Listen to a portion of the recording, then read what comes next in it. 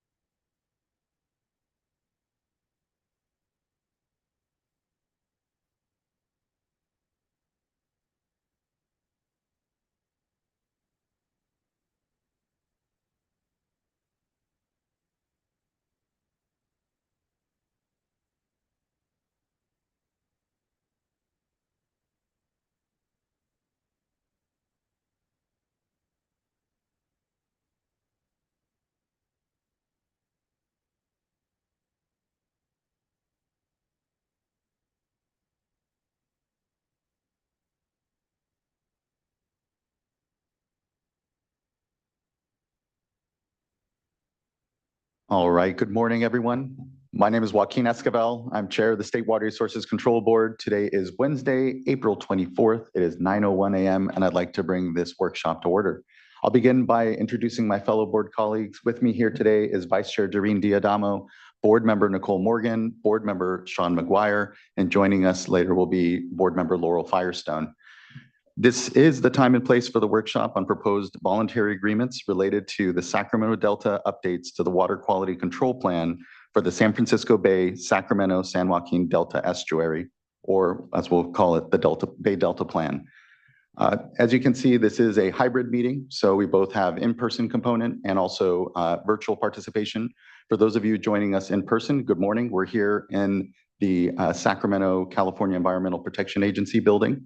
Just a few notifications for us here. If we happen to have an emergency, we'll calmly file out. Please do observe the exits to Cesar Chavez Plaza and await any further direction. If you intend on commenting on today's workshop, there is an opportunity to sign up at the top of the agenda. You can also talk to the clerk of the board. There will not be any public comment this first day of the workshop. This is a 3-day workshop, but on the subsequent days here, we will have a laptop and a QR code for folks to sign up. Once you are either at a panel or providing comment, please do introduce yourself and any affiliation you might have. And also, for those here in the room, please do silence your phones so that we have an uninterrupted discussion.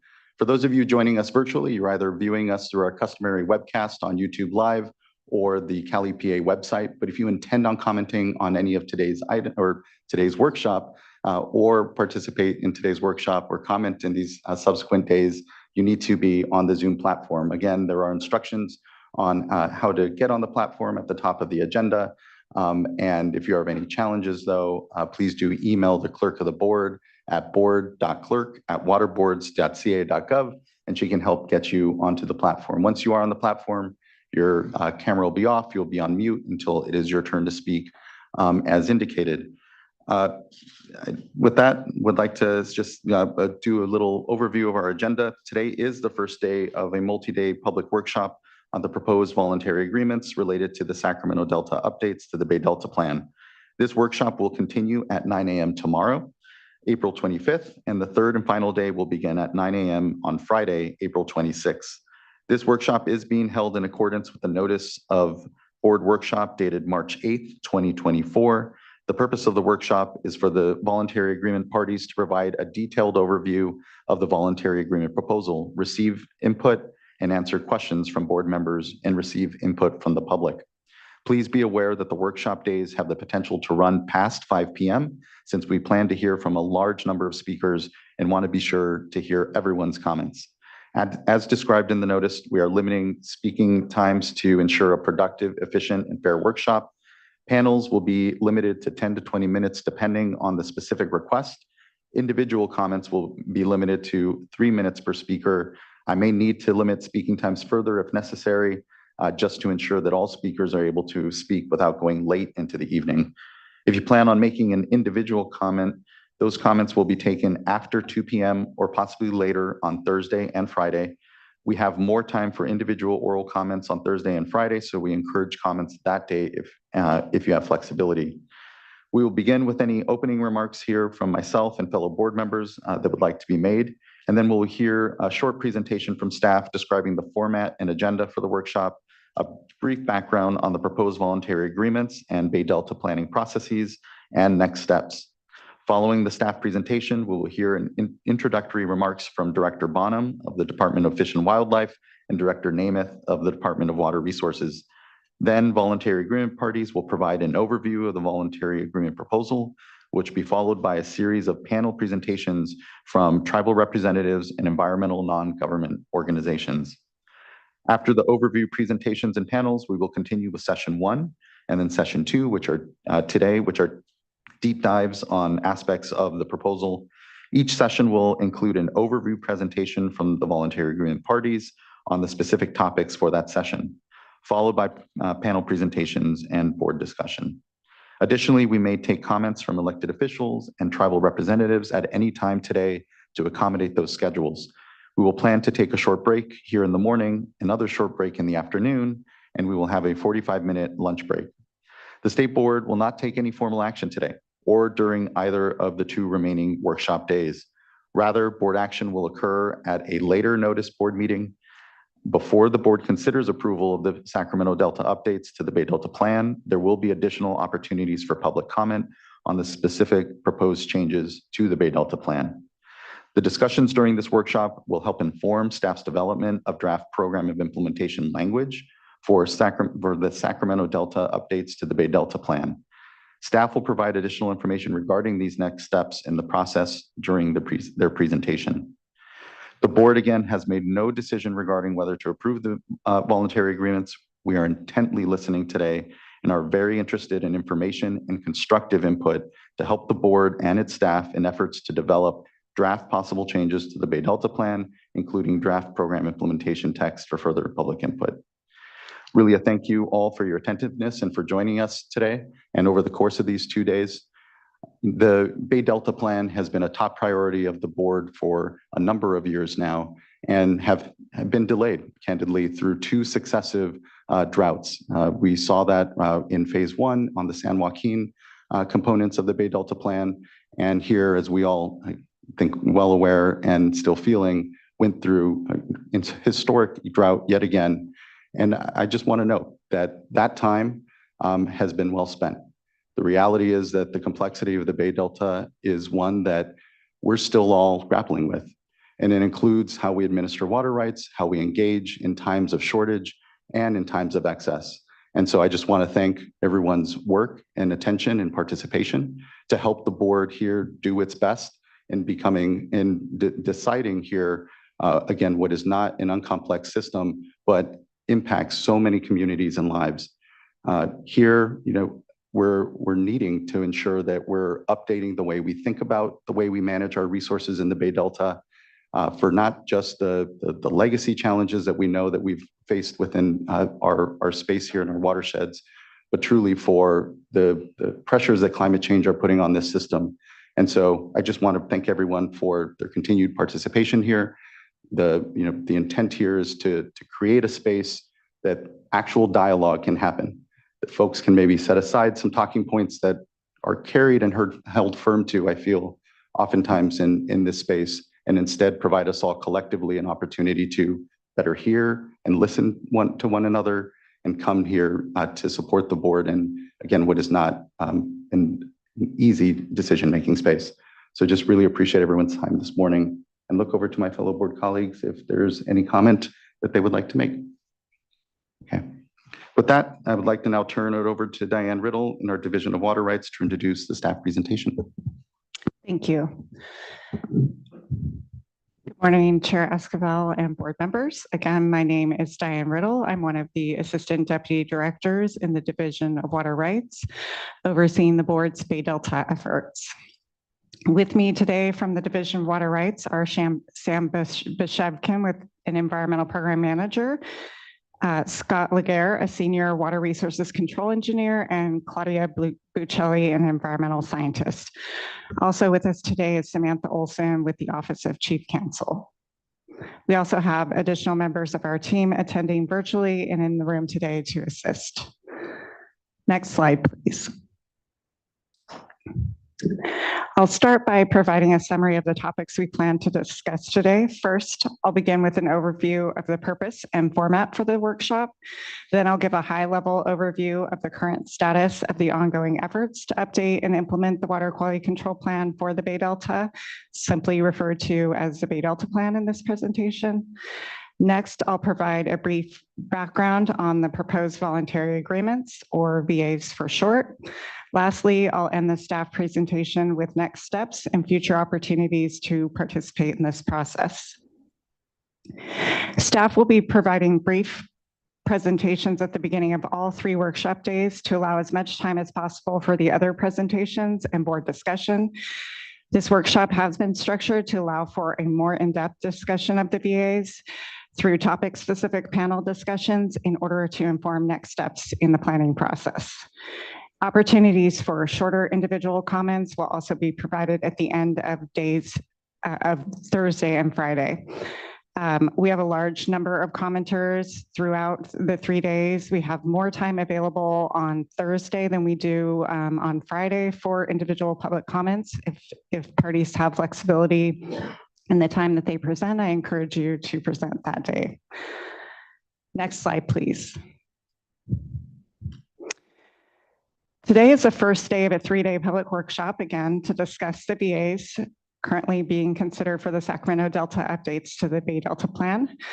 As described in the March 8th notice, this multi-day workshop will include 6 detailed sessions on specific key components of the VA proposal.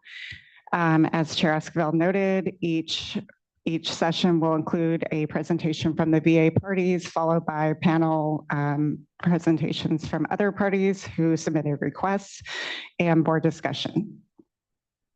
The tables set up behind the podium are for the VA parties and panel presenters that are here in person. We also have some presenters who will be attending remotely. During each session, the VA parties that are here in person should remain seated after their presentation is complete and during all panel presentations for that session so that board members may address VA parties and panel presenters at the same time. With the possible exception of some tribal and elected representatives, opportunities for general public comments, again, will only be provided on Thursday and Friday. If you would like to make an individual comment, please submit a virtual speaker card, which you can find linked in the workshop notice. Next slide, please. This slide identifies the overall agenda for the 3-day workshop. Today, we'll start with an overview of the VAs again, followed by the first session on integration of VA flow and non-flow assets. The second session will cover flow accounting. Tomorrow's sessions will cover non-flow measure accounting and the science plan for the VAs. Lastly, the sessions on Friday will cover governance and participation, as well as enforcement, accountability, transparency, and implementation. Next slide, please.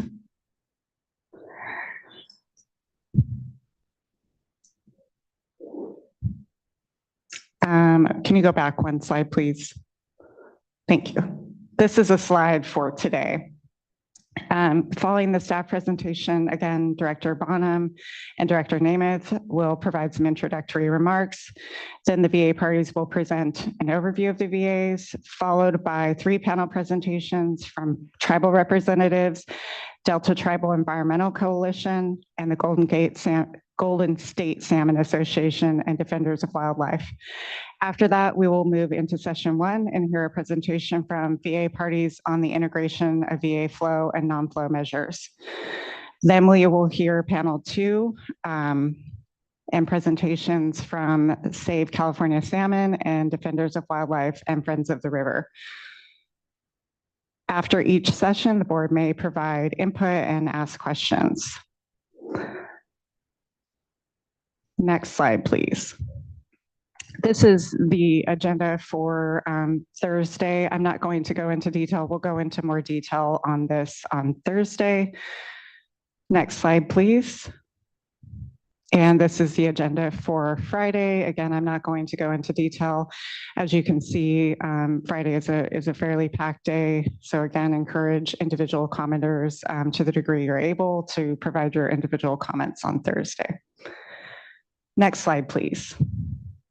Now that I've covered the logistics for the workshop, I'd like to provide some context for today by providing a brief overview of the Bay Delta Plan and the ongoing processes to update and implement the plan.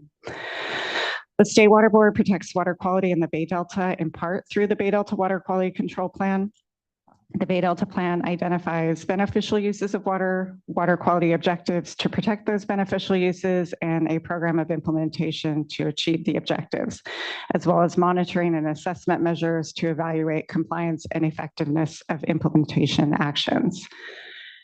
The Bay Delta Plan is being updated and implemented through separate processes due to the distinct differences between the Sacramento River and the San Joaquin River systems. The update and implementation of the Bay Delta Plan is being considered based on those 2 geographic regions and the specific issues concerning each of them.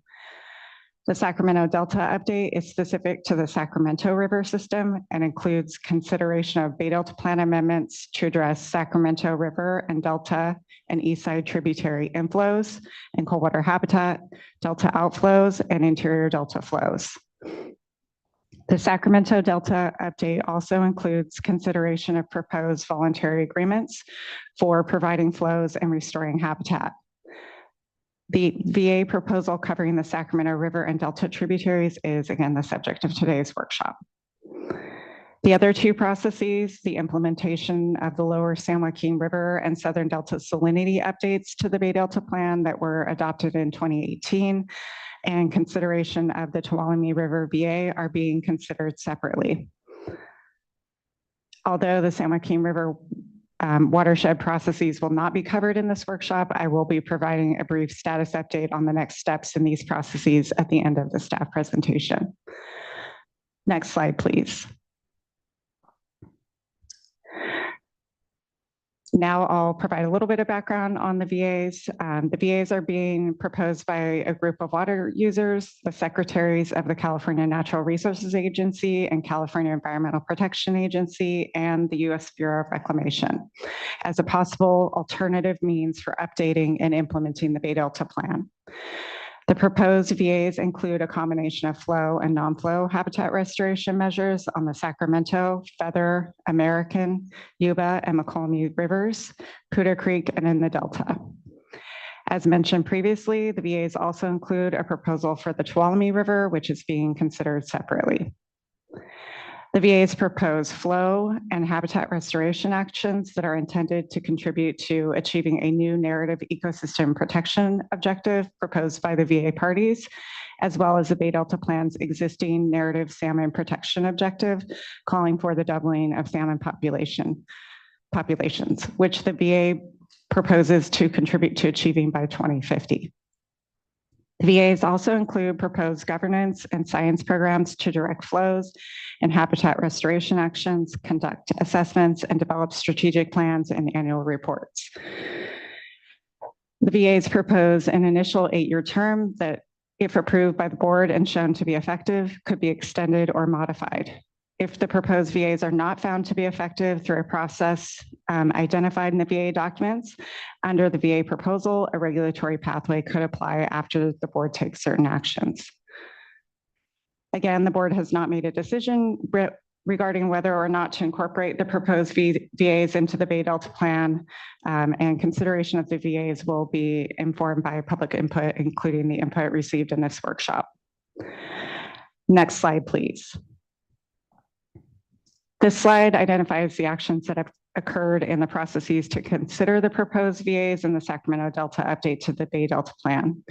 In late 2022, the State Water Board received a memorandum of understanding signed by state and federal agencies and water users proposing the VAs. In January of 2023, the State Water Board staff released a draft scientific basis report supplement in support of the proposed VAs for public review and comment. This report documents the science supporting the Sacramento Delta provisions included in the proposed VAs and supplements a 2017 scientific basis report that was developed for the Sacramento Delta update to the Bay Delta Plan. In September of 2023, the State Water Board released a draft staff report which evaluates potential benefits and impacts of possible alternatives for updating the Sacramento Delta components of the Bay Delta Plan. The environmental and economic analyses for the proposed VAs are included in Chapter 9 of the report. Components of the VA proposal that were available at the time the draft staff report was released can be found in Appendix G. The draft staff report also includes a final draft of the scientific basis report supplement. Next slide, please. Following release of the draft staff report in October of 2023, the final draft scientific basis report supplement was submitted for external scientific peer review as required by the California Public Health and Safety Code. In February, the State Water Board received the final responses to the request for peer review, which is posted on our website. Most recently, in March and April, the State Water Board received additional components of the proposed VAs. These documents are include a draft global agreement implementing and enforcement agreements, and draft protocols for flow and non-flow accounting measures. Next slide, please. This slide summarizes the draft VA documents received to date and identifies the overall structure for the VA proposal. The March and April draft VA package includes a cover memo that describes the organization of the draft VA proposal and provides a general description of each document. The cover memo identifies that all draft VA plans, programs, and agreements for the VA proposal are packaged within the global agreement. Drafts of the strategic plan, system-wide governance program, and system-wide science plan were previously provided in the fall of 2023 and included as appendices in the draft staff report. Related to these documents, board staff have provided some comments on some of these documents. We're still in the process of reviewing the documents that we have received as a part of this latest package. Next slide, please. All of the draft VA documents submitted by the VA parties are available for public review on either the board's website or file transfer protocol site. To receive information needed to access the FTP site, to review these documents, please send an email to staff at the email address identified above, which is also available on our website. Staff are anticipating the VA parties to provide additional draft documents at a later date. Any future draft documents will also be posted on the board's FTP site, and notification will be provided to the public. Next slide, please. Following this workshop, the State Water Board will consider the input received to inform development of draft regulatory language for the program of implementation for the draft Sacramento Delta updates to the Bay Delta Plan. The public comments on the September 2023 draft staff report and peer review comments on the VA scientific basis report supplement are also being considered in the process to develop draft updates to the Bay Delta Plan. Staff anticipates releasing potential draft program of implementation language for public review and comment this summer or fall. The board will also receive a public workshop to receive input. The input received on the draft updates to the Bay Delta Plan will inform the final staff report and final draft updates to the Bay Delta Plan, which are anticipated to be released for public review during the first quarter of 2025. The final draft staff report and final draft plan updates will be brought before the board for consideration at a future meeting as part of the full public process. It is anticipated that the State Water Board may consider adoption of the Sacramento Delta updates to the Bay Delta Plan during the second quarter of 2025. Next slide, please. Although these topics won't be covered in today's workshop, I wanted to provide a brief update on the next steps for implementation of the 2018 updates to the Bay Delta Plan and consideration of the Tuolumne River VA. Currently, staff are developing a draft environmental impact report and draft regulation to implement the lower San Joaquin River flow and Southern Delta salinity updates to the Bay Delta Plan that were adopted in 2018. A draft EIR and draft regulation is anticipated to be released for public review in early 2025. Separately, the board is considering the Tuolumne River VA. The Tuolumne River VA is being considered separately because it does not fully conform to the 2018 Bay Delta Plan update and would require updates to the Bay Delta Plan if approved. The board will conduct a full public review process before considering whether to approve the Tuolumne River VA and incorporate it into the Bay Delta Plan. Staff are currently developing a draft scientific basis report for the Tuolumne River VA and plans to release a draft of this report for public review and comment this summer. Next slide, please. This slide includes contact information and resources where you can find additional information on the Bay Delta Plan update and implementation processes. Listed here are links to the pages for the proposed VAs, the Sacramento Delta update to the Bay Delta Plan, and to the Bay Delta Watershed Program. If you have questions regarding access to the FTP site or where to find VA-related materials or other related questions, please contact staff at SAC Delta comments@waterboards.ca.gov.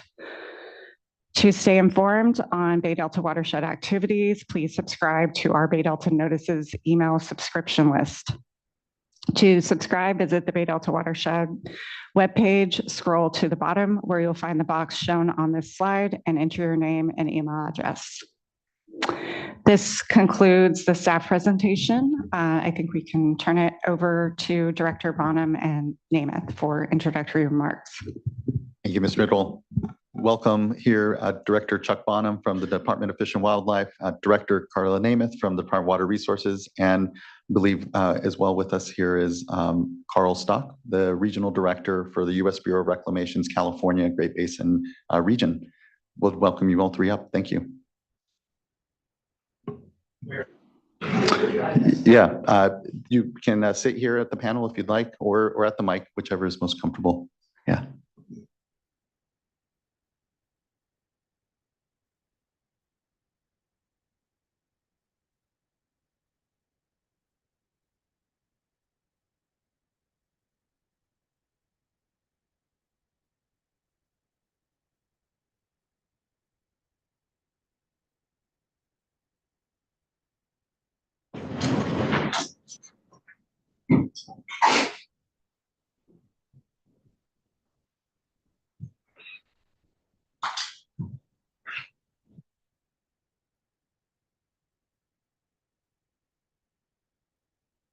Good morning. Good morning.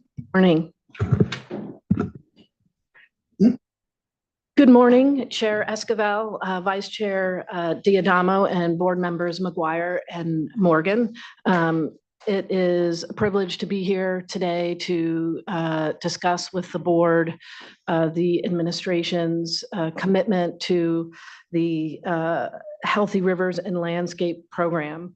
I want to start by acknowledging, I think the last time I was here speaking with you all on this topic was 2018, the close of 2018. And so much has been developed since that moment.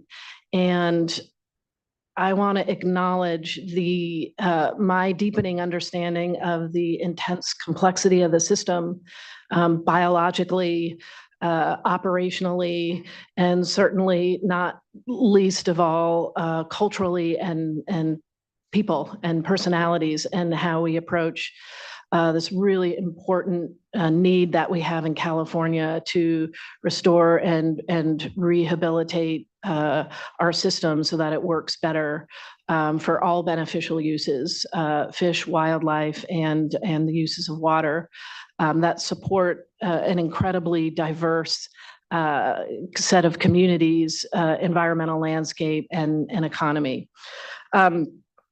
The work that the board is doing is critical, and I want to emphasize that the work underway to complete the update of the water quality control plan, you have the full-throated support of the Department of Water Resources in getting that important work done. And fundamentally, we view this proposal as a way to implement the water quality control plan. These things need to be moving together. In fact, this program needs the water quality control plan to set those objectives and to really enable us to implement. So in my view, this is not an either or. These things need to be working together and working together into the future. I know there'll be lots of conversations about the role of backstop with the water quality control plan and the approach to unimpaired flows. Lots of important information about enforcement, which again, the department I just want to offer our full-throated support for enforcement activities. We need all of these pieces to be working together to hopefully make this program successful.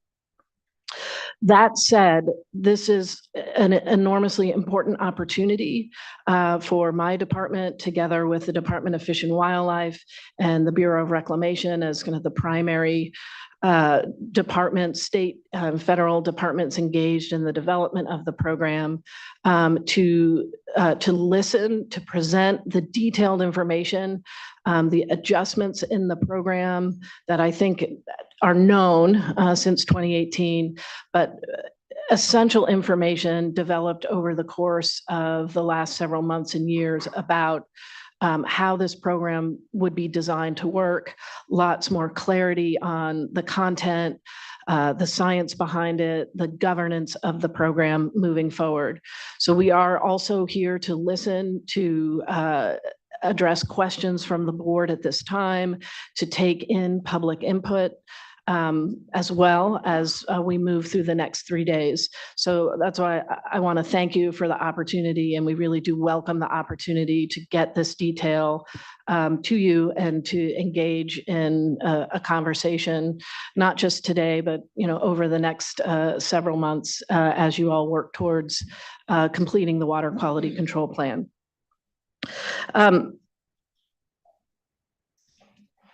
As a general matter, our intention over the next 3 days, you're going to hear from many folks who have been rolling up their sleeves for a couple of years now to design the program. And essentially, we want to talk about why we believe this program is a viable pathway to implement the board's objectives that would benefit populations of native fish species and stabilize water supplies, reliability for 27 million people and 3 million acres of farmland. I don't have to tell you that the Sacramento San Joaquin system drains 40% of the landmass in California. It is enormous, and it is enormously complex. It's also the hydrologic engine of the 5th largest economy in the world, and it feeds the largest estuary on the West Coast.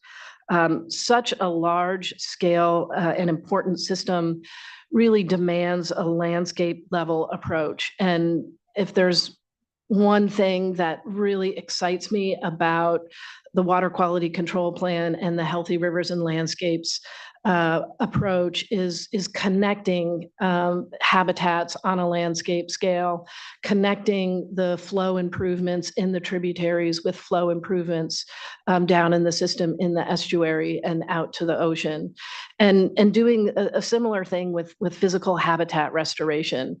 We know that frankly, piecemeal approaches aren't going to get us where we need to be into the future. And all of that has become increasingly more important with more extreme weather conditions that we are really starting to experience. And really the last 3 years has brought that point home. I believe Director Bonham is going to talk a little bit more about how that shaped some of the components of the program and some decisions we made since we were both in front of you in 2018. We know that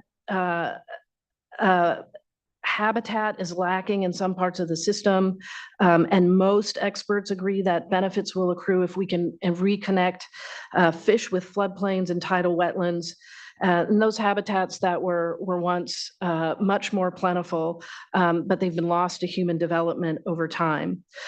This new program, we believe, sets forth an adaptive and scientifically based way to combine improvements in flow, which can increase species abundance, with the creation of new habitat, which in and of itself will bring longer term resilience to our fish populations. So it's not just about increasing the abundance, but it's also creating the conditions such that greater abundance of fish populations are more resilient in the face of worsening drought conditions, certainly, and the probability of prolonged and deepening droughts. This program also very importantly sets forth metrics. It coordinates and advances science, and it monitors conditions so that we can learn together. It includes a critical evaluation step in year 8, when we can allow ourselves to take in how the program has performed, what we have learned, and use this new knowledge to adjust as needed should the program continue. It includes crucial reporting steps along the way that will provide the space for us to evaluate how things are going and consider adjustments to the program if it is clear they would be beneficial. In an endeavor like this, I can't emphasize enough the critical nature of relearning to work together, so that we can understand the information that we're collecting and we can all take ownership of the decisions that need to be made for the betterment of the system. I think that's another piece to me that is really exciting about the program the state is putting forward, our departments together with water users and others, is our ability to learn together at the landscape scale and make decisions, clear-eyed decisions based on what we know and what we don't know. And I think I said back in 2018, what was important to me about this program was giving ourselves a little bit of room to fail, to try things where there is scientific information that enables us to make decisions and test out, but also learn from that. And if it didn't go exactly as we had intended, or there were unintended consequences, to have the space and governance structure to rectify that, and to rectify that in a consistent way, and make adjustments through adaptive management over time. I can't help but say that I know I have a growing understanding of the complexities of that concept in a regulatory context. And that concept, in my mind, is driven mostly by the uncertainty that we continue to experience in the system. I'm really pleased by the diligent work by board staff to include in an update of the scientific basis report you all released in 2017 of this program, and the feedback that we got from independent reviewers, really explaining, I think, the scientific soundness of the approach. Lots of comments on ongoing improvements that need to be made as we work through the science plan. That was real critical information that helped us further refine the documents that we have provided to board staff and you all today. Our overarching goal with this proposal is to achieve an objective to maintain water quality conditions, including flow conditions in and from tributaries and the Delta, together with other measures in the watershed that are sufficient to support and maintain the natural production of viable native fish populations. As Ms. Riddle also mentioned, this program also proposes to contribute to the achievement of an existing water board objective to double salmon populations relative to the reference population of 1967 to 1991, and to do so by 2050. That may seem like a long time out, but in the same breath, the clock is ticking and really getting started on known improvements to the system, and really starting to learn from them is, in my view, a very urgent matter for all of us. I want to say a little bit about the major scientific interconnections of the program that we're moving forward. The amount of flow committed in the tributaries is designed to ensure inundation of habitat during the necessary periods for the Chinook salmon life cycle based on flow area relationships. The commitments to Delta inflow were developed based on achieving an overall 10% increase in abundance for longfin smelt, Sacramento splittail, California bay shrimp, and the starry flounder. The amount of water needed for the 10% increase is based on published relationships between species abundance and the position of the low salinity zone in the Delta. The tidal wetland habitat commitments are based on the acreage feasible for restoration in the North Delta Arc. I think we've all become familiar with that as an area in which we want to emphasize for habitat restoration. And that region includes the Cache Slough Complex, Lower Sacramento River, and the confluence area, and the Sassoon Marsh. It's an area with higher densities of native fish and with significant beneficial habitats already in place. Another key point I want to make, which I think may get lost in the public dialogue about this program, which in my view, the public dialogue is a reflection of the intense passion that so many Californians have for this system. And I do want to emphasize that while a shorthand for this program is called voluntary agreements, if the agreements are successful as a path towards implementation of the water quality control plan, they are not voluntary. In my view, the voluntary nature of that title really symbolized folks who voluntarily came around a table for many years to think about and design and put forth this program with commitments that they can describe best to you directly today to get this program going.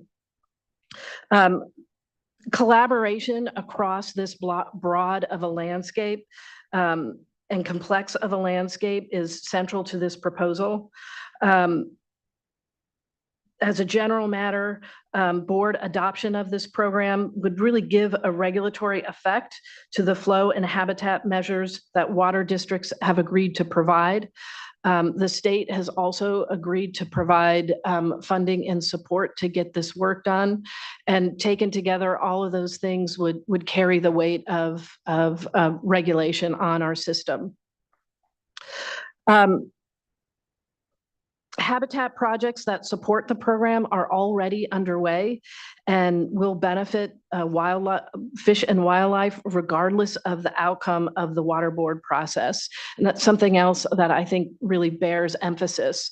What an outcome of the voluntary agreement process, the table in which parties came together in a voluntary way to put together the program, I think everyone had such an intense focus on making sure that the work that we were doing, not just on the flow augmentation piece, but on the habitat restoration, wasn't going to wait for our processes. So many folks in this room have already been working towards getting these restoration projects in the ground. Lots of work rolling up our sleeves to get things permitted. And frankly, showing that we can do it. There's been a lot of critique over the last many decades about how long it takes habitat restoration to happen. And Director Bonham's going to speak on this topic with much more intelligence and grace than I can, but his department's really leading the way and making sure that that work is going. And frankly, I'm not sure we would have had the momentum had we not been pursuing more broadly this proposal that we bring before you today. Water districts that are not signatories to this program face the board's more traditional authority through the water quality control plan and the imposition of unimpaired flows, and that would restrict those parties' diversions for the benefit of fish and wildlife. What we seek through the state board adoption of the Healthy Rivers and Landscape program is to create this dual track system with a backstop of unimpaired flow requirements. I can't state enough, this is an and, not an or. These things move together.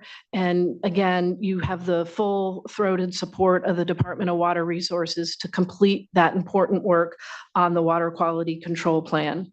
And with that, I will turn it over to my colleague, Director Chuck Bonham. Thank you, Director. Thank you, Carla. Board Chair, board members. It's true, my name is Chuck Bonham, and I'm the Director of the California Department of Fish and Wildlife. I'd like to do 4 things this morning. I'd like to start with a few personal remarks to share with you. I'd like to talk about what is different since March of 2022 and also 2018. I'd like to take a quick trip through history by way of sharing our department's perspective about this program. And I'd like to end with the idea of change. So here are my personal thoughts. I have great respect for you as board members, this board and your staff. You have a seemingly impossible task. Account for all of the public interest and public input, and under your authorities, balance between all these very important and oftentimes intention beneficial uses. All of the presenters should come with humility for that task you have. And it's going to be a very important 3 days. I think you're doing the right thing. Creating a space where you can hear point, counterpoint, pro, con, opinion. That's a way in which you get to the best informed decision. And of course, as your staff mentioned, you haven't made a decision yet. I trust you. I think it's going to be really hard. And I appreciate you in the process creating the moment for this kind of engagement with everyone who wants to offer an opinion over these 3 days. So thank you. What's different? So the most recent milestone moment is probably March of 2022. But as Director Namath mentioned, the last time the two of us as directors were here was really more back in 2018. At each of those moments, we didn't have everything completed. We didn't have all the information in front of you. We hadn't been able to provide the level of detail to all the different public sectors, sovereign nations, communities that believe and are affected by your decision-making. That's a big difference today in March of 2024 compared to even March of 2022. So as you've heard already mentioned, you have a suite of complete legal document proposals, implementing agreements. You have enforcement agreements. You have science plans. And that is a body of information now that should be discussed. And that's the intent of the next 3 days in part. Here's another thing that's different. Your own process has produced additional information. Compared to 2022 or 2018, you have a scientific basis report. You have a staff report. You actually have peer review on important components of this effort. All done, completed, should be out in the debate, discussed, and part of the 3-day workshop, plus your decision-making. That's different. So there are things different today. We're no longer at a more incomplete, a less comprehensive, a less binding. We've moved through to presenting more of that information. I think that's notable. The history trip. This landscape is like nothing else on Earth and was of that stature historically. You will hear likely a lot of input on the natural richness of a geography that might be bigger than the state of Rhode Island. A history of species abundance that had grizzly bears and Tulia elk and tens of millions of birds, meandering temporally and spatially complex habitat types, 16 rivers, hundreds of creeks, our two biggest rivers crashing in to an estuary that really is unlike any other on the planet except perhaps for the Okavango Delta in Botswana. That's the natural history, that's the richness, that's a landscape that was stewarded since the beginning of time by indigenous people. And today, sadly, doesn't look like what it once was. And that brings me to our department's perspective that I want to share. Like Director Namath, please, we need to update the water quality control plan. Our department supports you in that, 100%. Within that, I think, is the question how you might consider this proposal for healthy rivers and landscapes as an implementation tool for that broader plan update. You may adopt the proposal, You may reject the proposal. You may adopt it with changes. I don't know. I think that's your difficult assignment, but we want the water quality plan updated. We also know that the science proves, make no mistake, there's a relationship between enough water of the right quality in the right places at the time of the years to ensure a healthy ecosystem. Flow and abundance of species is a proven correlation, causation dynamic. So we believe an improvement in that flow dynamic is necessary. So too is an improvement in the habitat dynamics. And I do believe that there are some who still take a strident position. It's one or the other. But I actually believe most of my colleagues in the conservation community, the environmental space, acknowledge it's the combination of both that will do the best. And that's a part of the proposal we find hope in that has been presented to you and you will hear more about. So combining a commitment to increase our habitat restoration and repair the degraded landscape with improvements on quantity and quality of flow at the right timing aspects is an optimal approach. We know that birds and fish once filled the Central Valley. They responded to this ebb and flow of the hydrology playing across that varied landscape. We had winter and spring and fall and different kind of hydrologic dynamics playing out. We know that our rivers would spill up onto banks and water would spread out on the floodplains. We know that those floodplains generated food and sanctuary for nature. And we know because of the last couple of decades that there is a strong scientific basis that demonstrates the value of reconnecting rivers to floodplains. And this is proving especially true for young salmon because they feed in that shallow, food-rich habitat type. So under the Healthy Rivers and Landscape Program, we are all in enhancing 20,000 acres of additional floodplain habitat. Of course, you could do all the restoration in the world, and if you don't have the right amount of water connected to it, it's for naught. And the converse is true as well.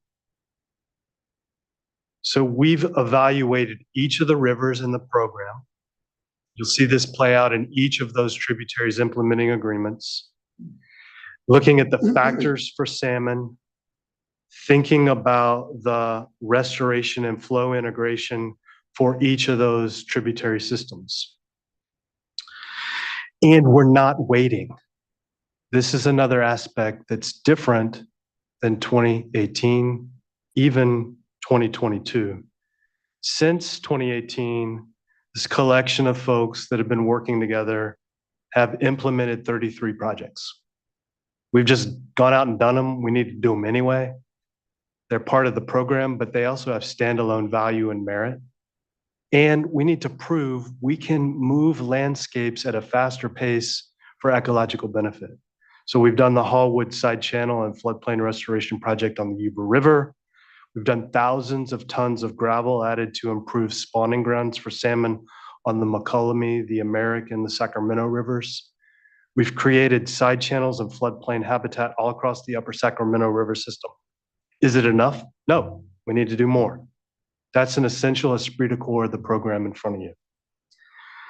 We right now are looking at several additional implementation projects for this year, including spawning habitat, installing fish screens, channel restoration on the Tuolumne, the American, the Sacramento, the Yuba, and Battle Creek. And in addition to all that, we're looking at getting underway nearly 3,300 acres of additional spawning and in-stream and floodplain juvenile rearing habitat. And in addition to that, we aim to build more than 5,000 acres of additional tidal wetlands and associated floodplain. This will be combined with up to 824,000 acre feet of additional flow that's scoped to come down the system and through the delta with an emphasis on an especially important ecological window, January through June each year. Of course, that volume of flow you'll hear more about, and you need to hear it directly from the water managers in each of the tributaries because that is their commitment. It varies depending on the water year type. So the final parts of why our department remains optimistic about the program, and we're all in on this restoring the landscape aspect already. The reality is it's super challenging to do restoration. Often you struggle with financing structures to get large work done. Here, about 20% of the funding over time needed to implement this ambitious landscape restoration is coming directly from the public water users and water agencies themselves. That's unique. That's kind of a one-time, first-time dynamic for such an ambitious program. And this kind of habitat restoration work rests on the ability of increasing cooperation with landowners. You've got access dynamics, often there are real estate elements involved. You have to do significant engineering and designing, contracting, and you need a willing landowner. And that's a reality for producing this kind of large change.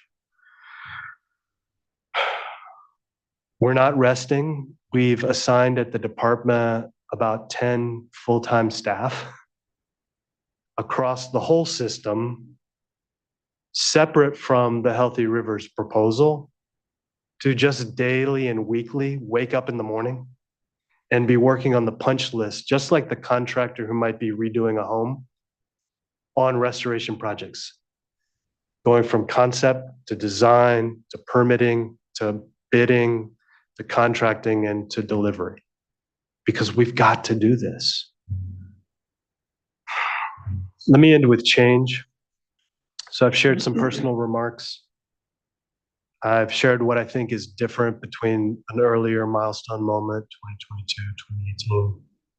Talked a little bit about the history of this incredible landscape that I think is also a common denominator amongst all the participants you'll hear in the next 3 days. The deep, abiding love for this place, no matter how you're coming to the conversation, I think that will present itself obviously to you over the 3 days.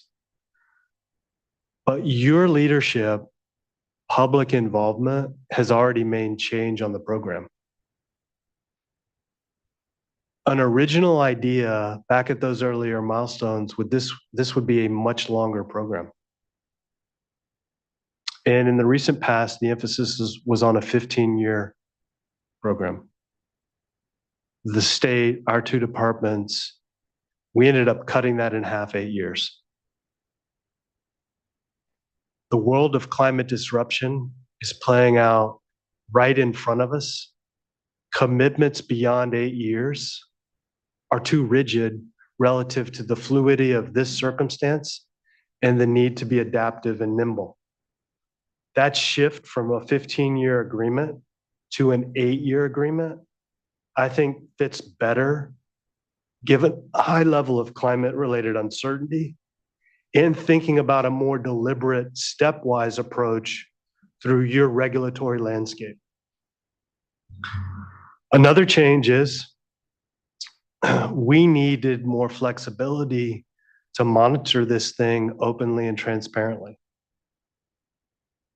What is baked into the process now for a discussion are annual reports, the presentation annually of the adaptive management, the status and trend of the population's response to the actions, and then reports at the 3-year mark and the 6-year mark, all playing out in front of you in this kind of environment.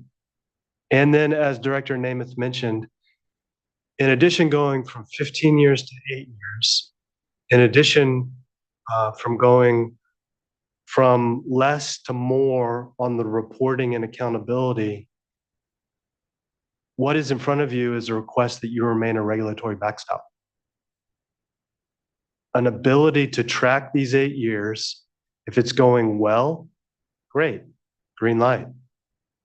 If it's going in a way that raises concerns on achieving our biological outcomes, yellow light. And if it's not proving to produce the results that are proposed, you step in under a red light scenario as a regulatory backstop. Those are all changes that reflect public input and trying to make this proposal better over time. I'm confident these 3 days will have the same effect. Thank you for your leadership. Thank you, Director. Mr. Stock. Oh, sorry, you have to turn on the mic there. Sorry, apologies. Good morning, Chair, Vice Chair, and board members. It's an honor to be here with my distinguished colleagues. I'm Carl Stock, Regional Director for the California Great Basin region of the Bureau of Reclamation. I believe I'm probably the newest participant to this conversation, and so I won't attempt to improve upon what you've heard from my colleagues so far, and rather reiterate much of what they have said. Reclamation needs you to move forward with a water quality control plan update. We are very supportive of that. Reclamation will be here to support that effort. While I'm new to the process, Reclamation is not new to this conversation. We have had a great team participating in this conversation, helping with the analysis that will be presented to you over the next few days. And you'll hear from that team. I hope that you will also hear loud and clear from those who have not been as directly involved in the development of this proposal. Their input will serve to improve the proposal. So there's a lot of work that has gone into this work. Reclamation is excited to be a part of presenting and explaining what's been done in this proposal. An additional thought, what's being presented to you is an implementation tool for the water quality control plan update. There's a lot of, as I've said, there's a lot of thought and effort that have gone into developing this implementation tool. Is it the very best one available? The board will have to make that decision based on what I hope is robust input about that. But at the end of the day, one of the most critical outcomes is that there is an implementable tool for the water quality control plan update. And so just a reiteration that Reclamation will be part of that conversation, and Reclamation will lend its support and technical expertise to helping develop a quality implementable plan for consideration by the board. Thank you for the opportunity to be here. And thank you. Again, I know new or otherwise to this space, the leadership is just greatly appreciated being here and continuing to contribute to what we all know is an incredible project here before us. And so just really appreciate that. And thank you as well to the Director Namath, Director Bonham. You know, thinking back to 2018, it was very much a neither or, right? It felt that the expectations were that this project was an either or. So it means a lot to be able to hear that you see it as I see it as well, that this is an and. It's a potential and that the board is considering, and it's nested within the Bay Delta plan. And how these two projects come together is still here what we're trying to discuss. How best we can in common see what are very necessary and also complex goals when it comes to increasing the amount of flow on our rivers, the timing, the intersection with habitat, but importantly, moving ourselves here into the 21st century, truly, when we think of how not just dependent on the Endangered Species Act, we are on ensuring protections, but really looking at the entire watershed, and the Bay Delta Plan provides us that opportunity. So it's much appreciated. Looking to fellow board colleagues if they have comment or question. Vice Chair. I just really want to thank you all for your leadership and your personal engagement. I know these years, it's been quite a few, but we know you've been busy, and we're just, I'm excited about hearing more about the details. So thank you for taking the time to be here today. Thank you, Vice Chair. Board Member McGuire. Ditto to that. Just really thank you to each of you for being here. Director Stock, good to meet you for the first time here. Looking forward to working with you going forward. A lot has happened, admittedly, since 2018. I was very new to the board at that time, but that's been important work. And the reason I bring that up is just because I want to communicate the sense of urgency I feel in that a lot of time has passed and conditions continue to be challenging in the Delta. So I feel that this is a moment where we do need, it's very complicated, but we need to be decisive and we need to move forward. And I'm hearing that from you today as well. So I really appreciate the message, the concerns about climate disruption, the challenges that we face before us in this Delta, and the sense of urgency that we need to be decisive, make a decision, and have an updated plan as soon as possible. So thank you. You're here. Thank you, board member. It's going to be an intense and productive year ahead of us. So thank you three again. Really appreciate it. And we can move on to now our next panel, which will be representatives from the voluntary agreement parties, and would call them up now to come participate. Thank you.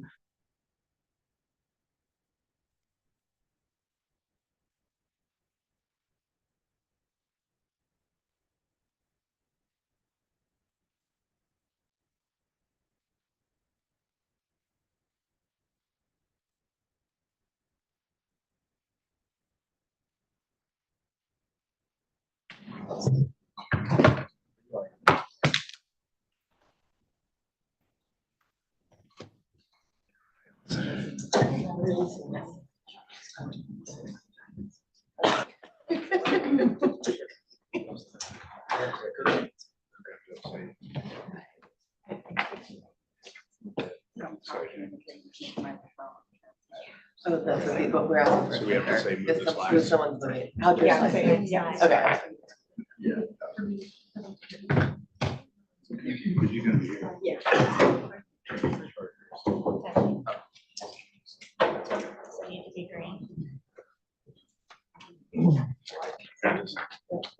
Testing.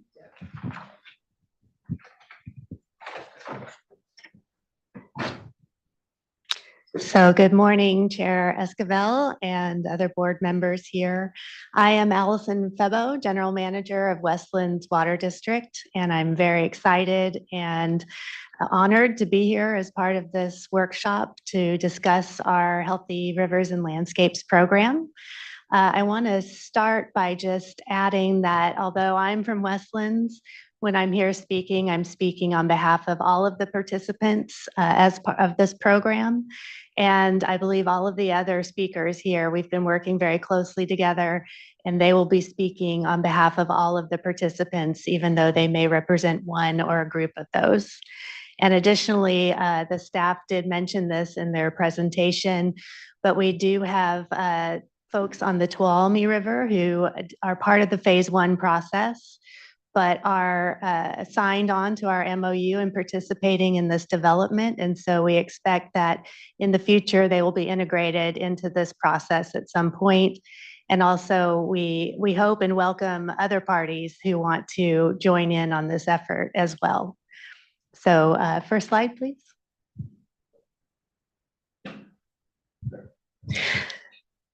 So this first presentation is really just to give an overview of what we're doing here with the Healthy Rivers and Landscapes program and the progress that we've made. What's so exciting to me, and I think the group, is that this really is a new approach for balancing the beneficial uses within our system. And just as Director Bonham had mentioned, we do recognize that balancing those beneficial uses is quite complex and challenging. And we believe that this program that we're putting together is actually a way that can balance those beneficial uses of providing protection for native fisheries, but also helping stabilize our water supply reliability for 27 million Californians and 3 million acres of agriculture. So this is very important to us.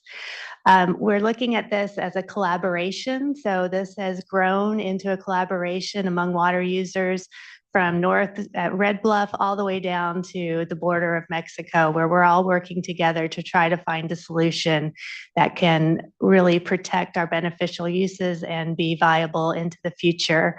And we're doing that through several efforts, which include a robust governance program, a robust science program, and strong commitments for flow and habitat efforts that will, through our legal agreements that we'll be getting into later, actually become not just commitments, but obligations of these participants. And we recognize that and are committed to that.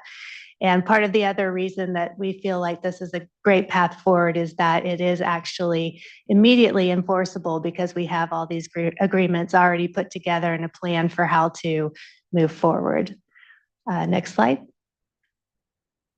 So in this workshop, we will be providing more details. We'll have participants talking about their flow and habitat commitments, which again will turn into obligations through the legal documents that we have proposed and have submitted drafts of. We will be demonstrating that these are implementable and enforceable through the way that these agreements and plans have been developed. And we'll be focusing again on all of the benefits that we see, where we're seeing the outcomes that we're focused on. We're making sure that this program isn't just a flow and habitat program, but it's actually focused on providing benefits and positive outcomes to our native fisheries. And we are definitely excited and open to a dialogue with the board members as well as the public. We're here to receive input and ask or answer any questions that may come up, and look forward to planning the next steps as well. Next slide. So how will this actually work? We are proposing that there will be a new objective added to the Bay Delta Plan through an amendment. And this would be a fish viability objective that's on top of the existing salmon protection objective of salmon doubling, which was discussed earlier. And so these two objectives would be part of the plan, and this Healthy Rivers and Landscapes program would be part of the implementation plan to make sure that those objectives are met. Next slide.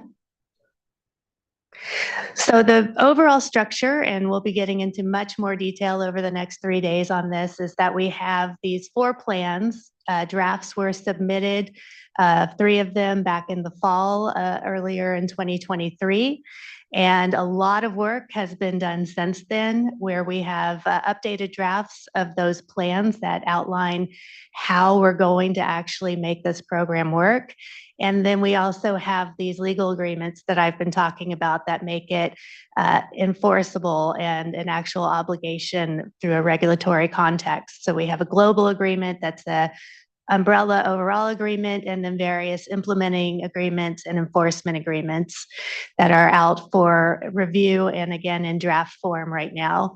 And in development, we do have a funding plan that will make sure we have the available funding for the water purchase programs and the habitat programs and science programs that we're discussing here. Next slide. So after that very brief overview, thank you for allowing me to make these comments. I'm excited to be part of this, and I'll hand it over to David Guy. Thank you. Thanks, Allison. Good morning, Chair Escovel, members of the board, members of the State Water Board staff. What a nice opportunity to be here today to be talking about something I think that is very exciting. And I think something, a real new approach in the Bay Delta. And I think that's exciting in part because I think we can all agree that none of us are very satisfied with the way things have gone in the past. And I think we want to try something different. And I think that's hopefully what you will take away the next 2.5 days, is that there's a lot of work, a lot of energy being put into a program to try something different, the Healthy River and Landscape Program. Next, please. I'm going to talk about 3 things. The first is this idea of a watershed approach. You heard that a lot from Directors Nemeth and Bonham and Carl Stock. And I think this is just something really new and exciting. I mean, this is a large watershed. I'm here today, but really we're working with a whole group of managers, a group of consultants that are really helping us learn about this. We have a council that are helping guide us to make sure that all this works. And it's really a comprehensive approach to the Bay Delta watershed that we've really never seen before. And I think that's what gets people excited, is let's try something different. And the watershed approach is really, really a new way to go about that. Next, please.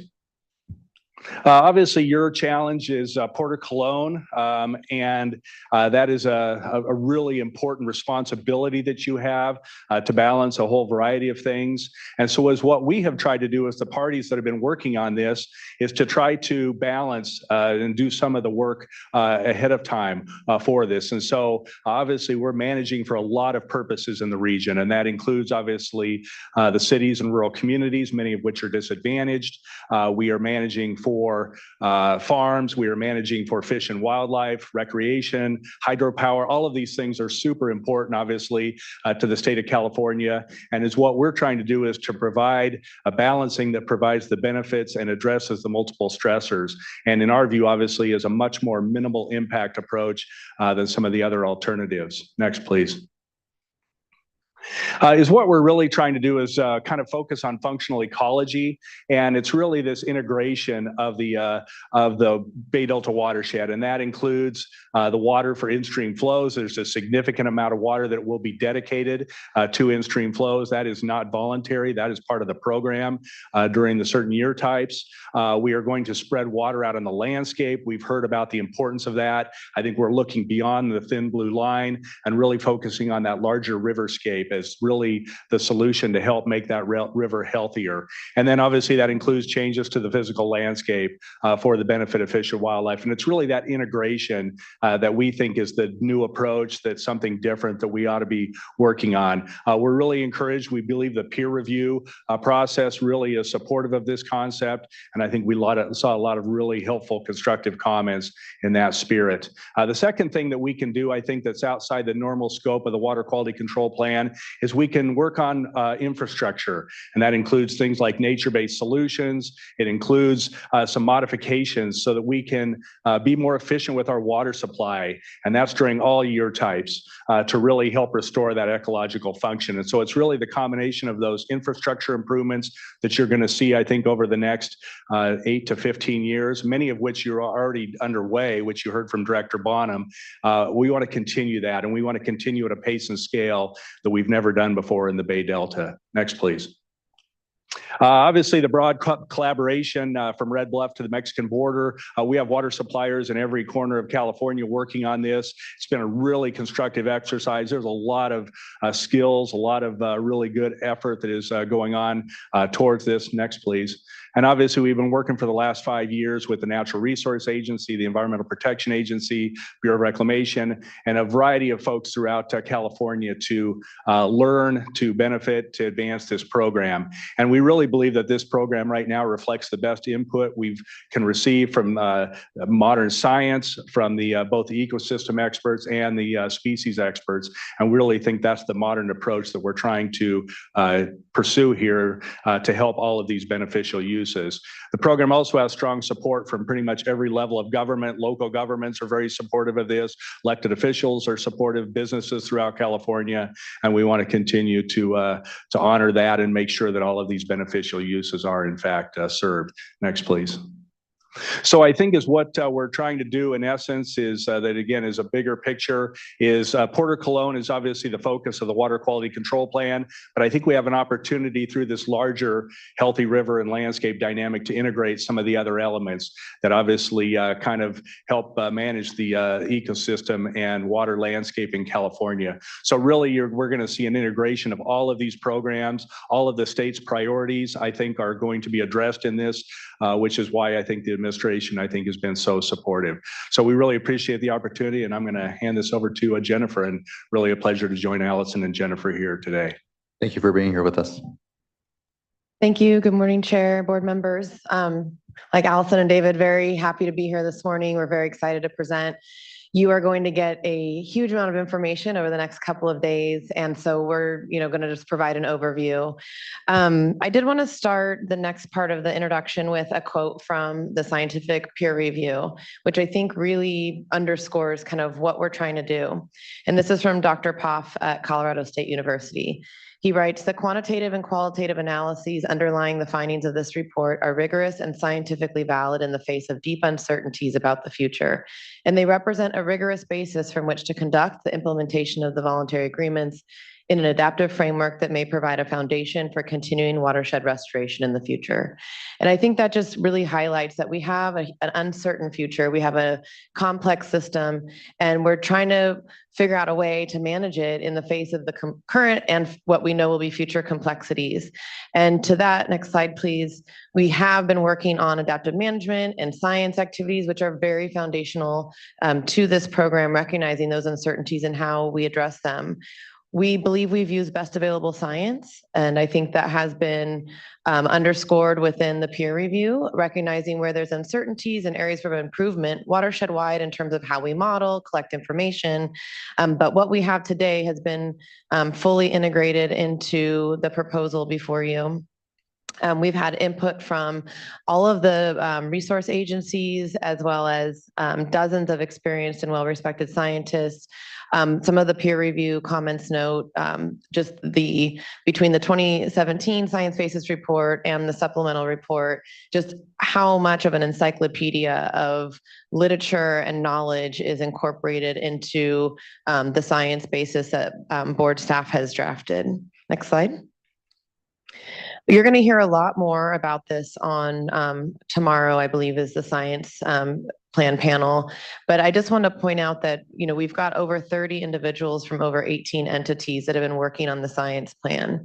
And one of the most exciting things for me about the science plan is the way that we have self-assessed what works and what isn't working within the collection of information in our system, and have really tried to use this program as the vehicle for creating a science program that can actually help us make management decisions. We have studied the scientific basis report and the peer review and have tried to be responsive to that and remain open to additional information. In fact, that is the spirit and part of the science and adaptive management efforts within the voluntary agreement proposal. Next slide. We do have a set of principles, and those will be talked about more, but I just wanted to quickly highlight them because this is our driver. We want to be open and transparent, use best available science, make sure that we're having frequent, regular peer reviews, collaborating across all of the subject matter experts. We want to be efficient in how we monitor, and we want to make sure that we're forward-looking. And some of these things are have been aspirational in existing monitoring programs, and I think what we're trying to do is really institutionalize these principles within the Delta Science programs. Next slide. You'll hear more about a tiered framework that is based on hypotheses, and this is really important because right now we have a monitoring scheme that collects a huge amount of information. In fact, some people say it's the most studied estuary in the world. And that may be true, but we haven't really cracked the nut around taking that information and making sure that it is directly informative to the management decisions that people throughout the system have to be making. So we're really trying to set ourselves up to be efficient and effective with the data we're collecting so that it can inform decisions. We expect to see public comments with this committee I mentioned before. We'll be responding to those comments. And we are still learning about tribal ecological knowledge and what that means and how that gets integrated. And we are committed to that integration. And I just want to flag that commitment and also flag, our continued need for growth and understanding how that works and wanting to be open about that and how we integrate that. Next slide. I think, I'm sorry. Anyway, we did mention this morning, we did hear that, although we've named these voluntary agreements, really what we're volunteering to do is actually to implement our commitments. And the program really is, there's a lot of information will be presented, but it's really simple. There's a group of folks that are water rights holders or users that are coming together to say, here is water we want to make available, here's restoration that we want to support and or implement, and here's funding to make the whole program work. And wrapped around that is a governance structure, a science plan, and transparency to the public to make that all work so that we can actually learn from this. Regardless of what the next steps are at year 8, having this information, aligning ourselves, and being better positioned, I think, to have the conversations that we know we're going to need to have together as a system in managing through climate change. To make sure this all works, we have binding agreements. Those were presented in the materials most recently sent to you, and enforcement tools. So really, we're all coming to the table to do something, quote unquote, voluntarily, but we want to make sure that, there's clear enforcement provisions and clear requirements so that there is transparency around what will happen and how that will happen, and certainly mechanisms to make sure it happens under your authority. Next slide. As Director Bonham mentioned, there's been a lot of early actions already conducted. Some significant restoration has been completed and is underway. And one of the things the voluntary agreements or healthy rivers and landscapes can do is really align landowners, funding, permitting agencies, and kind of keep us all headed in the right direction. And I think we've learned a lot about restoration, and that it's sometimes we're all in our own way because we're not coordinated, and this can really provide that. And we're excited that we are able to start doing that and what else can be done. We're ready to get going now, not just on restoration, but the water and funding activities that are included are ready to go as soon as there's a board action on this item. And we think because there's so much support from many parties within the system that it could reduce the litigation that that we could expect, and we're seeing, for example, on phase 1. So not suggesting there won't be litigation, but rather that there could be some reduce, which really allows us to get going more quickly. And then, the idea of regulatory and funding stability is really critical to the system. I think we've been living in a world with a lot of uncertainty, and I think having some sort of regulatory basis for us to work from just allows us to, I think, be better positioned to deal with climate change, drought, and the other things that we know are happening and going to come up over the course of this term. So feel very strongly that the sooner we get started, the better we will all be. Next slide. We've been, received criticism for how we've approached inclusivity, and so I'll just take that head on. I mean, we've talked about that during the CEQA panel, and we'll talk a lot about that today.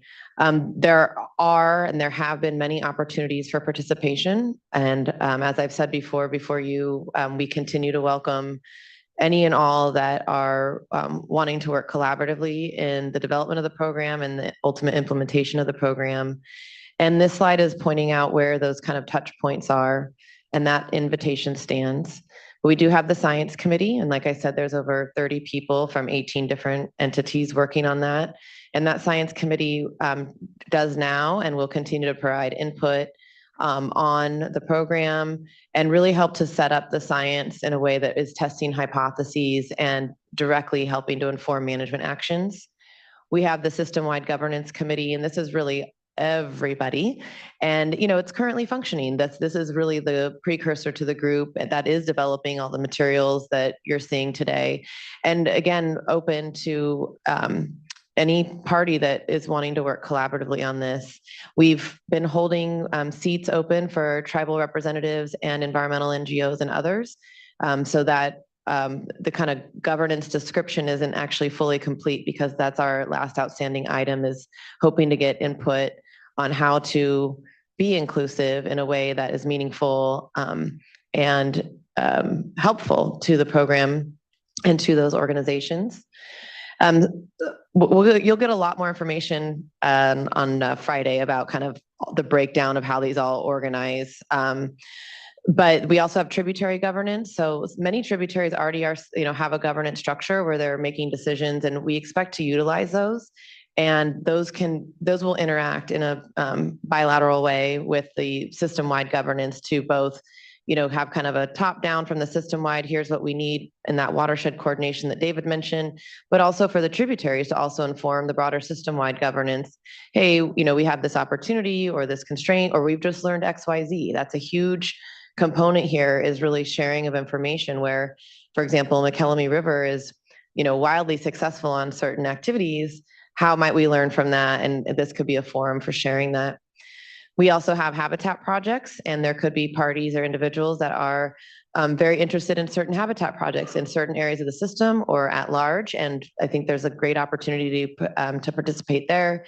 And then, as was mentioned before, we do expect to have annual and triennial reports. And these are really important. I think everybody that works in the system understands that we don't always operate from the same perspectives or set of facts. And we are going to be much more successful in having dialogues and making decisions if we can start to develop a basis from which to have those dialogues and decisions. And the annual and triennial reports are really meant to start to document what did we do, what did we learn, what was successful, what was not, and do it in a way that is collaborative so that we can, have discussions and dialogue about what we do subsequent each year based on what we're learning together. Next slide. This is a slide that represents both known progress to date, but also how we see a potential future, notwithstanding the schedule that was presented this morning by board staff. But the MOU that has brought us all to the table in this way was signed in March of 2022.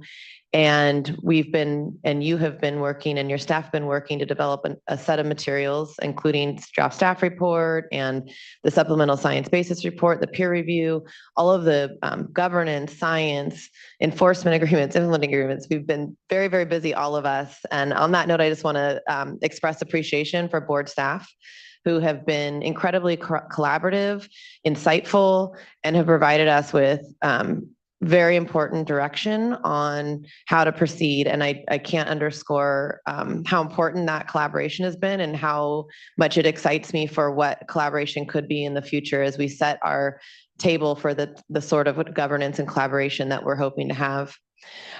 We know that, subsequent to these workshops, at some point, there'll be a program of implementation. And we think after that, we're hoping the program will be ready to implement. And we are hopeful that we can do that in the most expeditious way as possible and stand ready to help in any way to do that. We agree with all that's been said about the need to really get started. This is an 8-year program. And from my perspective, this is step one in a long new trajectory of how we manage the system. And we just need to put one foot in front of the other and get ourselves going. And last slide today for me will just be a quick outline. Staff provided a much more robust outline, but as a reminder, this is what we can expect to see over the next couple of days. And we have representatives from nearly every party of the voluntary agreement here, ready to answer questions. You may ask a question and we might say, let's talk about that in a subsequent session, or we might need a caucus and come back to you, or bring somebody up else. But we are wanting to be prepared to answer and dialogue as much as we can over the course of the next 3 days. And thank you again for the opportunity. It's a huge amount of work to put on for staff and for your time. Thank you as well, all collectively here. I know a lot of time. I just, I'll have one quick question. I'll look to colleagues if they have any further as well. And kind of teeing up for what I know will be further discussion from others, wondering where, in the many documents and work that are being produced, you think there is still the most flexibility for input and for change and are the least complete, I guess, amongst them, as insofar as really wanting to see how we do bring tribal voices and others that felt that were outside of this process along, and trying to potentially point here to where there is still that ability to help shape, to help inform, and just wondering what components best that might be. I want to answer your question, but I want to point out that the program is designed to allow that input over time. But in terms of where we are now, I think there's a lot of opportunity within the governance structure. That governance program was designed back in 2019 when we had a broader group of participants, and it's basically been pretty much the same except for the recognition of the question mark around where tribal parties and environmental NGOs could participate. We fully expect them to their participation is as equal as all of ours. We just want to make sure that we're being respectful. So I think that there's so much expertise in this system, and we've got some expertise not being provided. And I think that we are open to whatever that expertise is and having a dialogue around that. So I don't think that anything's, in the governance is necessarily cooked, but I think we've given it a lot of thought, and there was a lot of really good input from those that are no longer participating. So I do think there's a lot of opportunity there to inform us about how that participation can look. Is it at the programmatic level, system-wide? Is it more in the tributary level? What values and aspects are most important, and how my different parties plug into all the different ways that we are going to implement governance? So I think there's a huge amount of openness there. I think that in the science program, same idea. We are putting together a science program that's largely based on published information that, is Western science. And I think that there's a very recent but also very important recognition of the knowledge that tribal communities can bring into the program, either at specific level like a habitat project, but all the way into kind of broader ecosystem thinking. And I think there's a lot of space within the science program to have that conversation and really figure out, really for the first time within the system, how you really integrate that in a way that's respectful to that knowledge and to the expertise that those parties can bring. And I think we'll hear more about that in the science panel. Not that answer that's been answered, but really just that there's a lot of space there in that way. And then as the program gets implemented, one of the things you'll see in the strategic plan is that we have kind of a default flow by water year type, by month, by system. So that's kind of where we can, that's what's modeled, that's what we can expect the system to operate to. But we've also acknowledged that within each month, there's kind of a bracketed flexibility. And that's really where there could be a lot of dialogue about different trade-offs. Does it make sense to coordinate certain tributaries in certain months? What kind of forecasts are we seeing? Do we maybe want to, defer some of these flows to, the following month? And what we want to do is make sure that that's within, it was within the boards or the program, and it was evaluated so that the governance structure, including all of the parties and including board staff, can be having a dialogue about how to best use the resources on the table. So I think going forward, there's a lot of flexibility there. Habitat, decisions about habitat. I think there's been a huge amount of effort given to, where are the most important places to do restoration, floodplain development, migration impediments, gravel placement, et cetera. But I think there's also a lot to be learned, and that's the point. And so I think there's a lot of space to provide input there. I want to hand it over to others if there's any places I've missed, but okay, thanks. Really appreciate that response. Thank you. Vice Chair.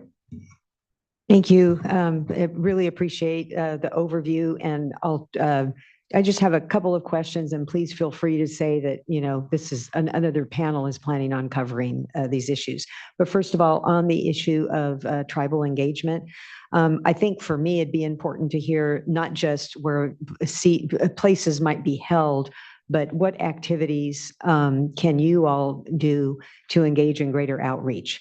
Because what I oftentimes hear in discussions with tribal governments is that a lot of times they feel that they don't have the capacity to deal with issues, and that as they are starting to receive more and more information about processes that are underway, just wanting to hear about them, earlier on so that they can develop their own strategies for, how to move forward. So when you do have that information coming before us, I'd be anxious to hear about initiatives on your part, in terms of outreach. And also, what can you do to interact with our Office of Public Participation? We have, tribal representatives, so does EPA, and, working with some of the agencies that are already very much engaged in this space. Another area that I'd be interested in hearing about is on integration with other programs that we're engaged in. A lot has gone on in the last several years. You all have been busy working on this, but you all have been busy working with us on other important initiatives that I think in part you'd be relying on. For example, groundwater recharge. We've been very active in that area and looking for areas where we can tighten up the program and improve. Drought activities, curtailment, water rights reporting, transfers, groundwater substitution, and permitting.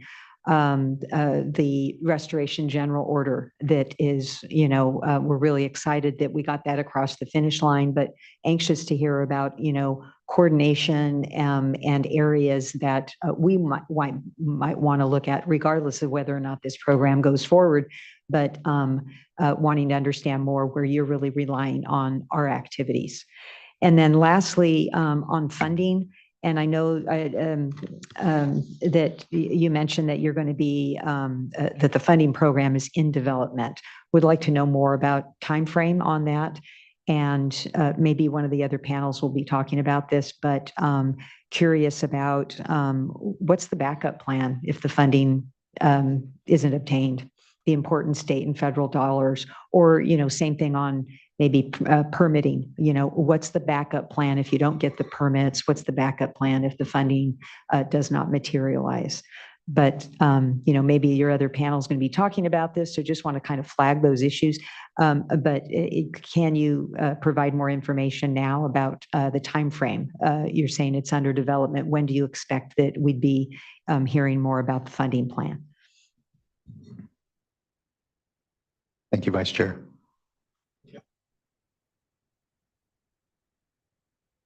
Thank you, Board Member Diadamo. That was a lot of good questions there. Let me see if I can touch on a couple. And yeah, I have a feeling that all of those issues will be covered by different panels along the way. So hopefully you will get some of the answers. And obviously, if you don't at the end of the process, let's keep revisiting it, because that's the important part here. A couple things on your first point on the tribal. Obviously, we have been reaching out to a variety of tribal interests, working with them on different approaches, different ideas.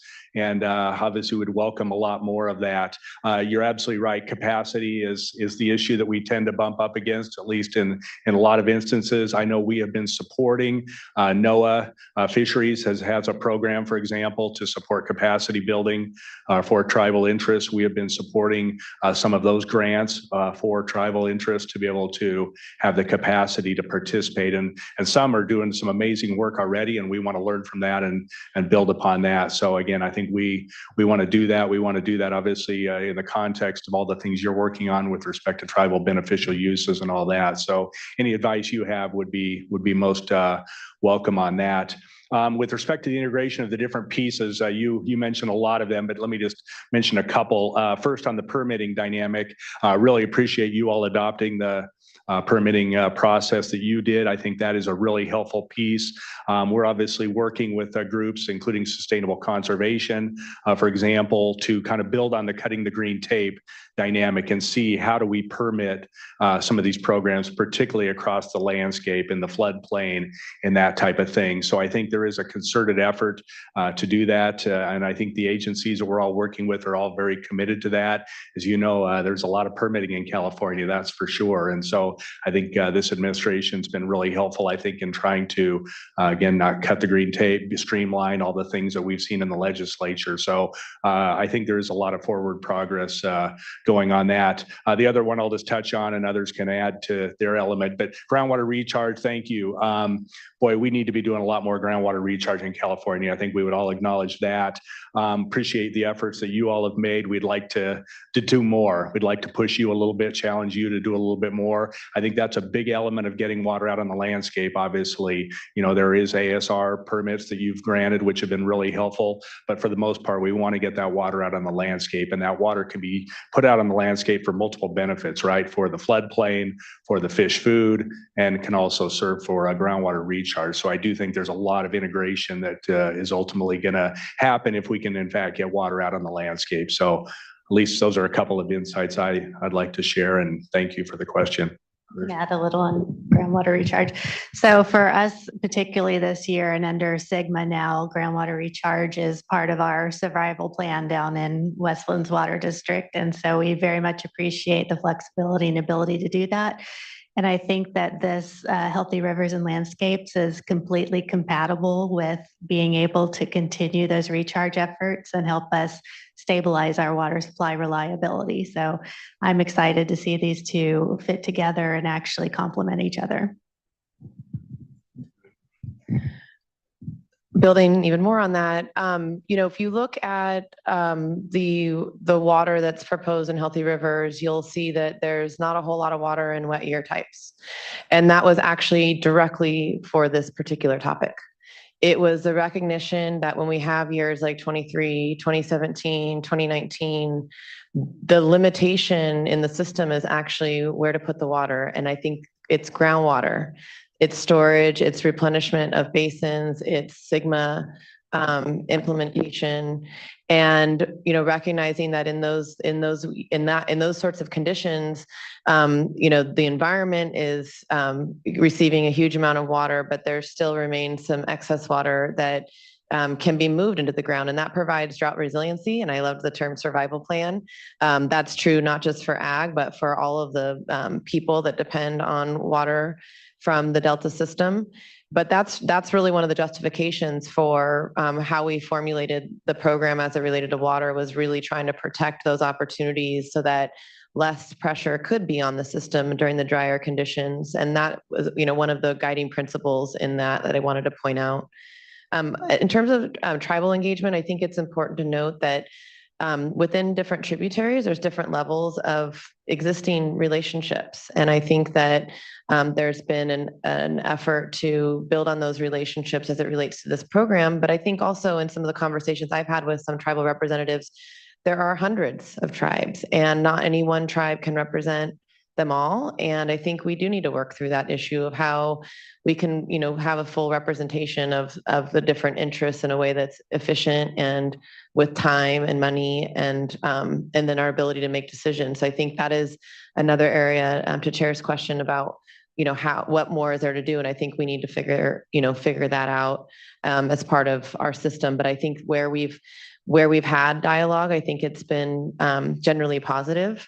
I think there's a lot more to do. And I think that's not just in the context of Healthy Rivers, but just in the context of overall all of the issues that we're working on. Of course, this could be one mechanism to facilitate that dialogue. And I just want to mention that Anacita from DWR will be here on Friday, I believe. So that would be a good opportunity there. And in terms of funding, I wanted to point out that the bulk of the funding is coming from the state, and that has been secured. So I think that's really hopeful to know that that's in hand and ready to go, and has been appropriated in many instances, so that habitat projects and water purchases are well underway. In terms of funding from the water agencies, this is part of our commitment that is enforceable, binding. So you'll see in the implementation agreements that we've identified what we're committed to doing in terms of collecting from ourselves and where that money goes. And the governance structure is set up to direct how that funding gets spent. So we have, there's some work to do to, figure out the mechanisms, but you'll hear more about where we are in terms of the mechanisms for collecting and disbursement. But, luckily for this program, we've been working with groups that have established similar sorts of adaptive management, multi-party kind of governance structures. And we've been able to learn a lot from other river systems throughout North America. And we're really bringing that to the table. So having a lot of dialogue with different structures, not just with funding, but governance, and hoping to really bring the best to the table in this program. Thank you, Vice Chair. And thank you for those responses. Board Member McGuire. Yes, thank you for the presentation. Thank you for being here. This is an important moment, and I'm going to build a little bit on my earlier comments about urgency and process. So I'm not going to get into any of the substantive topics, but if we could pull up slide number 5, please. So Vice Chair Diadamo asked about the funding plan. So that one obviously is still in the works. A lot of the other documents have been recently submitted or submitted sometime in within the last 6 months or so, and they're all draft, right? So we're at a point here where we've got quite a comprehensive program that's being developed with all of these pieces that nest together to make the Healthy Rivers and Landscapes proposal work as it's envisioned. So my 2 questions for you. One is, you heard a little bit from our staff about the vision on the timeline for the update to the water quality control plan. Your documents are in draft and in process right now. You're taking input today. I imagine you're going to be taking more input as we go forward here. So maybe what are your thoughts for all the folks in the room who are kind of digesting all these materials right now as well? What are your thoughts in terms of timing and next steps on the process to bring these documents in to a final state? And then my other question is also just about understanding about how all these fit together.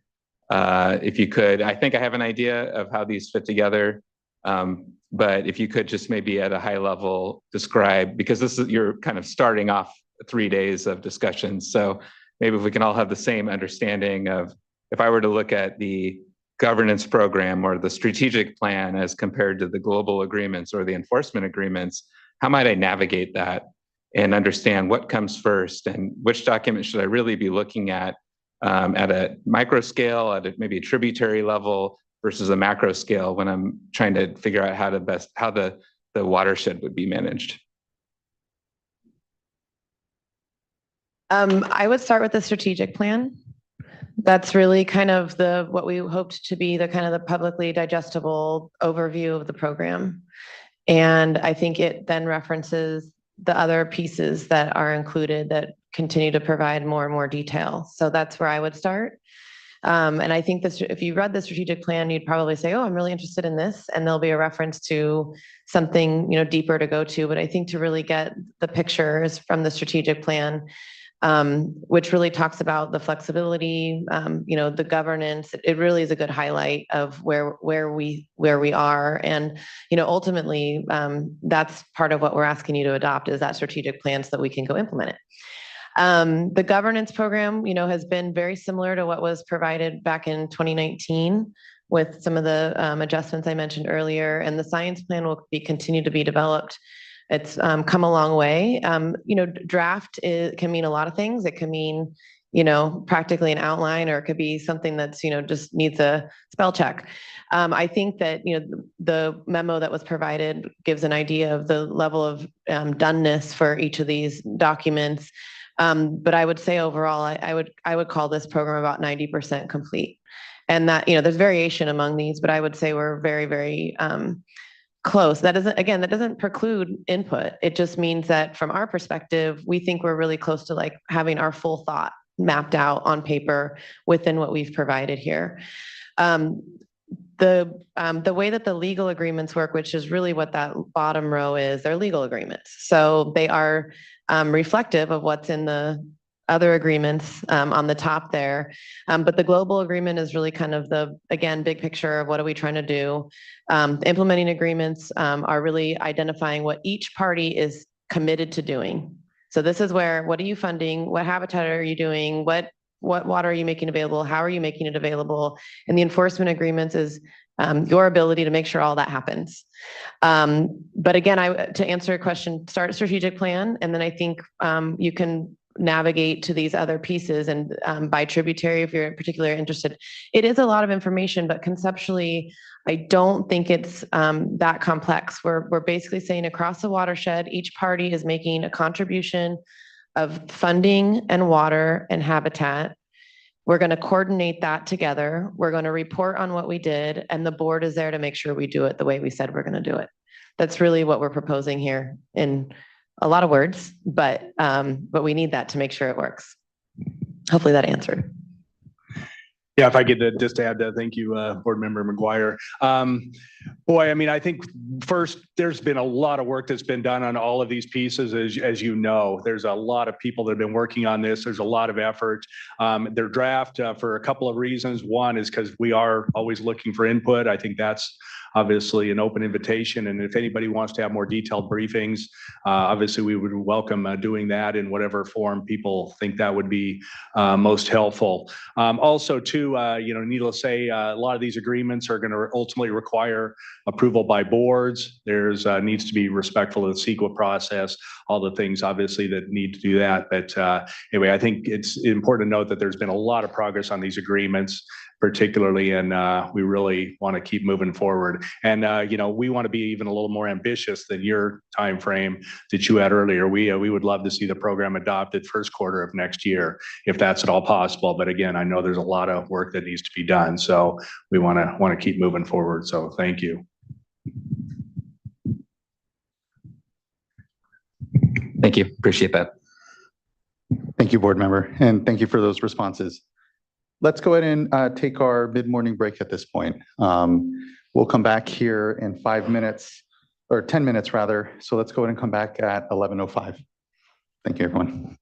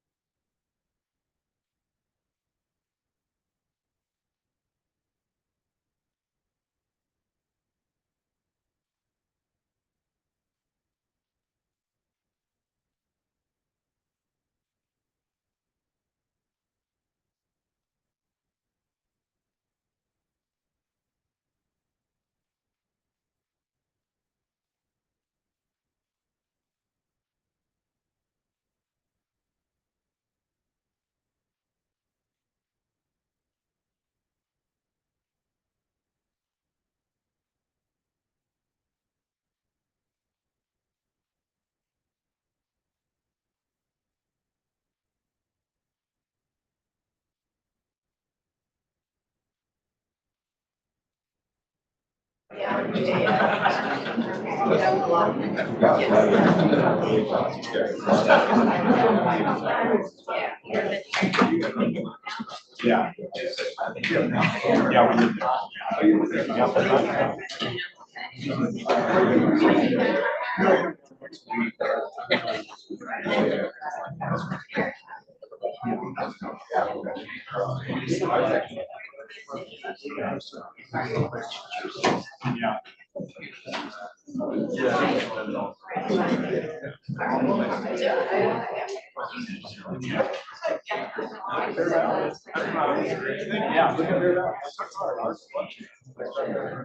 right, everyone, we're at 11:06. Let's go ahead and bring ourselves back. Next, our first panel here will be tribal representatives. We'll have Sherry Norris from the California Indian Environmental Alliance, followed by a second panel, which will be with our Delta Tribal Environmental Coalition. So I'd like to call up Sherry Norris. If you'd like to sit, you can sit here. You can also feel free to provide comment at the mic, whatever's most comfortable. Thank you for being here and joining us. Yeah.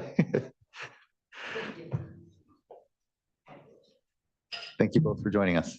Hi, good afternoon, everyone. I'm glad to be here today. Thank you very much for making the space for us to provide information. You'll be hearing from tribes the next few days. They all couldn't be here this morning. There's just, how life is with a 3-day workshop. So my name is Sherry Norris. I am the Executive Director of the California Indian Environmental Alliance. It's really good to see familiar faces. Hello.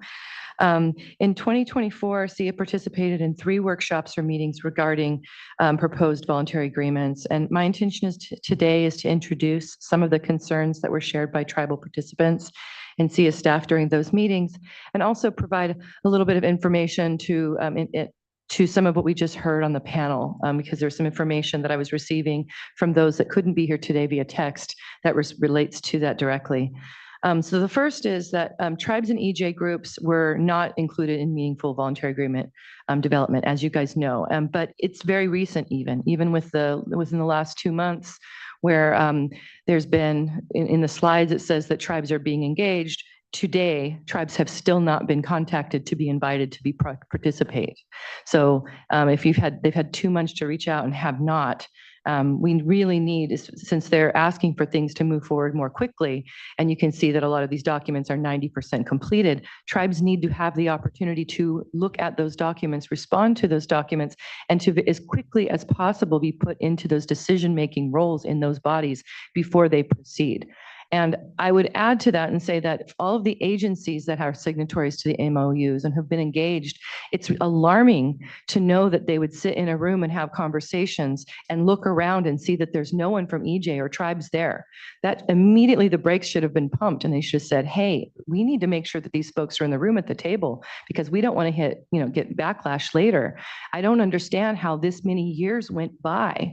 I've recently gotten involved in voluntary agreements, but I'm just now learning about them. I didn't know about them before. The tribes have apparently been telling me we've been trying to engage for many years and have been actively kept from the engagement. So to hear today that tribes are that voluntary agreement proponents are interested in including tribal TK and including tribes in these, when it has been entirely the opposite. Even yesterday, there was a hearing on tribal beneficial uses, and there was a couple of the voluntary agreement proponents in those meetings saying that if tribal beneficial uses move forward, it will delay the voluntary agreement process and it will delay the Bay Delta update, actively pushing back to keep tribes from having tribal beneficial uses on the table. So that's my biggest piece, is that tribal beneficial uses is one of the many uses of the state that needs to be on the table so that you guys can balance everything. And if there's people pushing back with one hand and with the other hand saying we want you there, it's not genuine. So I really want to stress that today. And then I'm now moving back into my other, what I was actually going to say. Those are just responses to things we're hearing and seeing the differences of how it's actually happening on the ground. Because of the resulting lack of environmental justice and tribal inclusion in the development of voluntary agreements, these proposed agreements are deeply flawed. To review and revise the process, it might take multiple years for tribes and EJs to catch up. Because a lot of this information is being provided. I know that it's being moved forward quickly, but it's when you spend many years developing these and we only have a few months to look at them, it's not, there's so much data to go through. I don't see how the voluntary agreements can be fast-tracked as quickly as folks would like to have it be done, especially when there isn't money being given to tribes or to EJ groups to participate or have not. And I know that we're talking about funding coming up here soon, but there needs to be support for those entities to engage so that their staff can be at the table, because otherwise we're going to be, tribes will need and EJ groups will need to apply for and find funds to participate directly, and not being engaged in this until more recently, that hasn't been established. So there's a severe concern that voluntary agreements reduces the objectives for flows and for fish. The staff recommendation of a 55% of unimpaired flows was something that tribes were looking at the time, but then to have it be removed and have the flows be less supportive, it's not clear that there's a scientific defensible argument for how the initial recommendations from the staff should be set aside. So that needs to be really clear in future documents. And I know there's some things that have come out just in the last 2 months, so maybe it's there, but if it isn't, we really need to understand why would we set aside actual numeric objectives for narratives or for something that's less protective. That we're really concerned that the voluntary agreements might remove voluntary or board oversight and regulation. Sounds like that's changing. So please do keep your eye on that, because that was one of the biggest comments, is that tribes and NGOs were really worried about that your role needs to be maintained. It's extremely important. And then from there, I think I've hit most of my points. I do have a colleague with me that might want to add some more pieces, but this is all introductory. I'm going to have to write some things up and get it to you in writing. This is just some of the initial thoughts that I've been hearing from the tribes that we work with. I think there's one last piece, which is about the delay of the Bay Delta plan in general. That it's understood that there was a delay so that voluntary agreements could see how far they could get as a supportive tool to providing the Bay Delta actions that would help to get the water quality to be helpful for fish and communities. But what we also see is a delay with the Central Valley and the San Francisco water boards in their tribal beneficial use implementation. So we see voluntary agreements trying to move forward quickly, delays in tribal beneficial uses, and delays in the water in setting water quality objectives through the flows through the Bay Delta plan update. And we'd like to not see voluntary agreements be pushed forward while the others are being delayed. We prefer to have flows happen and then the voluntary agreements try to fit themselves within what the flow objectivities should be. And also that tribal beneficial uses be on the table, all of that at the same time, and not have some being lagging behind, if that helps. So go ahead, and Javier, if you have anything to add, please do. Good morning. Thank you for having me out here. I am not from the Central Valley. I am a tribal member with the Sherwood Valley Band of Pomo. I am a Shibaldano, Noyo, and Yokeo.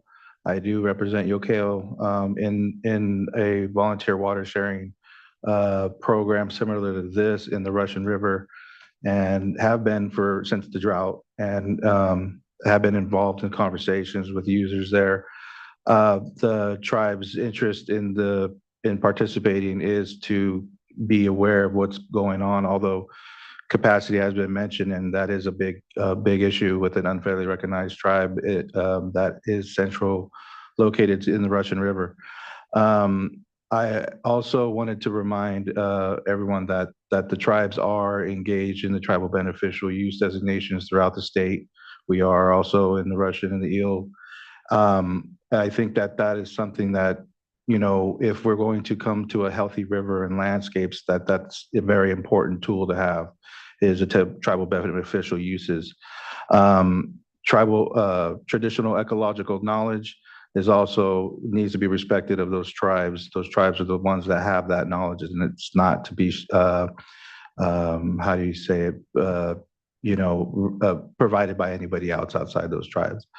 But I also wanted to remind folks that traditional ecological knowledge is also not just knowledge. It's our laws. It's what we're governed by. It's what drives what I do on the landscape. So a couple of things that I'm also involved with and have been with the state, in addition to tribal beneficial uses, is a co-management idea.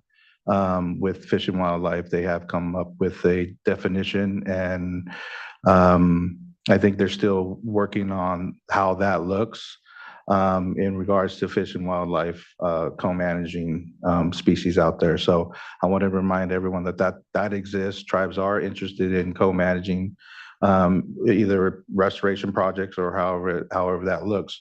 But being a driver of those projects, not just someone that is consulted with. Tribal engagement also is something that I work with Sia and Sherry on in the North Coast. We do engage with 32 tribes there involving water and forest and fire programs. But it's really important for tribes to be engaging with other tribes as well, and allow that space for the tribes to have those conversations amongst themselves, because sometimes we're not trying to hurt people's feelings or come into disagreements in those arenas. So giving that opportunity, and I would suggest that to the volunteer agreements, that's something that would be suggested, that you allow the tribal perspectives to be discussed amongst themselves prior to any other coming forward. And I think there was one other thing with that I just forgot, but that's what I wanted to mostly mention. Thank you for the time. And one final piece that I wanted to add is monitoring and assessment. We've noticed that the tribes have been having a very hard time in some of the watersheds that are adjacent to the Bay Delta in receiving information about what's happening in those watersheds. So they'll look at a report and the report is inconsistent or incomplete, or doesn't show how they arrived at those numbers. So when we get into that there should be some really clear pieces established to make sure that we know how that information is going to show up. It's, just that's one final piece I just wanted to add. And I think there's a few that might be coming on board from tribes to talk about their experiences in receiving monitoring and information. Thank you very much. Thank you both very much. Really appreciate your participation in being here and synthesizing some of the points. And to your point, good point, each tribe is unto itself its own tribal entity. Sometimes I think folks, it's easy to try to group together, what the tribal perspective is, but it is really unto each tribe that the specifics of their culture, their way of life, and their input need to be seen. And so I really appreciate that point here amongst it, and try to remind myself that very much it's not some monolith out there amongst our tribal partners. It is about honest engagement and understanding the specifics of each tribe. On tribal beneficial uses, that is a huge priority of this board as well. We are the only state in the nation that actually has definitions for tribal beneficial uses and is engaging in designation of those. I know our staff proposal here at this point incorporates further tribal beneficial uses. It doesn't go so far as to designate, but know that it is here importantly part of our conversation.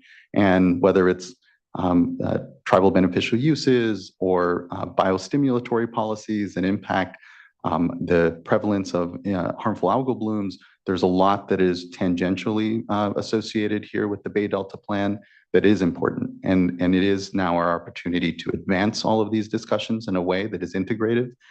So I really appreciate those points. And any question from or comment from fellow board colleagues at this point? Okay, hearing none, thank you. We'll move on and dive deeper here now with our Delta Tribal Environmental Coalition. So would invite them up in order to present. Thank you.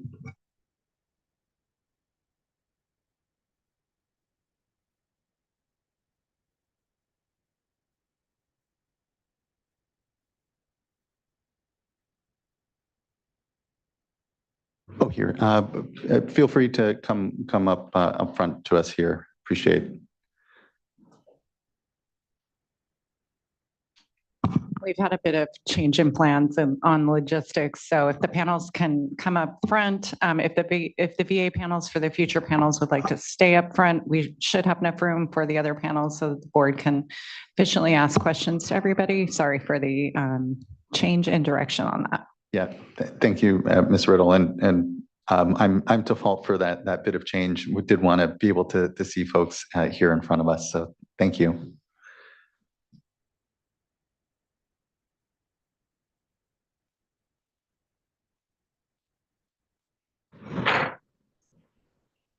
Good morning. Thank you for joining us.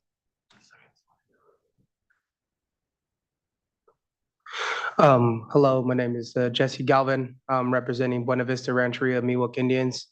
I'm very grateful to be here and representing the tribe in the best way possible. I would like to say that as representing the tribe, we have voice. We're able to speak for ourselves. And working with this coalition, we've come together and we've strategized with a lot of time, and we've noticed inconsistencies that have been conducted, and we want more engagement with the tribe and better consultation skills working with the tribe, because these resources that are living and are gathered from these riverways and traditionally practiced are being affected by mismanagements from governing systems around us. And it's an act of failure. But I don't want to dwell on that too much, but I just want to let that be known from a tribal's perspective.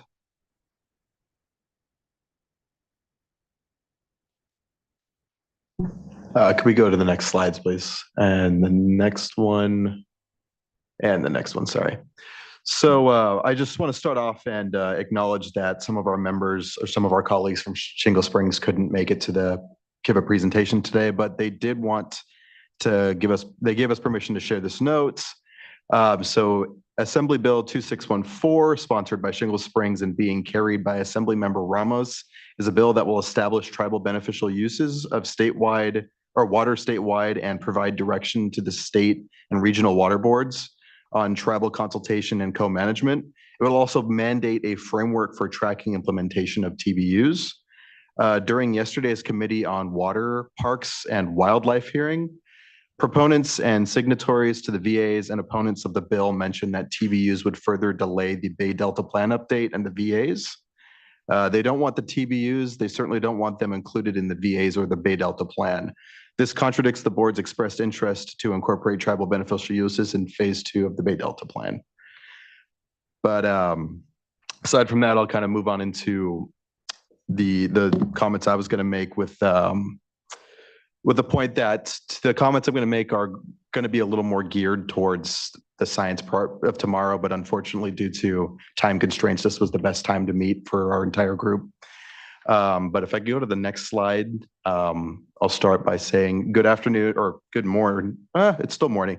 Good morning, Chair Esquivel and members of the board. My name is Spencer Fern, and today I'm going to highlight that the voluntary agreements will affect harmful algal blooms and its flow objectives. Harmful algal blooms, or HABs, have been an increasing problem throughout the Delta and notably in disinvested frontline Delta communities, which has led to disparate impacts on those communities. And although naturally occurring, the proliferation of harmful algal blooms is driven by the mismanagement of California water. In the recent VA packet, HABs were unaddressed and missing from anything pertaining to flow, which comes off as a surprise because alteration of flow is a noticeable driver in harmful algal bloom formations. Then the document claims that a science program will be implemented based on the best available science. How is it that that's not already implemented and guiding the discussion on the VAs? It seems kind of backward to me, but the VAs were proposed behind closed doors. So how could we trust the science program if it was put in place to be transparent in the first place? Flow-based science needs to be used when addressing HABs concerns at the very least. Next slide, please. I'm going to summarize a snapshot of 5 flow charts from 2019 to 2022, we had low flow conditions on the San Joaquin Riverside and high incidence of harmful algal blooms. The state recorded its first HAB event in August of that, or in 2019 in August. And then over the next 3 years, as the drought continued, you'll see an increased negative flows and signified by the red shading on the San Joaquin Riverside and also earlier incidents of harmful algal blooms. We did not hit negative flow levels in July, and we had adequate flow through June. Of all the drivers of harmful algal blooms in the Delta, water flow can be more reliably controlled through the San Joaquin and Sacramento rivers. Next slide, please. The voluntary agreement set to alter flows that will further place disparate impacts on frontline Delta communities and Delta tribes.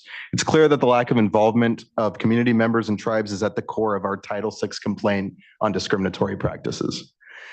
This constant proposal of voluntary agreements continues to prioritize water exporters over the people that the State Water Board is supposed to protect.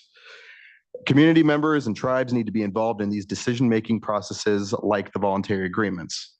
And a HAB standard must be set to protect disinvested communities because they don't receive nearly as many protections as other affluent communities. The removal of Delta outflows for exports puts pressure on the Delta ecosystem and leads to a hotbed for harmful algal blooms. And the board needs to realize that these decisions will affect disadvantaged communities and tribes, preventing them from many beneficial uses of the water. The VAs are not going to help the people or the Delta the Delta or the people that rely on it. Next slide, please. The voluntary agreements are not a substitute for water quality standards. The VAs seem to be touted as a solution for ecosystem recovery, but that is not based on flow-based science. The Bay Delta Plan has not been updated since 1995, and yet the VAs constantly get pushed forward with the most attention. The priority is clearly on undercutting standards to export water, and the State Water Board needs to prioritize setting actionable standards that will improve the Delta ecosystem. Otherwise, we're doomed to destroy the Delta for all. Thank you for this opportunity to present. I'll pass it over to Zach Chagone from Shingle Springs.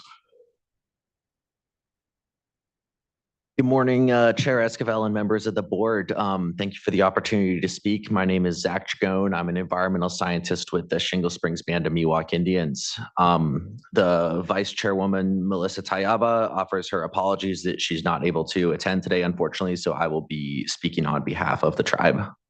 Next slide. So to start off, harmful algal blooms have had a significant negative impact on cultural activities for the Shingle Springs Band. Additionally, HABs incidents are strongly tied to low flows. There is no substitute for maintaining proper flows in the Delta and its tributaries. Any legislation which fails to address HABs does direct harm to many communities, including tribes and environmental justice communities. Go to the next slide, please. Thank you. So for a bit of background on my relationship with the tribe with HABs, I began testing for harmful algal blooms in April of 2023. Over the summer of 2023, the presence of HABs was minimal due to high flows in the Sacramento River. However, several incidents did occur still. First, there was a language camp that had to be canceled in June of 2023 due to cyanotoxins being detected in the river. This prevented cultural knowledge from being able to be passed down to the next generation on the tribe's ancestral land, which created significant harm to this tribal beneficial use. And additionally, HABs were detected in the Sacramento River in September of 2023 as well. Next slide. So taking a step back to dive into some of the science of flows here a little bit more. This is a graph that shows flows on the Sacramento River. It's from a USGS station that is located near Verona Marina, which is a location owned by the tribe and the site of cultural activities. The flows from 2023 are seen here in yellow, which shows the significantly higher flows that were present during 2023 compared to those that were seen between 2020 and 2022. Next slide, please. Getting into a bit more detail on that graph, this graph shows a little bit more detail for the flows in 2023. They are significantly high, peaking above 66,000 cubic feet per second early in the year and staying significantly high above 20,000 cubic feet per second through mid-June. And the HAB season is highlighted there in green. Next slide. Next slide. One more. One more. Thank you. So now I'm going to get into the number of reported harmful algal blooms. This table on the right shows the number of reported blooms each year in Sacramento County, excluding those where no cyanotoxins were detected. 2023 is notable because it had significantly fewer blooms than the previous 2 years, which is likely due to the significantly higher flows that were seen that year. 2020 had fewer reports than the following 2 years, which was likely due to there being less awareness of this issue then, as well as slightly higher flows than the following 2 years. And we'll go to the next slide. So to summarize, a very strong tie is seen between flows and the occurrences of harmful algal blooms. Therefore, maintaining flows as much as possible is vital to reducing the occurrences of blooms. This cannot be substituted for by restoration activities. Next, harmful algal blooms have a direct impact on tribal cultural activities. For groups that are very strongly tied to the waterways, this link is vital. Anything that reduces water quality or harms the waterways also harms culture. As our vice chairwoman always says, ecology is culture, and that link is extremely important for tribes.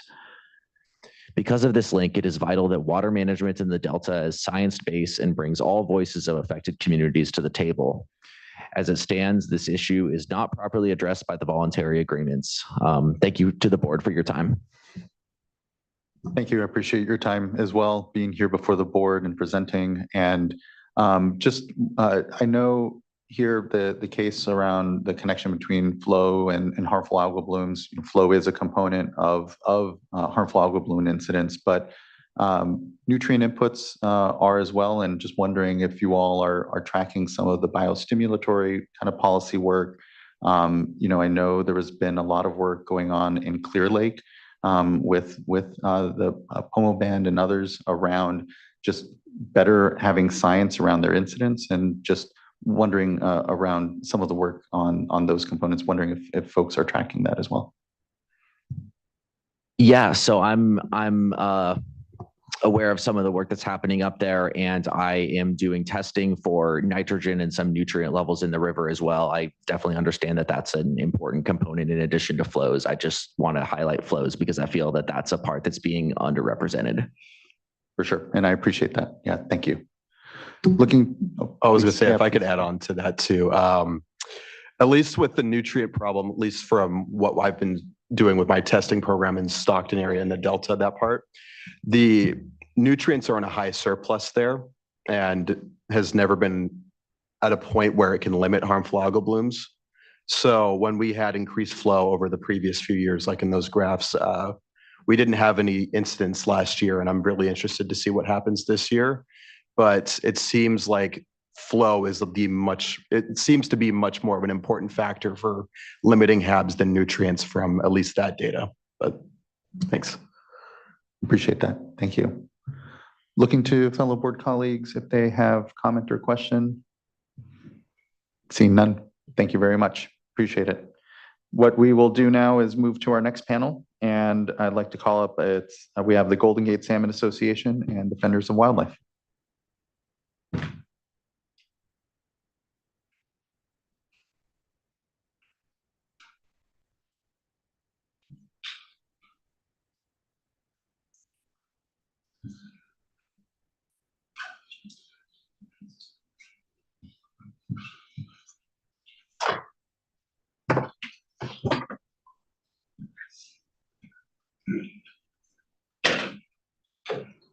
Good morning. Good to see you.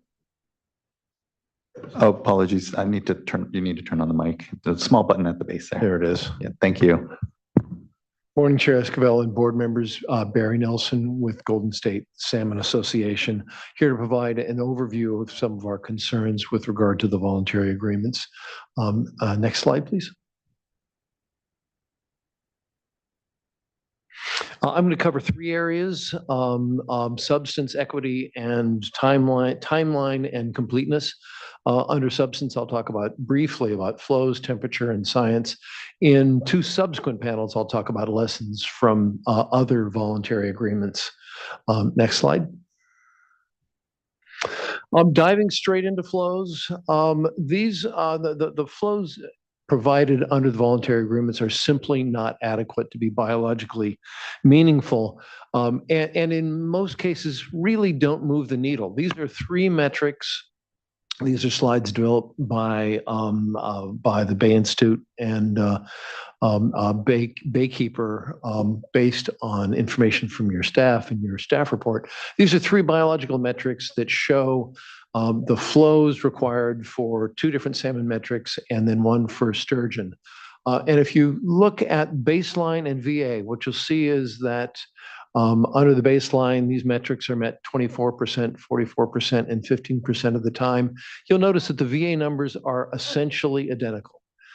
There's simply not enough water in the flow in the VAs to move the needle on these metrics. If you look, for example, under 65% unimpaired flow, you'll see that not only does it move the needle, but if you look at minimum protective frequency, that column third from the left, you'll see that they basically achieve the minimum protective frequency that the scientific community has concluded is necessary. Next slide, please. I'd like to drill down and look just at critically dry years. The voluntary agreement has literally no dedicated flows during critical dry years on the Feather, the Yuba, and the McCulney rivers. On the Sacramento River, the VAs would dedicate a remarkable 2,000 acre feet of water in critically dry years. Just by way of comparison, compared to average year flows for the Sacramento Basin, not just the Sacramento River, but the whole basin, that is 1/100th of 1% of the average annual flows in the Sacramento River Basin. Tracking that amount of water is difficult, let alone making an environmental difference with it. The VA flow accounting proposals include additional flow reductions and uncertainty, and I'll get to those in a subsequent panel. And then finally, there is a proposal to provide additional water through environmental transfers. I'll talk about that as well in a subsequent panel. Suffice it to say that providing environmental water through transfers has proven to be a highly unreliable strategy. Next slide, please. Well, our concern about flows is shared by the EPA. This is from their letter to you in January of this year. I'll just read these three quotes. VA flow assets provide only minimal benefits. EPA is concerned that the total volume and timing of delta inflow and outflow provided under the proposed VA alternative relative to baseline is not large enough to adequately restore and protect aquatic ecosystems. And then finally, during critically dry years, the proposed VA alternative will result in a decrease of flows from the baseline. That's right, the VAs would allow a decrease of environmental flows compared to the baseline. Next slide, please. National Marine Fisheries Service shares our concern as well. The flow, again, their letter from January of this year, the flow commitments identified in the VA term sheet would not provide a significant difference in average flow relative to the baseline. And we are highly uncertain that the VAs as currently proposed will provide for the reasonable protection of fish and wildlife beneficial uses. Next slide, please. I'll be very brief with regard to the VAs and temperature protections. Temperature protections are absolutely critical to protecting salmon runs. We've seen devastating impacts on salmon because of temperature in the last several years. The VAs don't include temperature protections, period. Next slide, please. The lack of temperature and flow adequate temperature and flow protections mean that the VAs would do little or nothing to prevent the fish crisis we're in right now. We saw devastating losses of juvenile salmon outmigration in fall of 2020 through spring of 2021. It's caused by four factors: inadequate temperature protections, a lack of any outmigration river flow standard on the Sacramento River and other rivers, inadequate delta protections, and then TUCPs that waived some of those weak standards. Each of those causes is within the board's authority. The VAs would simply not adequately address any of those causes. Next slide, please. What that means is they wouldn't address some of the devastating impacts we saw in 2020 to 2021. According to CDFW, 99.7% of the eggs and juveniles from that year for the winter run salmon were killed before they reached the Delta. And the Delta is a death trap for salmon. The salmon seasons closed in 23 and 24. Wild spring run and Delta smelt are on the edge of extinction. Longfin and white sturgeon likely to be listed. And then separate from fish issues, I just wanted to reinforce the previous panel and mention that we also saw in those dry years major HABs outbreaks. The VAs don't address these issues. Next slide, please. I want to close with a discussion on flows and temperature with a little bit of context. This slide shows the average number of fall run wild spawning fish in the main stem of the Sacramento River, just the upper Sacramento River. So it's just fall run, just the upper Sacramento River. For the decade on the left, the decade from 1996 to 2005, the average wild fall run escapement of the upper Sacramento was 175,000 plus fish. Last year, that number was 6,160 fish. That's a 96% decline. That's the crisis that the VAs don't address. Next slide, please. Moving on from substance to science, I don't have a PhD next to my name. I would urge you to look at the panel, review the panel from those who do have PhDs next to their name presented at your workshop at the end of last year in the VA public hearing. I'll just mention three simple things. There's no support for the level of flows provided by the VAs. There's no scientific support for the core VA proposal, and that is that large-scale floodplain restoration can substitute for flow improvements.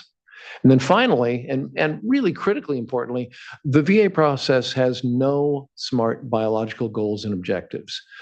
Without biological goals and objectives, it is not possible to design a science-based program because you can't design a program to achieve biological goals and objectives that you do not have. You can't do science-based evaluation, and you can't do adaptive management. Those are all impossible without science-based flow objectives. Next slide, please. The EPA agrees with this concern as well. The EPA, again, in their January letter said that the 2023 staff report, quote, does not yet include a sound scientific rationale that demonstrates how the proposed VA alternative will provide protections for all designated uses. Next slide. Moving on from substance, I'd like to briefly mention equity and participation. The previous panels have done that far better than I will, but I'll simply summarize. The VAs for the last several years have excluded all parties harmed by Bay Delta degradation. Not only were the parties excluded, but the concerns of those stakeholders were included. Tribal beneficial uses, HABs, critical year protections for fish and wildlife, temperature protections. Without those parties at the table, you don't have parties to ask the tough questions. You don't have a balanced program. You don't have an effective result at the end. And then reflecting what you also just heard, tribal and stakeholder outreach is meaningless if it comes after the deal has been cut. This lack of engagement and equity raises serious concerns about equity, fairness, and compliance with both state law and Newsom administration policies, including state board policies. Consultations with tribes is supposed to happen early and often. We're 13 years into the voluntary agreement process. It's impossible to describe outreach now as early and often. Next slide, please. I want to just mention that these equity concerns highlight the importance, pardon me, of the DTEC's, the Delta Tribal Environmental Coalition's EPA Civil Rights Petition. Next slide. Moving on to timelines and completeness. The VA process has been going since 2011, according to Berkeley Law's report on the VAs. They've set 9 deadlines. The process has set 9 deadlines for a complete package. They have not met any of those deadlines. Next slide. These are the components that appear to be missing. This is based on the review that I've done of the recently submitted documents. But honestly, this isn't a complete list. After I submitted this PowerPoint, I realized that there are some additional placeholders that show there are other missing documents. It'd be really helpful if either the state board staff or the VA participants themselves would prepare a list of the documents that are not complete. Final and last slide. The VA process may never produce a final complete package. It hasn't for 13 years. The current proposal is incomplete, inequitable, ineffective, and scientifically baseless. And we believe that the state board should update the Bay Delta plan based on science-based temperature and flow requirements based on the percent of unimpaired flow approach. Thank you very much. Thank you, Mr. Nelson. Overhouse, good to see you. Good morning. I'm Ashley Overhouse. I'm the Water Policy Advisor with Defenders of Wildlife. Much like Director Stock, I think I'm one of the newer players to sit here before you to discuss the voluntary agreements, but you have seen Defenders of Wildlife talk about this process for many years through 2 different other staff members. So it's a pleasure to be here, and thank you for making the time to hear us, especially in this overview introductory portion that is going on, but I promise it's worth it to frame our various different presentations to you in response on these issues in the next 2 days. Just a bit about me. Again, this position works on a healthy San Francisco Bay Delta estuary and Central Valley wetlands. I hold a JD from the University of California, San Francisco College of the Law and a master's in law from the University of London SOAS with a specialty in water policy. I say that because I also do not have a PhD next to my name, and so I hope that context is helpful for providing these comments. Defenders of Wildlife, as you know, was founded in 1947, but our California vision is for diverse wildlife populations in North America that are secure and thriving, sustained by a network of healthy lands and waters. Obviously, that is one of the reasons why we are here today. The VA proposal undermines the authority and obligations of the board, in our opinion, under the state and federal Clean Water Acts. The process of updating Bay Delta plan requirements has been delayed by negotiations to broker the VA. As a Berkeley Law School report from January of this year concluded, the state's interest in encouraging VAs has taken precedence over its responsibility to timely develop and implement Bay Delta plan amendments that adequately protect fish and wildlife. Indeed, the VA process appears to be more focused on preventing the state board from updating and implementing the Bay Delta plan than on producing agreement that will restore the health of the Bay Delta. Though it was encouraging, and I would like to acknowledge that the 3 directors of the agencies this morning support the update of the Bay Delta process, and as does Defenders. I will not repeat the declining conditions in the Delta as my colleague and many other panels have, but that context is important here. Next slide, please. Overarching, our concerns with governance and enforcement issues are general. As my colleague has already stated, the framework still does not include any meaningful biological targets to measure success or failure. In fact, the voluntary agreement would delay attainment of the state's existing salmon doubling requirement until 2050, long after the VA self-terminates. Without biological metrics, the program could be declared a success, even if ecosystem conditions deteriorate and species continue to decline. So we have concerns that this program still, despite additional reporting requirements that were included in the new documents submitted on March 29th, still lacks credible enforcement. And so we're looking forward to hearing more about that from the VA proponents here in the next 2 days. We're also concerned that despite the characterization that this VA program will be an 8-year term, it could still be extended by as much as 7 years. And so we would like to hear more about how that could be prevented.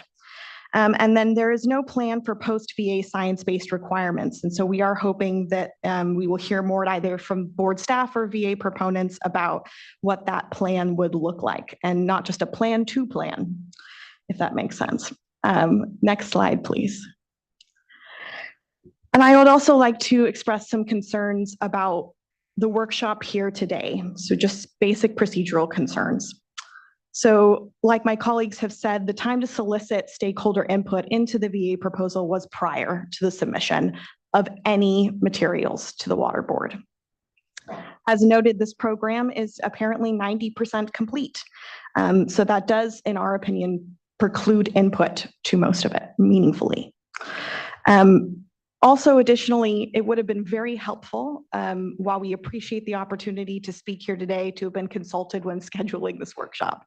One of the reasons why you'll hear me repeatedly speaking to you over the next 2 days on many different panels is because my colleagues couldn't be here due to life, scheduling constraints, capacity. And honestly, I would have liked their diverse voices and expertise to provide that input here. It's important. And so I will be either repeating what they have said to you on previous presentations or in comments over the next 2 days, but also would like to make sure that you know we hopefully reserve the right to add to this input based on these new materials in the future, either through a written or another verbal platform of some sort. And so that really brings me to the caveat then that we don't really know the significance of this workshop and the overall process of the Bay Delta Plan update and where this input will be incorporated, I guess, formally. And yes, that does go bias of my legal training, but I'm just curious as to how this workshop plays into the process that we are undergoing. We're in CEQA review, and I really would have preferred to be here in front of you, giving you feedback on the program of implementation, frankly, for phase 2 of the Bay Delta Plan, which ideally could have been incorporated with the draft staff report last fall. And so instead we're sitting here again, and I'm grateful for the update from staff saying that we're going to get that hopefully summer or fall of this year. But it's once again a delay. And so that's a really meaningful document that we're looking forward to reviewing. And so we just don't know or understand how this workshop and the input we provide you will inform that. And so getting clarification on that would be really helpful. If I can there, Ms. Overhouse, it will be incorporated here, what we're hearing and listening to, as we said at the start, to the program implementation. And just to give nod to what is a fundamental tension here of a feeling that there's been delay and we need to proceed quickly so that these protections are in place, and giving the space for folks to respond and be able to provide meaningful input. So the program implementation, as you heard from staff, we're looking to get it out later this summer. And this is the space that we are trying to hear best from folks to understand how we can craft that in a way that it makes it most reflective of input we're hearing, direction from the board, and a cogent process that folks can contribute to. Thank you, Chair Escobar. Next slide, please. This is a repeat of the conclusion slide by my colleague. I just wanted to add additional commentary on here because I think it's worth repeating. So in Defender's perspective, especially with our previous engagement in the voluntary agreement process, specifically informing and then declining to support this particular framework that's in front of you here today, the VA process has failed. The intent of the process was to resolve conflict. So if anything, it has further, unfortunately, entrenched divides and will continue to do so as long as it is seriously considered by the board. And the VA process has caused continual delay that our wildlife cannot afford. Instead of sitting here before you today on the Bay Delta Plan updates, we are talking about, once again, another series of reports that are still incomplete on the voluntary agreement proposal. In fact, even though I've only been in this position since 2 years, I do want to note that this is the third time in a row, or the third year in a row, that I'm sitting here specifically on the voluntary agreements before you in my short time in this position. It is time for the state board to complete updating and to implement the Bay Delta Water Quality Control Plan. And so for that, we actually are all in agreement that everyone who has pretty much come before you is making that request. And I would just like to support that request once again. Thank you for your time. Thank you as well. And I think important to clarify, the last time we were here all before one another, late last year, was on the draft staff report. And Yes, voluntary agreements were a component of that, but the Bay Delta plan is what those considerations are being nested in. And so just wanted to note, it's not just on the voluntary agreements here. It has been processed on the Bay Delta plan. Appreciate that, though, Ms. Overhouse. Looking to fellow board colleagues if they have any questions. Vice Chair. Thank you. Thank you for being here, and thank you for your constructive comments. Just want to get a little more information, Mr. Nelson, about the chart. I think it was slide 3. What is the source of the chart, and could we, and maybe another panel, it'll come up in more detail, but just looking for more information about what went into it. Apologies, Mike. That slide was prepared by Baykeeper and Bay Institute, and those 3 thresholds there on the left come out of the scientific literature. I will confess I don't have those references, but I'll forward them to the board to make sure the board members have all of those references. Okay, thank you for that. And Ms. Overhouse, I just want to make clear. I mean, what I heard was approximately 90% complete in draft form. But we're here to hear your comments about that. I don't think it's not a done deal. We're here to get your comments about the materials that you have, and then looking for future opportunities as they get completed. And with respect to that, just would like to hear from Ms. Riddle or staff about the program of implementation, the process there, and what type of opportunity for public comment would there be on those documents? Yes, there will definitely be an opportunity for both written public comments. After the draft is released, we'll provide a comment period, at least a 30-day comment period on that draft program of implementation language. We will also hold a board workshop for the public and others to provide input verbally. So there should be, a lot of opportunity to incorporate public input and for parties to review that information. And to repeat, this workshop today is to help to inform development of that program of implementation and the degree to which the voluntary agreements should be incorporated into the program of implementation. If there are components of the voluntary agreements that perhaps need refinement, elaboration, clarification, those sorts of things, this workshop is going to inform that consideration for the development of the program of implementation. The program of implementation, where we see things that need to be addressed, such as, a component is missing that the board would like to have included, we'll include draft text in the program of implementation, give everybody the opportunity to comment on that. That's really the next substantive step in the process, is to take the proposal that the VA parties developed, the public input that we've received to date, the peer review information, and come up with that draft regulatory text for additional public input through those written and oral comment opportunities. And I really appreciated, Board Member McGuire, your question earlier about where would you start? And Ms. Pierre responding strategic plan, and then from there governance.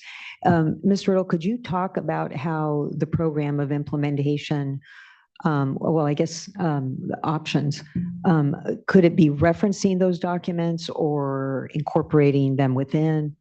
How is all this going to be knitted together if we decide to proceed?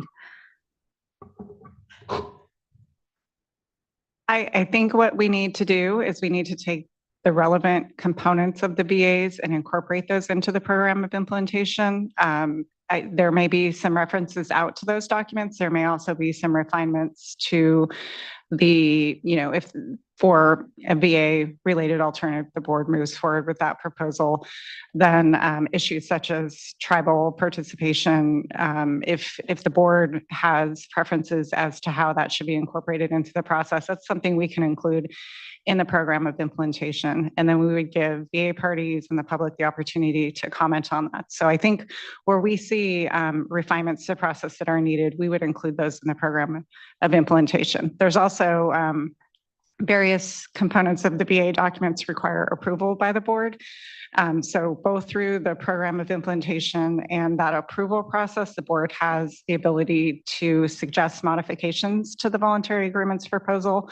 We would need input from the VA parties to determine whether, they find that agreeable and this still represents a voluntary agreement that they're willing to move forward with once we go through that process. But, I think that's the next step in the process, is for us to identify those areas where, if the board moves forward with the BA, some of those refinements are needed, and suggest some text on that, get additional public input on the suggested text. Thank you. If I could Ms. add, Olson? Board Member Diadamo, sorry. I want to also emphasize that right now the structure of the VA seems very contractual. And I think by incorporating it into programs implementation language that would exist in a basin plan, it will help synthesize it and make it more simple so that parties trying to read aren't trying to track down 700 pages of contract language. So that's our intent there. Thanks.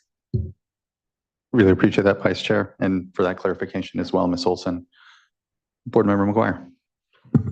Yes, thank you for the presentation and highlighting a number of, I think, really important topics.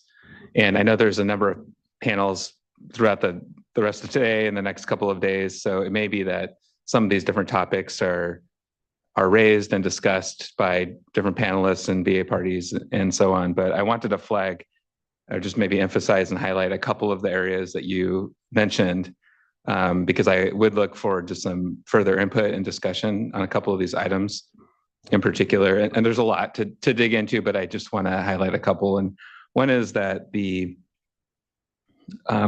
have a vivid memory of the last drought that we were in just a couple of years ago, and as well as the one that was about 10 years ago, and its impact on the fisheries and the challenges that I think we all had in the response actions around that time in trying to make informed decisions. So we are thinking here about the Bay Delta Plan itself, but also how and if the voluntary agreement approach nests and fits within that. So I have a similar question as you about critical years, and not just necessarily one critical year, but what if we had multiple critical years? What if we have two droughts that occur within the 8-year period of the voluntary agreement? We don't really know. We can't forecast what the hydrology is going to be during that time, but I think we need to have an approach, or at least an understanding of the what ifs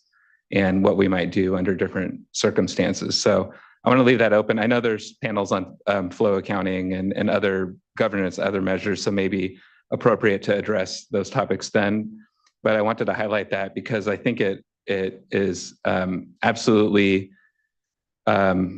related to temperature management, another point that you brought up, and how those pieces fit within itself. Because when you're in a point of diminishing yield from a watershed, and you have to make those difficult decisions about how to balance the limited resources that you have, and you're trying to protect imperiled fisheries, that's the balancing that needs to happen. So again, just for me, I'm trying to learn and understand what is the Healthy Rivers and Landscapes view on those different issues. How would that program approach those problems if they came up?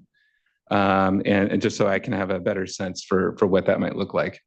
And then the last area I wanted to highlight for maybe some more discussion at the appropriate time is on biological goals and objectives.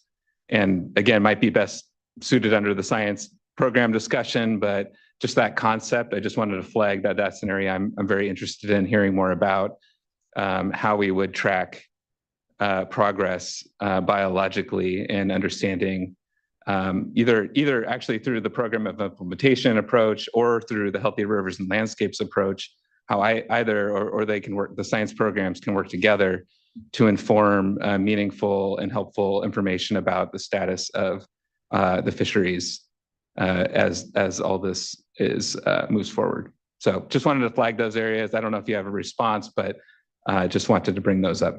Two responses. First, I will talk on a subsequent panel about flow accounting, so I'll be back to talk about critical year issues and a number of concerns we have there, especially with regard to multiple critical years. I'll come back to that theme in particular.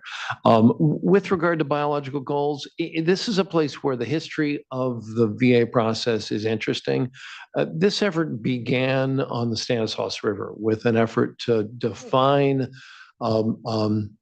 biologically driven goals and objectives, smart biological goals and objectives that were used then to start thinking about how do we figure out what kind of flows are necessary to achieve those goals and objectives. That approach is not the approach used by the VA process today. And a science-driven approach would say, from the salmon fishing community's perspective, we're looking for survival of X amount of egg to fry survival and out-migration survival of X and Y. And we're looking for a stable population of X and Y.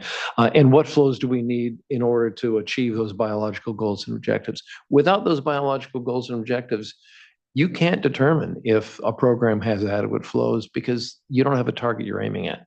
So I couldn't agree more that those biological goals and objectives are absolutely clear. The green light, yellow light, red light approach simply doesn't work in order to evaluate whether you have a biologically and scientifically adequate approach. Thank you, Mr. Nelson, and thank you, board member. Looking to see if there's board member Morgan. Thank you. This is just the add-on to board member McGuire's request of just things to keep in mind.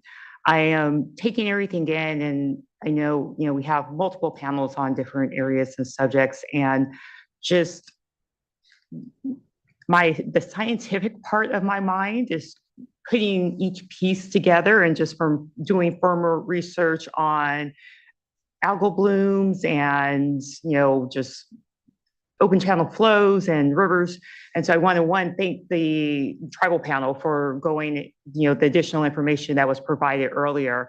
And so just as I am sitting here taking it all in and, learning with all of you, I just, want to note, I will be listening for just the interaction and that balance between the temperature, the flows, nutrients, biological goals, that balance between them. Because when we're looking at a system, it really is that balance between, are we in balance? And so, it could be that, we're high in nutrients, then we have the flows that are helping to balance that out. It could, the temperature, you have the flows that could lower the temperature.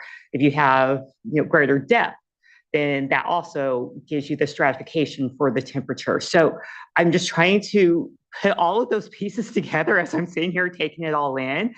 And then also, of course, to have the healthy rivers and landscapes, you also do need the repairing the habitat and the other pieces to go into play with that, because that also does take up some of those nutrients and to help provide the food for our aquatic systems. And so it's a balance between all of it. And so I think just for me, as I'm listening, it's part of what I'm listening for, is that balance, and how are we considering each of those pieces within, as we're moving forward. And so whether it's how the VA agreement parties have taken into consideration all of these pieces, or the other parties, our tribal and our environmental groups, and as you are also, speaking and addressing this, where your concerns are within those pieces, so that I can balance that out within the scientific part of my brain as I'm sitting here and listening. So I just really appreciate, any feedback as we're moving through the panels. Thank you. Thank you, board member. Thank you both again. And Ms. Overhouse, thank you for the extra duty you'll be doing and here participating and ensuring that we have a balanced voice here, so we have a consideration to balance off of. And just know we did our best, 2 months out to notice this, to try to help, and know that just appreciate you being here. So thank you, Ms. Overhouse. With that, let's go ahead and give ourselves a lunch. We'll take 45 minutes and bring ourselves up. Yes. Oh, apologies. I moved too fast. Before we take our break, I do want to take one commenter, Sarah Ryan, and her voice here be much welcomed. And then after her comment here, we'll go ahead and take our lunch. I believe Ms. Ryan is joining us virtually. And thank you, Clerk. Good afternoon, and thank you for allowing me to comment. I'm Sarah Ryan, the Environmental Director for the Big Valley Band of Pomo Indians, and I'm not able to join in person or during your other sessions that you've got for this meeting. So thank you very much for that. I wanted to, the Bay Delta voluntary agreements and, the water quality of this whole area is really important to the tribe. And Big Valley Band of Pomo Indians has been engaged in water quality protection and natural resource protection for a very, very long time. And we're concerned about our tribes that are in these areas and our family members that are in these areas, because they do use the plants, the animals, and the water of the Bay Delta for ceremonies and other activities. The concern that we have about voluntary agreements is that in the last several years, the tribe has been looking really closely into how the users of water are engaged in reporting out back to the agencies. And there are some updates that have recently come in from the water boards, from the Division of Water Rights, in terms of how people are reporting their water use and how they are reporting their compliance with existing regulations. And it's been really dismal. And I want to point out that with regard to the Clear Lake Hitch, we were part of a presentation where the Division of Water Rights spoke about how the statement of diversion and use reports from the water users, the surface water right holders in the Clear Lake watershed, that about half of them didn't report in 2022 and fill out the forms and submit them. And the other half submitted data that was such poor quality that it basically needed to be redone. This information that is being asked to be collected is something that's going to help the state better manage the resources for all of the users in compliance with the Clean Water Act and other state regulations. We're all challenged by climate change and by legacy pollution. And, we need to be doing this as smart as possible. And human nature does seem to be to perhaps not fill things out in the ways that they're supposed to. And so we believe that voluntary agreements should there should be some sort of teeth and enforcement mechanism to prevent years of wondering whether something is right and not having the resources to actually check. We feel like some of the problems in the Clear Lake watershed have been because the water boards has been perhaps underfunded in being able to properly evaluate and review when poor data quality was coming in. And really what's critical is that the information is there from the users, from those who would be participating in these voluntary agreements, in order to better manage the resource for all uses. So just wanted to put a plug in that, we have, years of experience here in the Clear Lake watershed. Clear Lake is the largest natural freshwater lake in California. And to have such poor data quality because of, even required documentation from the water users of this area, it's really concerning that the state would consider having that something that's even less stringently enforced than the statement of diversion and use to the Division of Water Rights. So please don't make the same mistakes we've made over here. And really, for the sake of future generations and for the existing population and all of the beneficial uses that need to be protected, we urge you to have the strongest possible agreements with those who are participating in this. So thank you very much. Thank you, Ms. Ryan. Really appreciate your participation and voice here. I think of a lot of parallels across the watersheds we're dealing with, but especially with Clear Lake and how we continue to learn and approach this work. And just really appreciate, again, your leadership, your voice, your participation here. It means a lot. Thank you. And glad to be accommodating. I know, again, we're doing our best across the 3 days for everyone to make sure they're here and informing the board, and just really appreciate everyone's time. It means a lot. Let's go ahead and give ourselves a 45-minute lunch. We'll return here at 1 p.m. and we'll start in on this next session, which will be on integration of VA flow and non-flow measures. And we'll go through our panels. Thanks everyone for a productive morning so far, and looking forward to this afternoon's discussion. See you in 45 minutes. Thank you.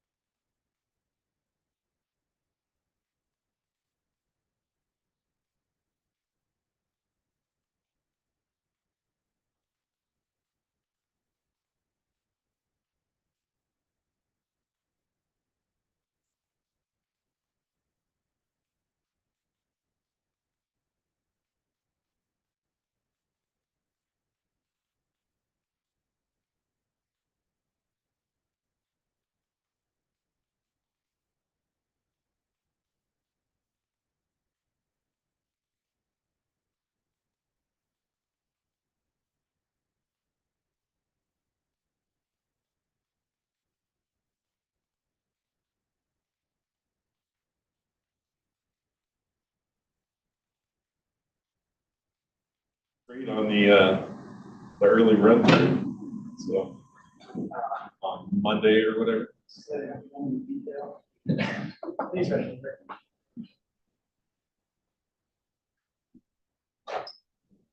Yeah.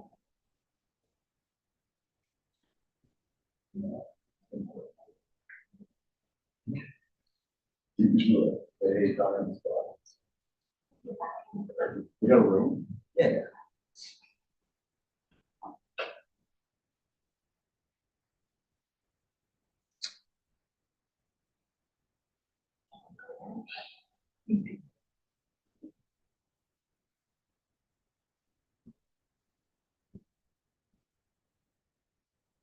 Hey, Paul. I did. We think. Good.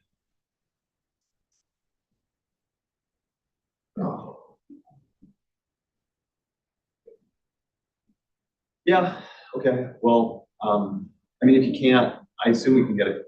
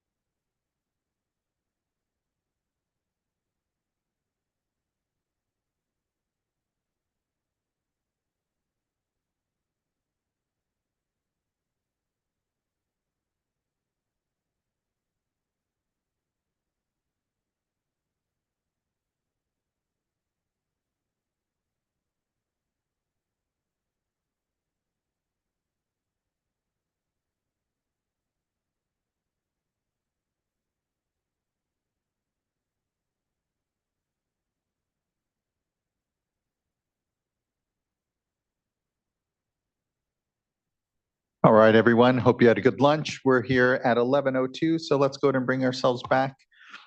Again, this session now and series of panel presentations will be around the integration of VA flow and non-flow measures. And I'd like to kick things off to our panelists here. Good to see you. Thanks for joining us back. Great, thank you. Good afternoon, Chair, Vice Chair, and board members. I'm Josh Martinez with the Department of Water Resources. I am an environmental program manager working on any and all things voluntary agreements, or as you're going to hear throughout the day, Healthy Rivers and Landscapes program. I'm one of the full-time positions that Director Bonham had referenced that are under the state authority. We are going to talk about the integration of our flow and non-flow measures. I thought it might be helpful to really explain what a non-flow measure is. That's a rather common question that we get. We are not talking strictly about habitat here, although most of our non-flow measures are habitat restorations. We're also looking at ways to provide fish food into the rivers. We are looking at fish passage barrier removals, things like that. So it would be a bit of a misnomer to just call it a habitat improvement, but when we talk about non-flow measures, that's where we're coming from. Go ahead, next slide, please. Here's our agenda we're going to cover. We are going to be still fairly high level for the most part, and we're going to set the table for the subsequent sessions. But we're going to talk about those narrative objectives we've already heard a little bit about. We'll go into more detail there. We are going to spend some time talking about how we plan to integrate both our flow and those non-flow measures. And then we're going to spend some time talking about floodplain activation and what an important role that plays in our overall plan of implementation. We also will explain the flow flexibility. I think some of the questions from previous panels did kind of hinge upon the flow flexibility, so we'll explain that a little bit more. And then again, something that came up a number of times is our pathway for implementation and what are we doing to make things happen sooner rather than later. Next slide, please. So we've talked about this a bit. This is the first of two narrative objectives that we have. This is our narrative salmon protective objective. This is something that was established back in 2020, where we do want to achieve a doubling of the natural in-river production of salmon by 2050. We want to focus on that. We are not offering any hatchery augmentations or anything in the artificial propagation of species. Our program is really built around improving in-river conditions for fish. I do want to talk about what we plan to bring to the table as far as reaching that objective. Our proposed VA term here is 8 years. The math isn't perfect, but that's approximately 1/4 of the 30-year term. That's how we've come up with this 25% of the doubling goal is our overall narrative salmon protective objective. Next slide, please.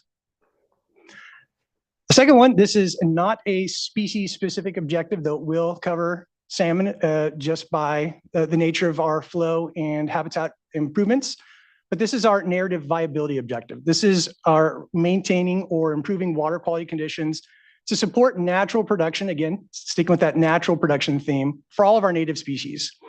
These contributions can come in the way of habitat, but we're also looking at adjusting the magnitude, the duration, and the timing of flow deployments. We are going to be really focused on temperature management.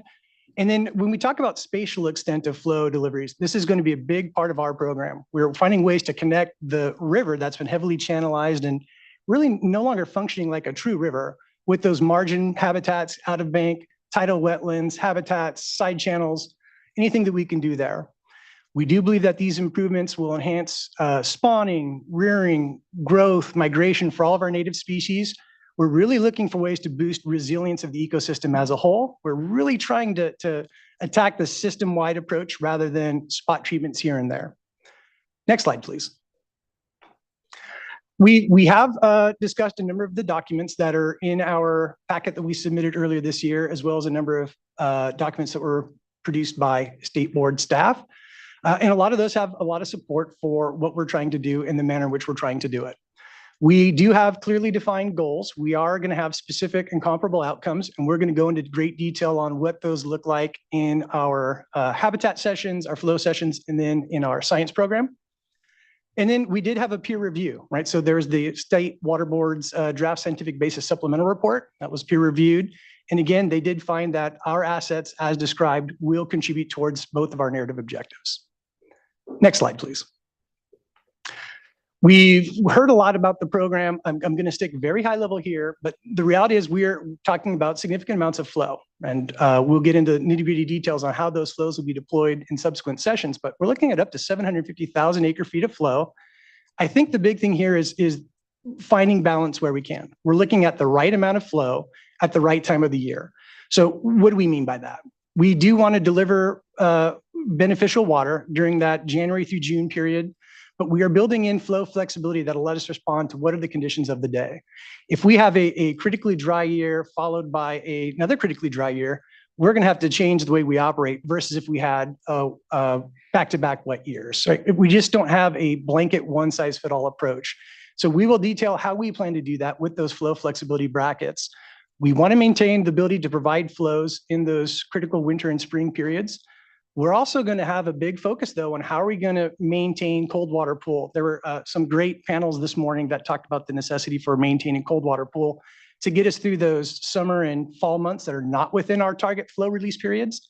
It wouldn't do us much good to deplete our reservoir storages for the cold water pool. And then I think the last part of this big equation is the habitat. We do believe that habitat plays a very sizable role in our ability to hopefully recover these species. We are designing the acreage and design based on very specific tributary specific assessments of what each individual system needs. So again, not a blanket one size fits all. We are not super prescriptive to check a regulatory box, so to speak. We want to provide what each part of the system actually needs. Next slide, please. You're going to hear quite a bit about this synergy between the flow and our non-flow measures, right? They are designed to complement one another. We're going to talk about the how here momentarily, but let's talk about what each of these measures are made up of. So on the flow side, we are going to provide flow in a multitude of different forms. First one being diversion reductions that can be done through largely agricultural fallowing. We are also do have a groundwater substitution component. We're going to go into detail on one of our tribs as a really good kind of key system that will take advantage of that during dry and critically dry years. We are going to be very, very careful in how we deploy groundwater substitutions. We do not want to exacerbate any existing problems that are going on. I think a lot of us have been watching the news over the last week. There have been some monumental changes in how we are enforcing groundwater issues. And so we do not want to contribute towards that. A big part of our plan is going to be reservoir reoperation and coordinated releases between reservoirs. We'll have water purchases and then export reductions on both the state and the federal side.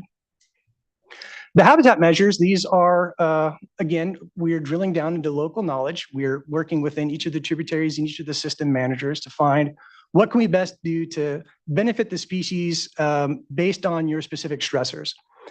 When we talk about stressors throughout this panel, we are not going to be talking about harmful algal blooms or anything like that. We're not looking at ocean conditions.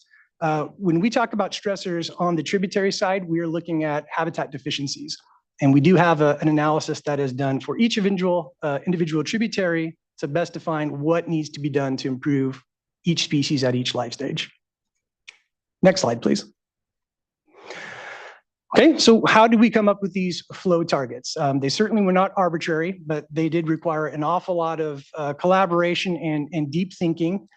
And they are going to vary across the tribs. This is, again, kind of the theme of what we're proposing is not a blanket approach. It's what can we do within each system.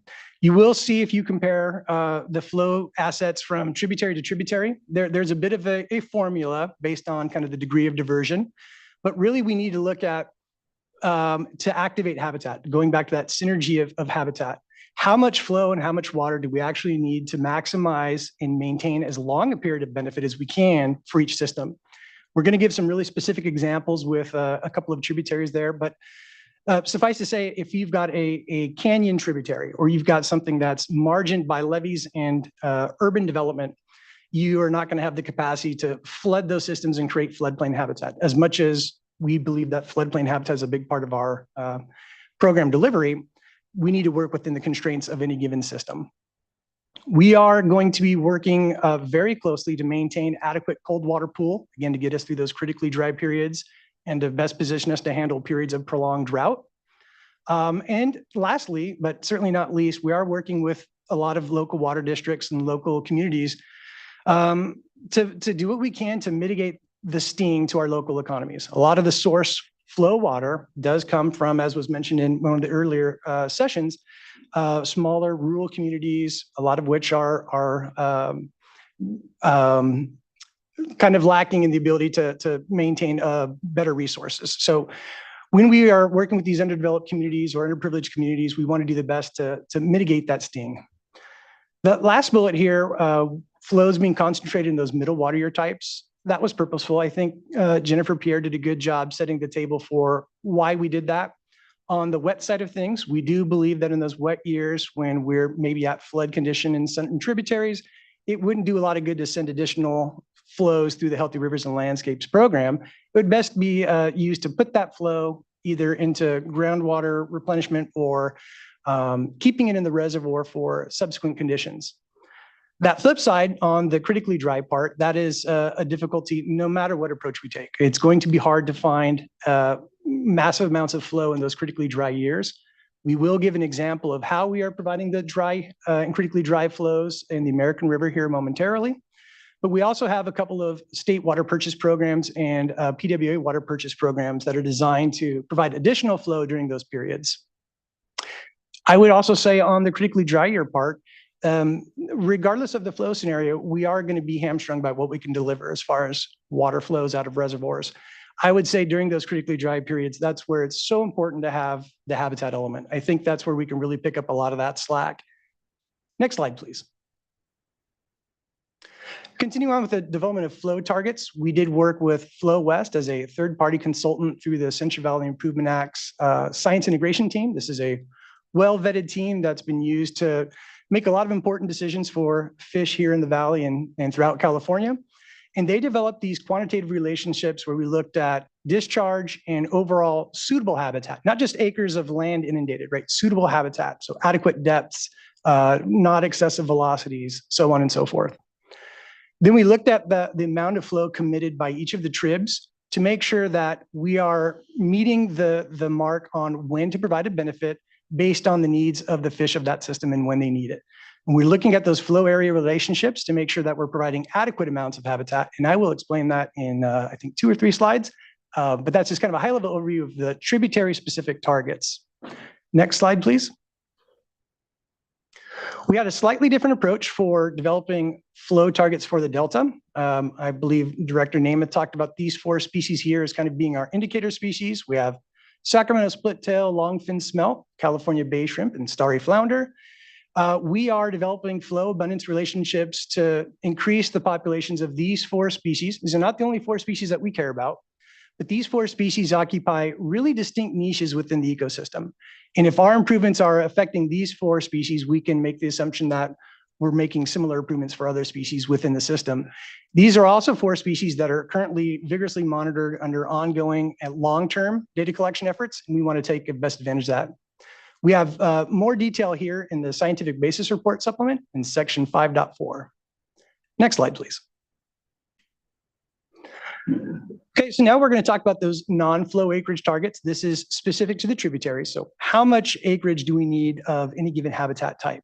So the first thing we need to ask is, what is our target population size? Remember that we want to increase the doubling goal by 25%, or excuse me, contribute 25% towards the doubling goal. So now we establish how many fish are needed in any given system.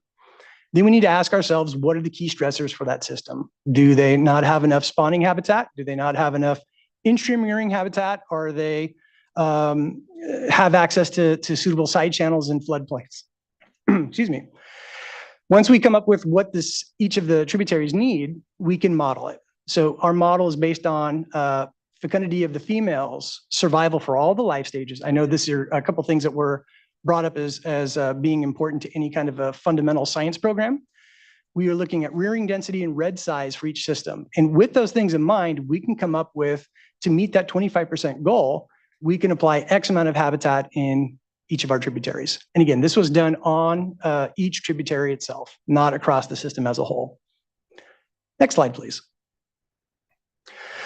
Touching back on that contribution to the doubling goal, I know we've probably beat this to death over the course of the morning.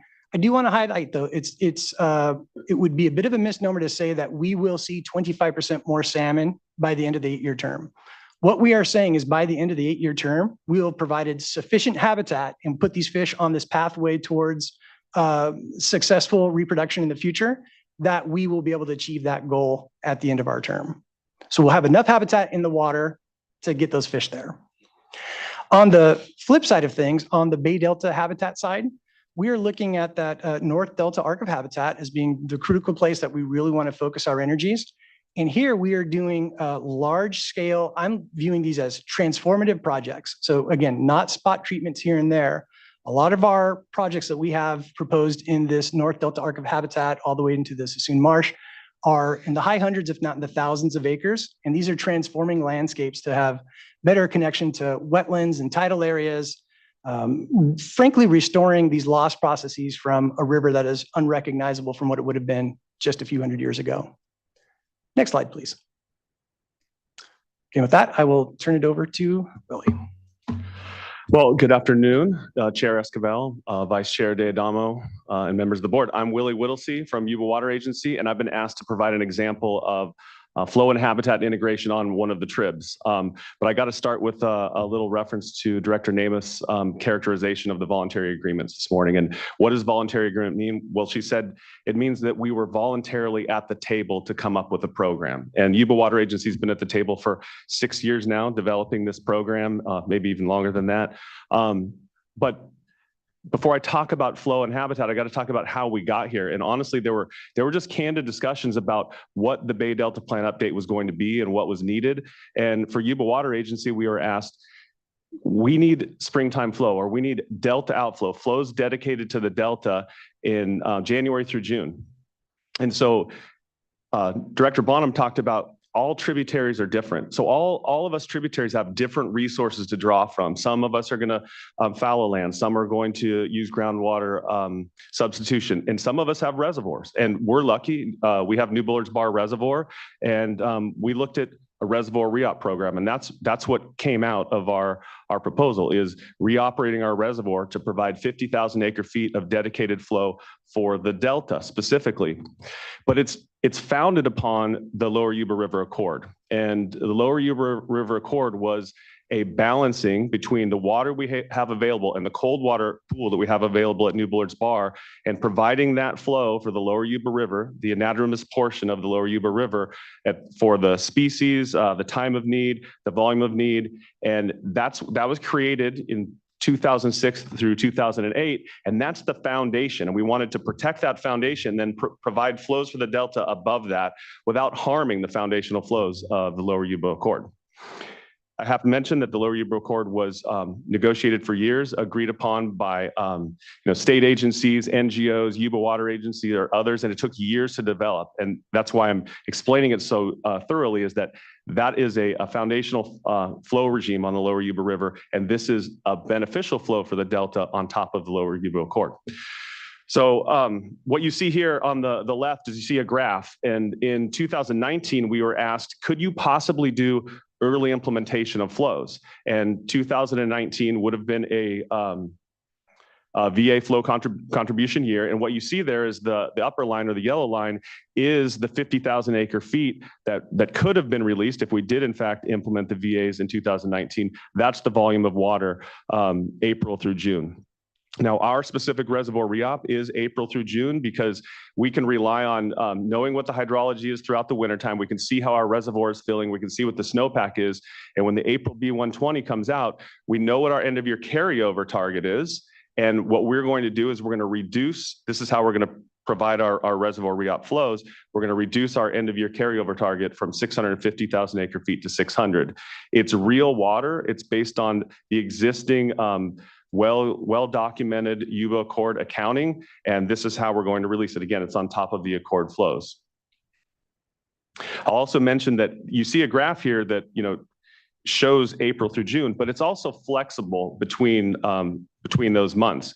We could, based on discussions with the system-wide governance team, the science team, and talking with California Department of Fish and Wildlife, we can move this block of water throughout that time and release it when it could be coupled with other flows that are being made available, or coupled with other needs that we determine and find out as we go through this process.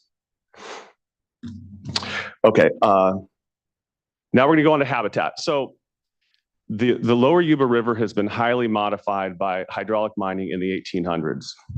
The picture on the right here is basically mounds of sediment that were deposited in the Lower Yuba River about I'm going to guesstimate about 12 miles of the 23 miles of the lower Yuba River have been completely buried by sediment or completely buried by sediment in the late 1800s. The original river channel is undefinable. It's underneath these sediments. Then that material was reprocessed in the late 1800s and early 1900s for gold and gravel extraction. And you see much of it is constrained by these, what we call training walls. So you see mounds of sediment there. Kind of in the middle of that picture, that's throughout the lower Yuba River. What we have in the lower Yuba River is because of this gravel, we have great spawning capacity. Spawning salmon and steelhead is not a problem in the lower Yuba River, but what we don't have great rearing habitat because of these impacts from hydraulic mining and the way that the river is constrained. So our proposal for the lower Yuba River includes 150 acres of habitat enhancement. And it's much different than maybe a floodplain acreage. Ours is 50 acres of in-channel habitat and 100 acres of floodplain habitat. And it's very expensive to move that gravel and create that habitat. But we've done it. We've been successful. We have an early implementation project. Director Bonham mentioned it this morning. It's the Hallwood Habitat Project. Next slide, please. And here it is. On the left, you see the pre-existing condition. This was prior to 2019. You can see the sediment deposits throughout the whole, the river channel there, but the major mounds of sediment on the right. That's what it looked like prior to us implementing this project. And then the photo on the left is from last year when we completed the project. So it took 4 years to get it done. We didn't design this project. We were opportunistic with this project. It was designed by many others before us. It was actually designed beginning in 2010. And someone brought this project to us and said, look, we're looking for someone to implement this. It's permitted. It does have some external grant funding. We partnered with them, state and federal agencies and NGOs, and we stepped in and said, we'd be happy to do this. It fits right along with what we're trying to do under the voluntary agreements. Let's try and get this thing done. I have to mention also local landowners. Tykert Aggregates was integral to the success of this project. So what we did is we basically, through Tykert Aggregates' ability to remove the aggregate and use it for gravel products, they were able to remove 2 miles of a middle training wall, big mound of gravel, 80 feet tall, 2 miles long, and create space for the river to be wild again. And that's what you see on the right there. It cost tens of millions of dollars, it cost millions of dollars, over $10 million. Took 4 years. Like I said, we had developed those partnerships. But that's not all we're going to do as part of the voluntary agreement. Well, what I'm not doing is saying, okay, we did this and we're done. The Yuba Water Agency also knows we need to do more. And 3 years ago, we saw an opportunity to purchase some land that did have 1.25 miles of the Yuba River that runs through it. I think it was Director Bonham that mentioned, some of this is going to be difficult with land rights and being able to just find the areas we can do this habitat. Again, we were opportunistic. This landowner wanted to sell their land. We had to purchase a bunch of upland just to get 1.25 miles of Yuba River channel that has very similar conditions like you see there on the left. We purchased that. We're in the middle of designing a similar project as Hallwood on that land right now. So what I'm saying here is we have a couple major components. We have flow and habitat, and really what I'm supposed to be talking about is how are they integrated? Well, here's how they're integrated. What we do is we look at what the existing Yuba chord flows are, what the VA flows will be on top of that, and everything we'll construct from here on will be to create rearing habitat that's wetted and it's effective throughout the VA program or as part of the VA program. So that's the integration of flow and habitat. And again, this isn't even on flow and habitat.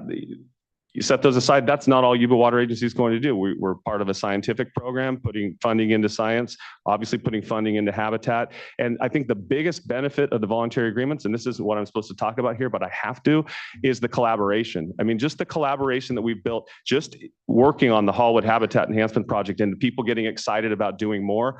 I mean, we've launched it, we've been successful, and we're ready to do more. And I'm sure when the time's right, I'm happy to answer questions.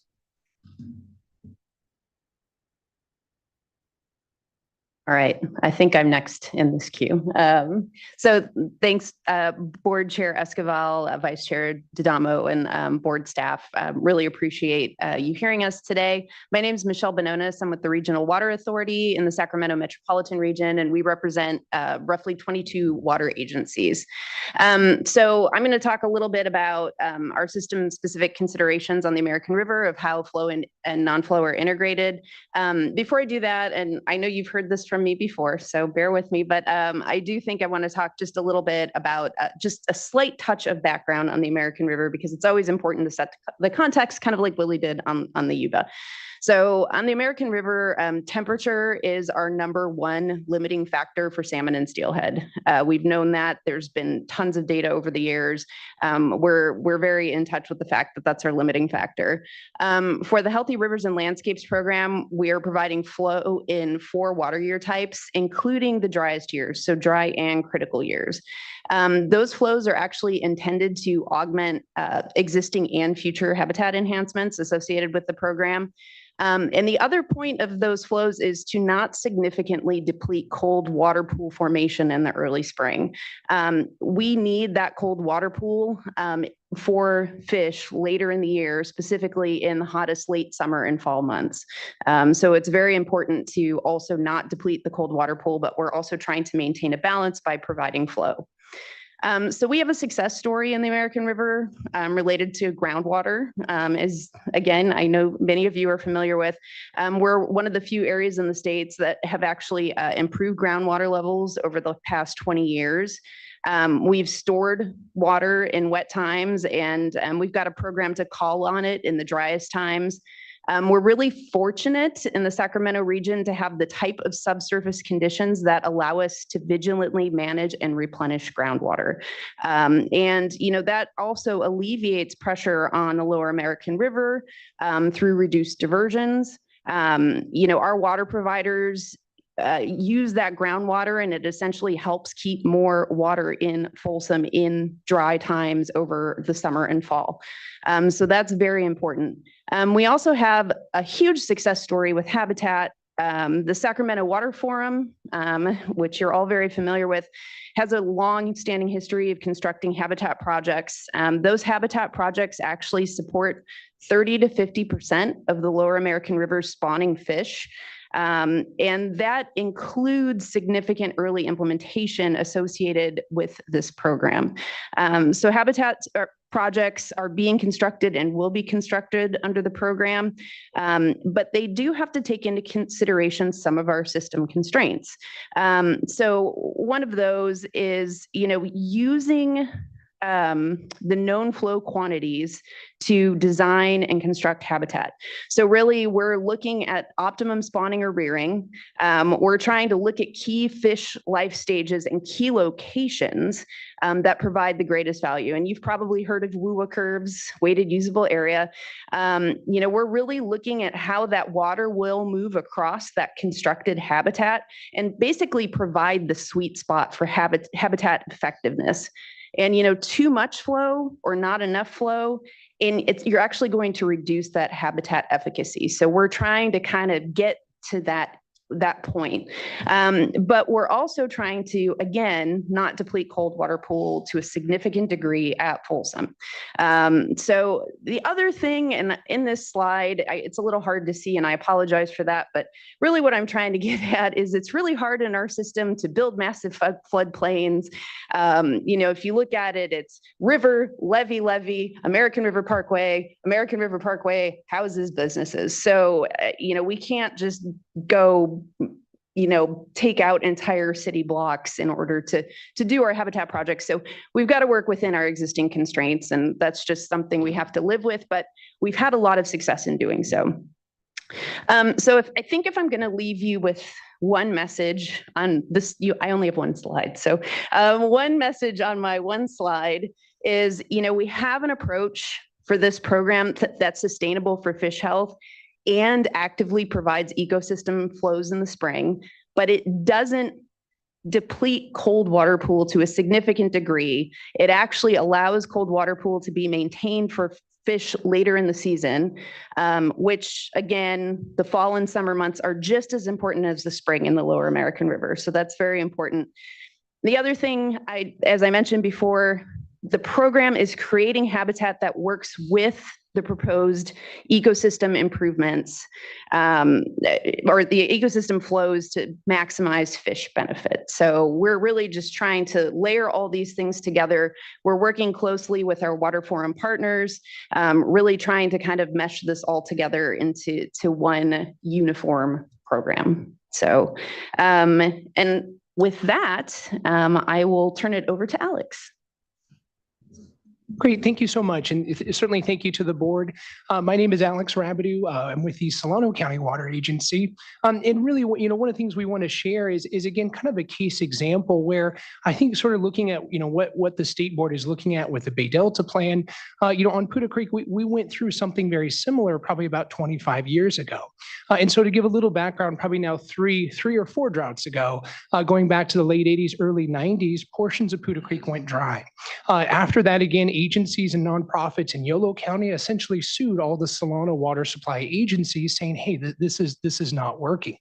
From there, actually, the agencies and nonprofits, so sort of Yolo versus Solano, if you will, sued each other for about 9 years. So, 9 years of litigation, which is a really long time to not really accomplish anything other than you're keeping the courts and attorneys quite busy. At some point in the parties determined that this was not working, and really decided to kind of meet at the table and really form what now is, I think, very similar to what Willie and others talked about, but similar for Poudre Creek, the Poudre Creek Accord settlement. And so this is actually how the system is operated today. And while it was fairly contentious 30 years ago, now Yolo and Solano have a really amazing collaboration between farmers, private landowners, agencies across Yolo and in Solano, and really actually meet monthly and have really a pretty strong collaboration. The other aspect I certainly want to share is starting in 2000, so again, 24 years ago, there was dedicated flow really built on for native fish species, and that is looking at spring pulses, fall pulse flows, getting my words jumbled up here, but fall flows, spring flows, and really base flows, really at very specific locations in Poudre Creek, really thinking about native fish species. So this isn't really just salmon, this is other native fish species that are in Poudre Creek. But one of the interesting things, though, is again what we realized over the years is salmon, in particular. Poudre Creek's not known to be a huge salmon run. We're a pretty small system, and historically we're colder now than we were before, based on kind of changes in the watershed. But we didn't see salmon return for almost 14 years. We didn't see until about 2014 salmon actually started returning to Poudre Creek, and really now have consistently returned almost every year in Poudre Creek. And it's a really, again, it's something we're really proud of. Again, our agency is really committed, and really in starting about 2005 through 2015 and onwards, we committed huge effort, and this is a combination of state funding, Solano ratepayer funding, to really, again, look at large-scale restoration, geomorphic changes in Lower Poudre Creek to really benefit native fish species. And so that really was the story. Is again, flow in itself didn't bring salmon back. It was really flow in combination with major habitat improvements. We were looking at things like fish passage. There's a picture up here of what we call the Perk Dam, which was a complete blockage of fish barrier in the city of Winters, and also an area that the public couldn't access. And now if you go to Winters, this is a very popular area that's widely used by people both within the community, and now actually an excellent area where we have a picture in the very corner of salmon spawning, again, just a few years ago of pretty successful scarification. So again, I think we just want to share that this is kind of an example. Sometimes a one size fits all is maybe not always the right approach, sometimes some creative thinking. And I think that's where, again, Poudre Creek has a unique story to share. Next slide, please.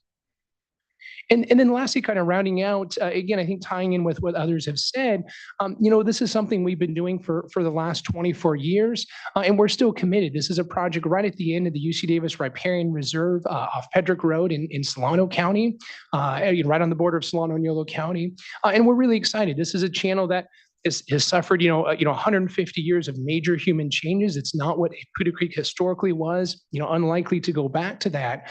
But again, really, we're looking at how do we really reconnect the floodplain. Right now, there's a floodplain where unless you send a record level of flow down here, maybe a 10-year event, maybe you'd activate the floodplain. So instead, we're really looking at, again, continuing the success we've had at Winters Poudre Creek Park and others of lowering the floodplain, removing massive invasive species, Himalayan blackberry, eucalyptus, and really, again, having a channel that's activated at our Poudre Creek Accord flows, as well as the proposed VA flows as well. Things addition of spawning gravel, much of our system was mined many years ago by the university, by Caltrans, by others. And so we're really looking at, again, making it into a system that really functions to the best it can. And again, lastly, sort of in closing, is that, again, we really think that the Healthy Rivers program really builds upon the 24 years of success we've had in Lower Poudre Creek. And we, again, really think it complements, again, a lot of the work that's already been done, and certainly that the agency is really committed to continue moving forward with. Thank you.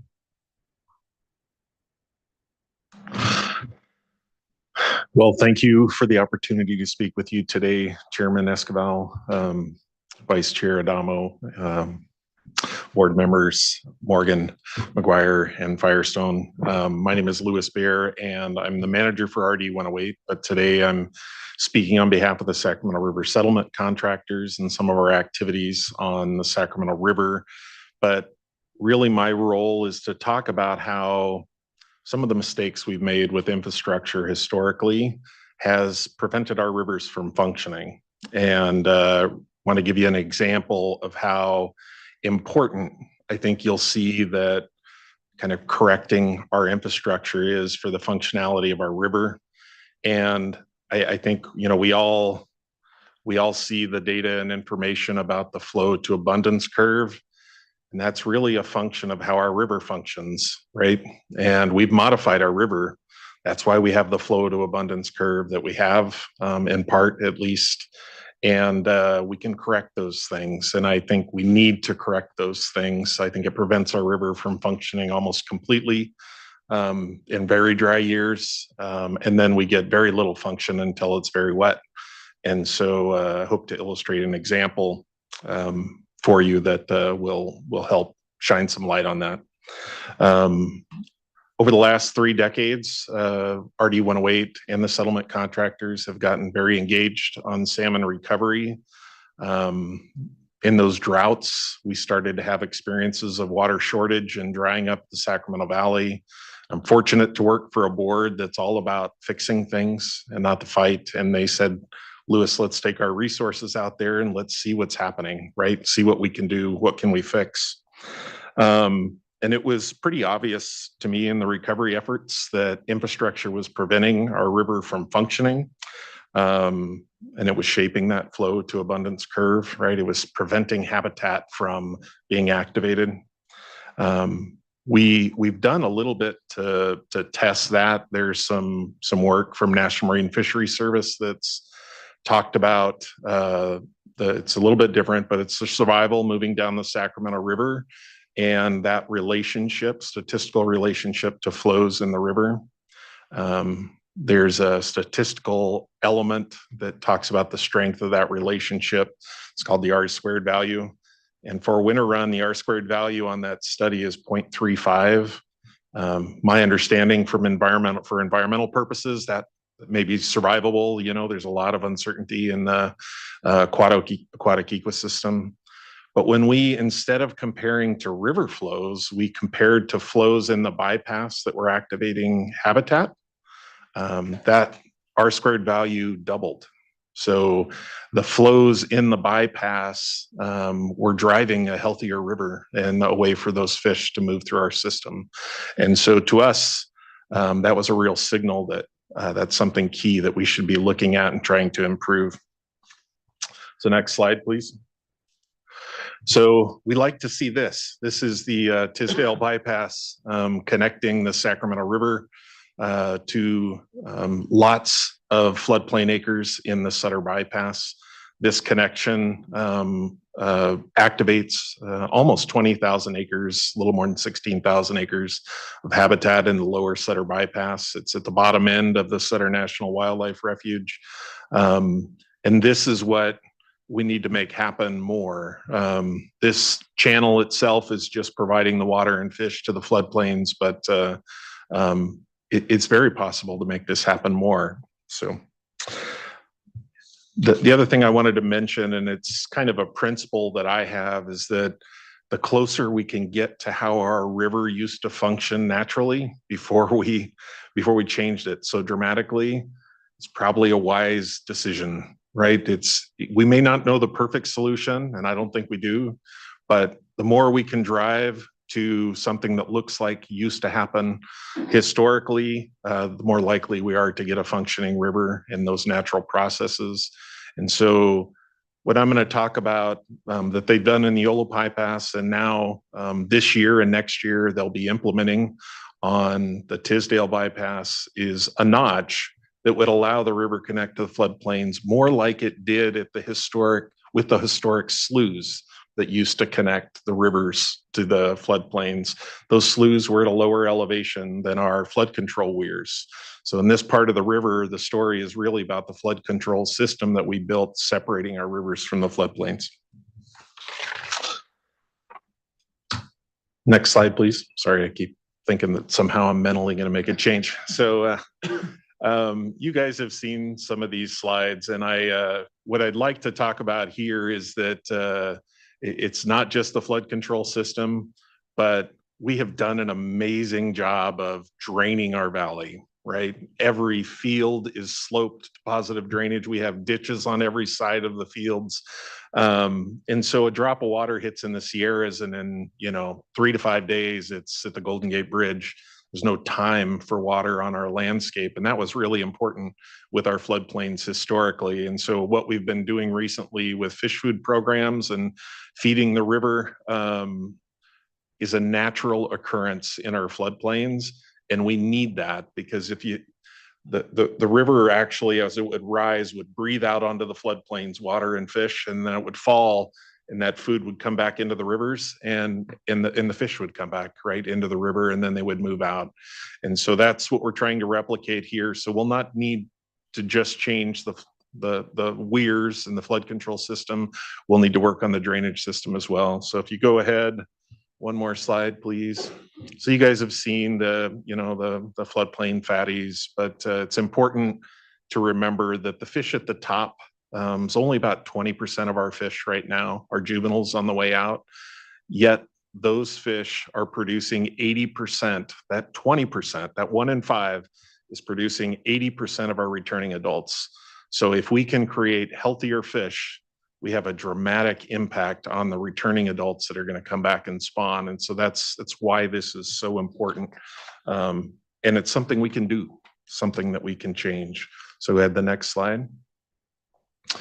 So this is sort of a cartoon sketch just to make sure folks understand what's happening here. So this is looking straight up the Sacramento River. The left side is a levee that hopefully never overtops, because I eat dinner just on the other side of that. But the levee on the right shows our flood control weirs, and they built these weirs high because they wanted to make sure in the spring and the fall people would be able to have dry fields to get in and farm, and then be able to harvest their crops at the end of the year. So there was a lot of attention paid to making sure that stayed dry late or early in the spring all the way through the fall. And so what we're suggesting here, if you go ahead and advance the slide, is that and this highlights what happens in critically dry years, right? So those weirs just simply don't overtop. We don't get the connection to the floodplain, but as you can see, historically, the sloughs would have still connected those floodplains. So next slide. So this is what we don't want to see, but it is what's happening in critical years. So go ahead, one more. So by going in and modifying the infrastructure in the floodplains, what we can do is increase the frequency and duration of those floodplains. And I want to give of the connection of those floodplains. And I want to give an example at the Tisdale Weir. So if you go to the next slide. So I'm an engineer, so I get really excited about this graph, and I hope I can explain it. But the top lines, the top black line, so the second line from the top, is where the weir starts to overtop. The blue line up slightly above it is where we would have 2,000 CFS of flow into our floodplains. And that's sort of the ideal flow to have water have residence time out in our bypasses. The red line at the bottom is the bottom of the notch, right? So if we modified the weir, that's where you would start to connect that floodplain. And then the typical hydrograph line that you see, the blue squiggly line coming across, that's 2003 water levels in the Sacramento River. And as you can see, there's some shaded portions. And those shaded portions are where you could still keep the floodplain connected. How you could extend the duration with the use of infrastructure, right? Really unwinding the impact of our infrastructure. It's not like we're doing something new, it's we created a problem. So how do we fix that problem? And I wanted to quantify this in water because that's how most of us talk about, you know, using water to improve the environment or the fishery. And so those shaded areas that you have there are the times that you would need to add water. So those are periods of time where we could add enough water. If we release that from Shasta Reservoir, you could have the same contribution as if you had a notch. So if you go to the next slide. So this is a quantification. We have about 21 years of data that we're using to do this. And it tells you how much water it would take to replace that gate. So you can see in the 3 driest years, you know, it starts at just over 100,000 acre feet of, you know, replacement water from Shasta Reservoir. And it goes up to 300,000 in those driest years. And then you can see when it's wetter, that weir is constantly, you know, either on the weir or flowing over. And so there's a lot of time when you can do that. And it can, you know, the gate will equal, you know, 400,000 or more acre feet of water that you'd have to release to create that functionality. But in VAs, we're not just talking about this, right? We're talking about on the Sacramento River also fallowing 25,000 acres to produce another 100,000 acre feet on top of this.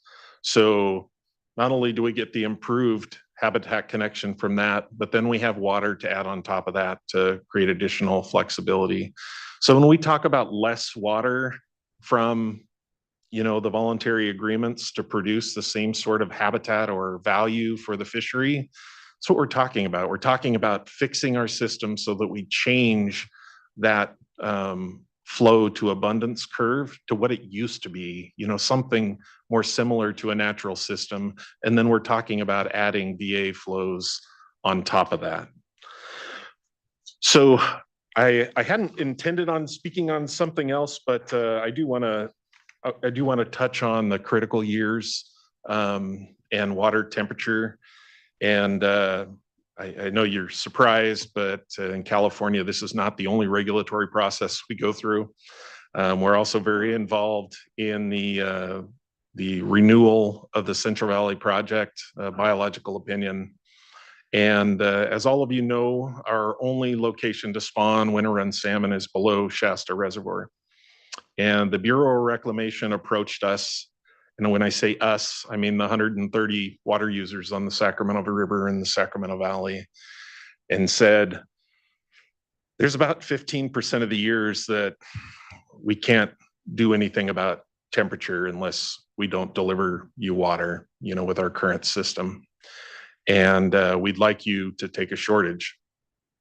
And we said, we basically, you know, there's lots of different reactions, but ultimately we came back to them and we suggested that if all of the fishery and water agencies from the state and federal government will agree to an accelerated program for winter run action plan, we're calling it, then we would agree to take that shortage for the next 10 years while we work on things that are critical to salmon.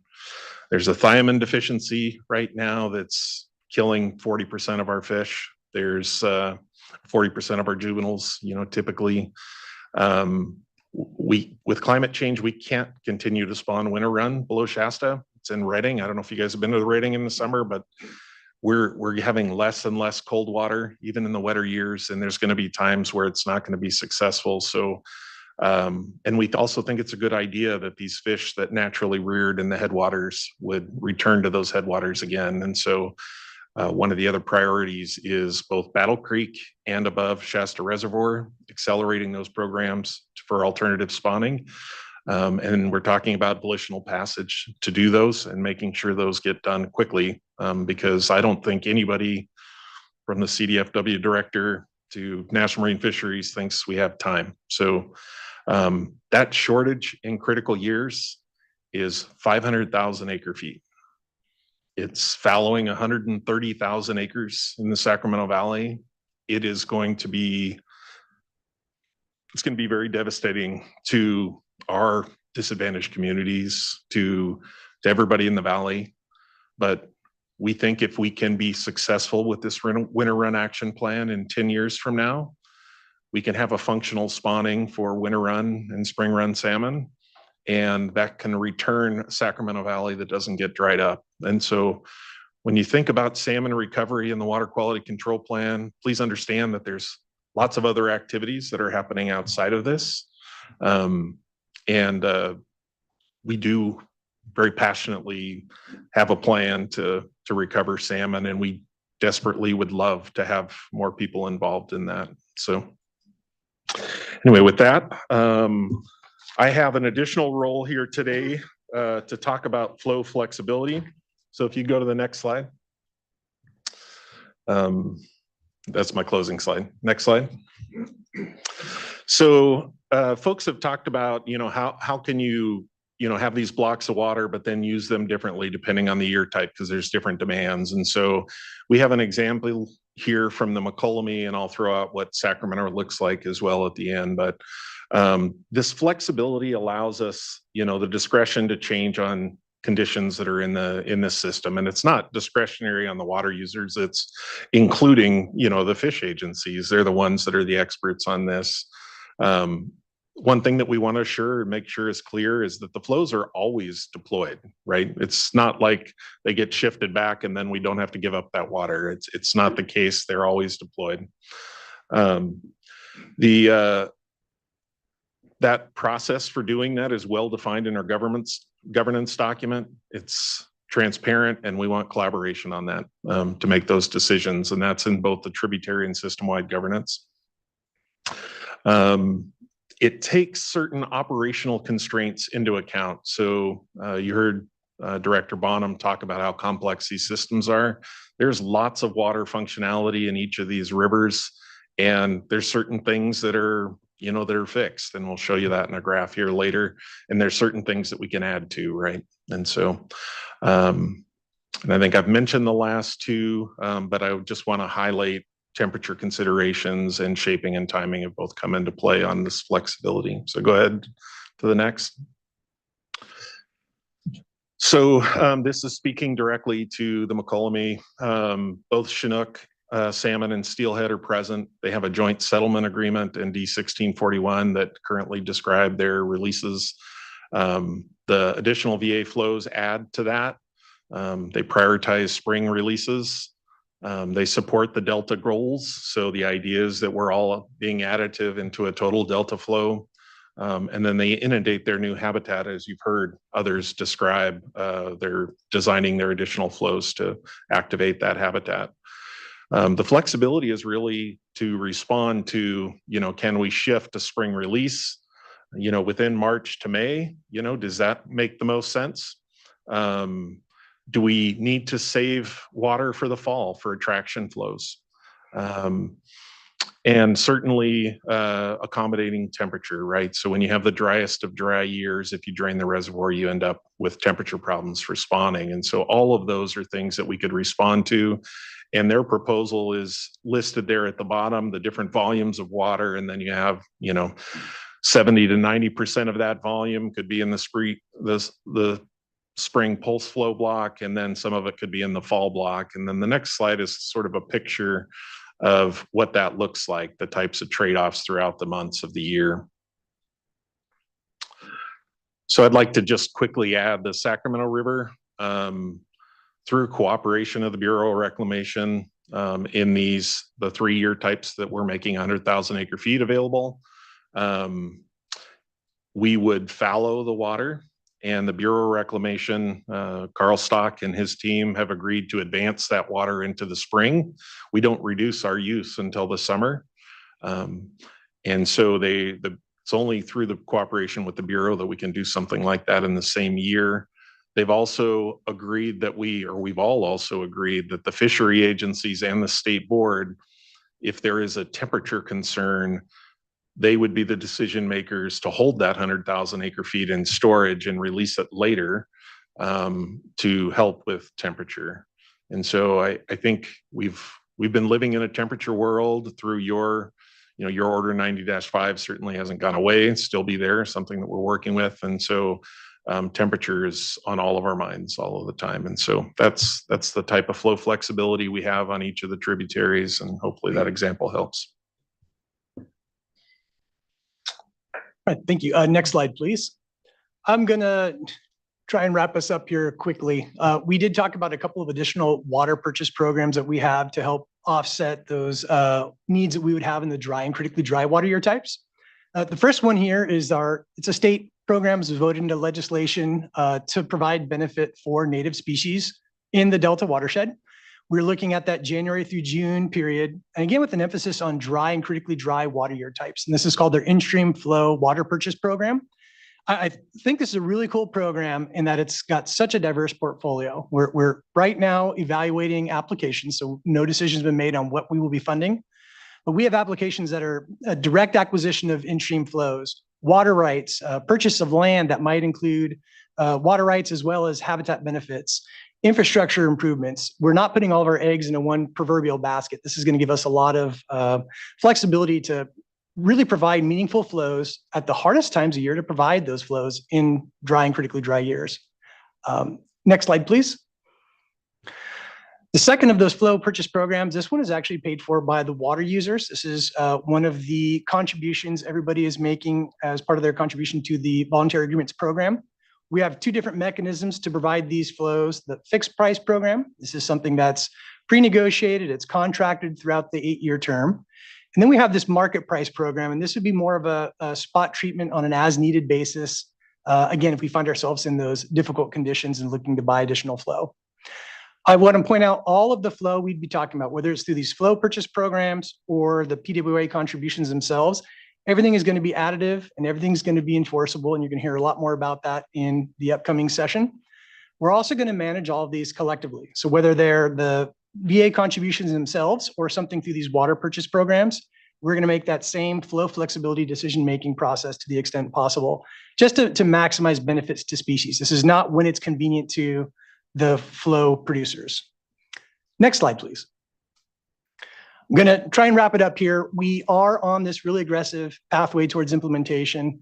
We have many thousands of acres of land ahead of us to implement, and it's going to be really tough to do without early coordination. So we've been working with the agencies to really identify which of those projects are going to require the most time and energy and effort.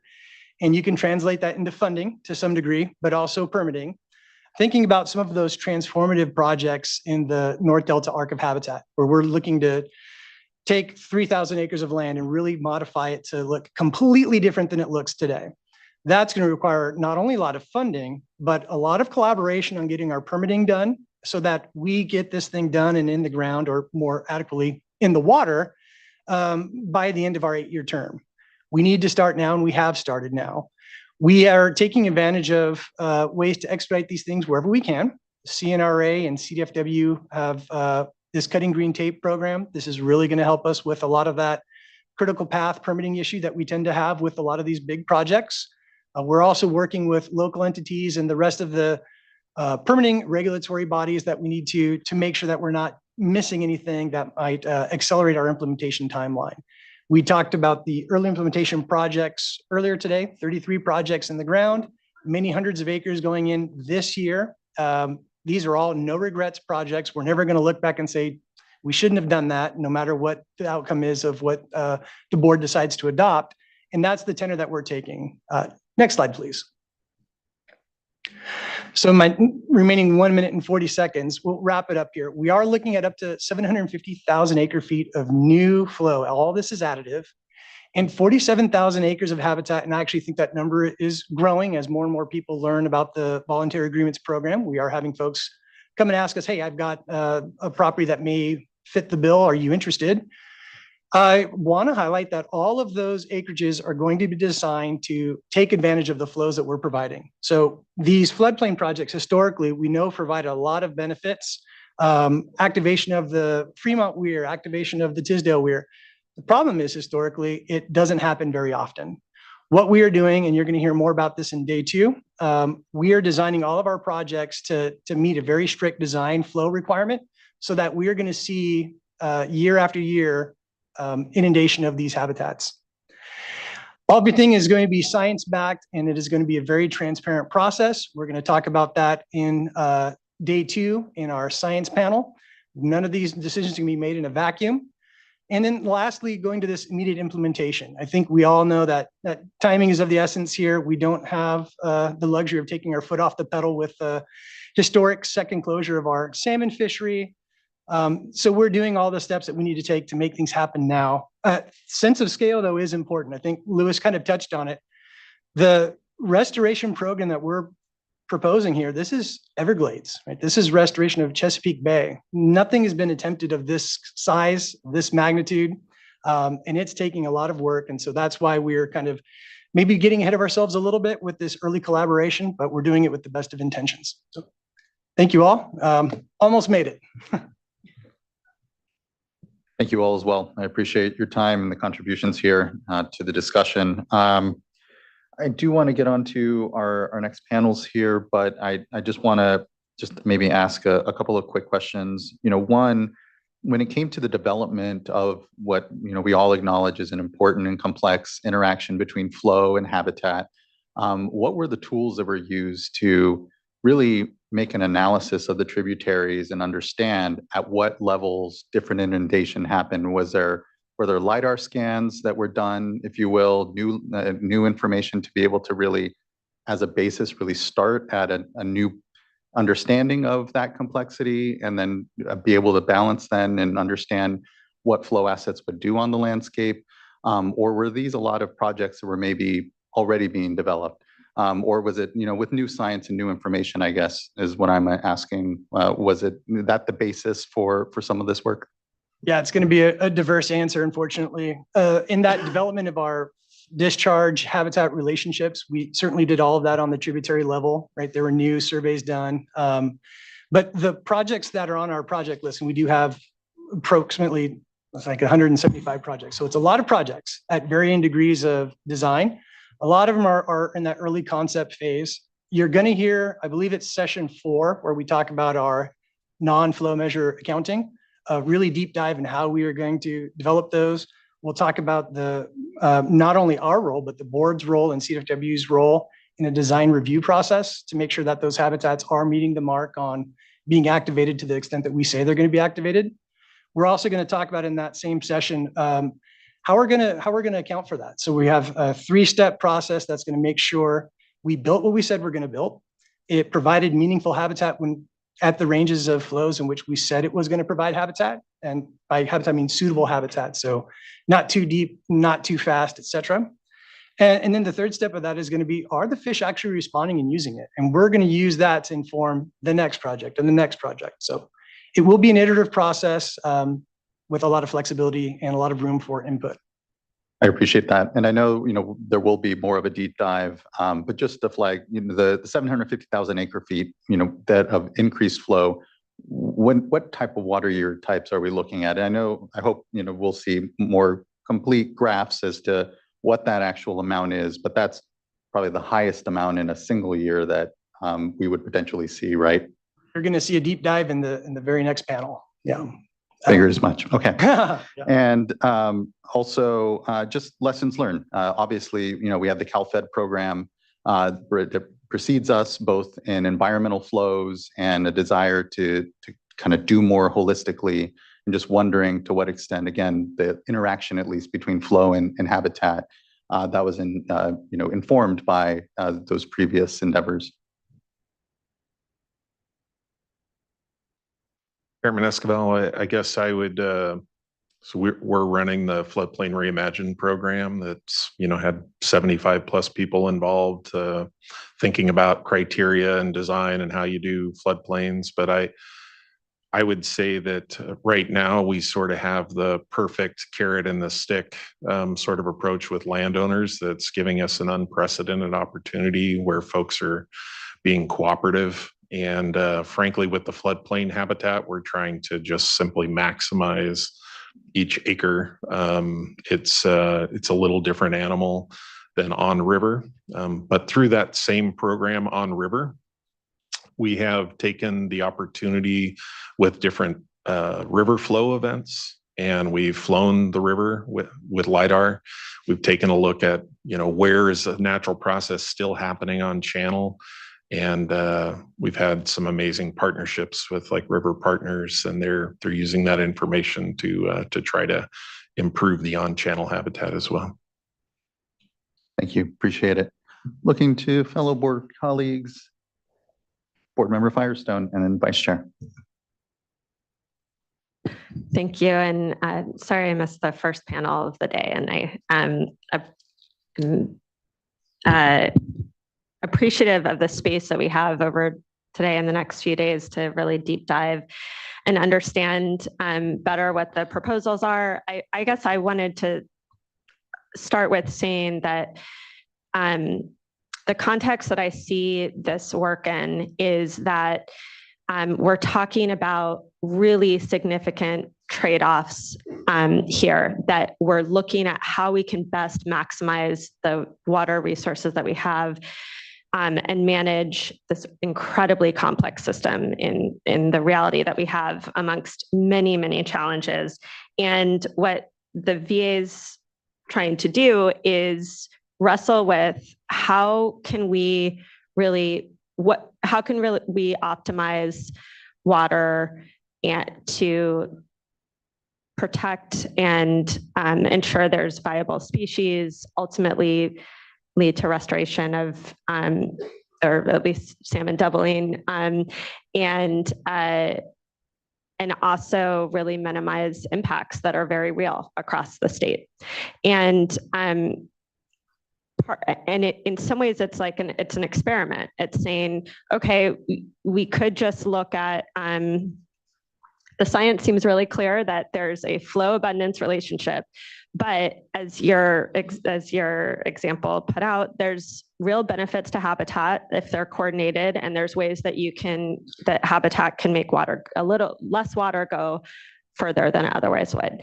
And I think you've done a great job of showing that.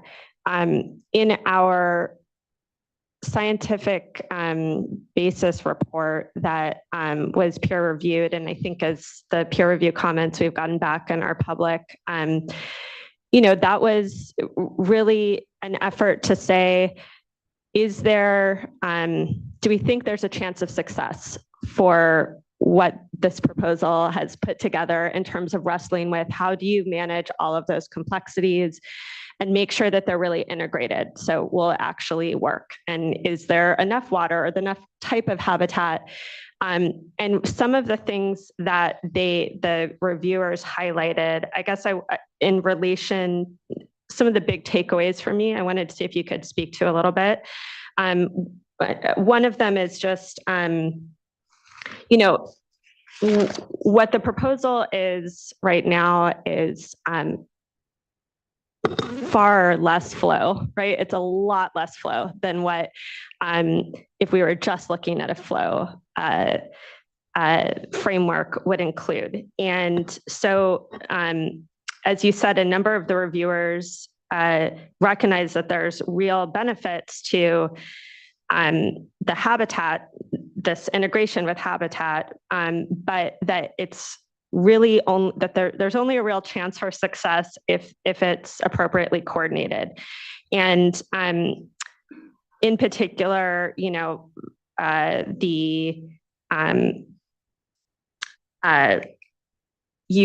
think the examples that you gave really highlight that need for coordination and space and time and duration.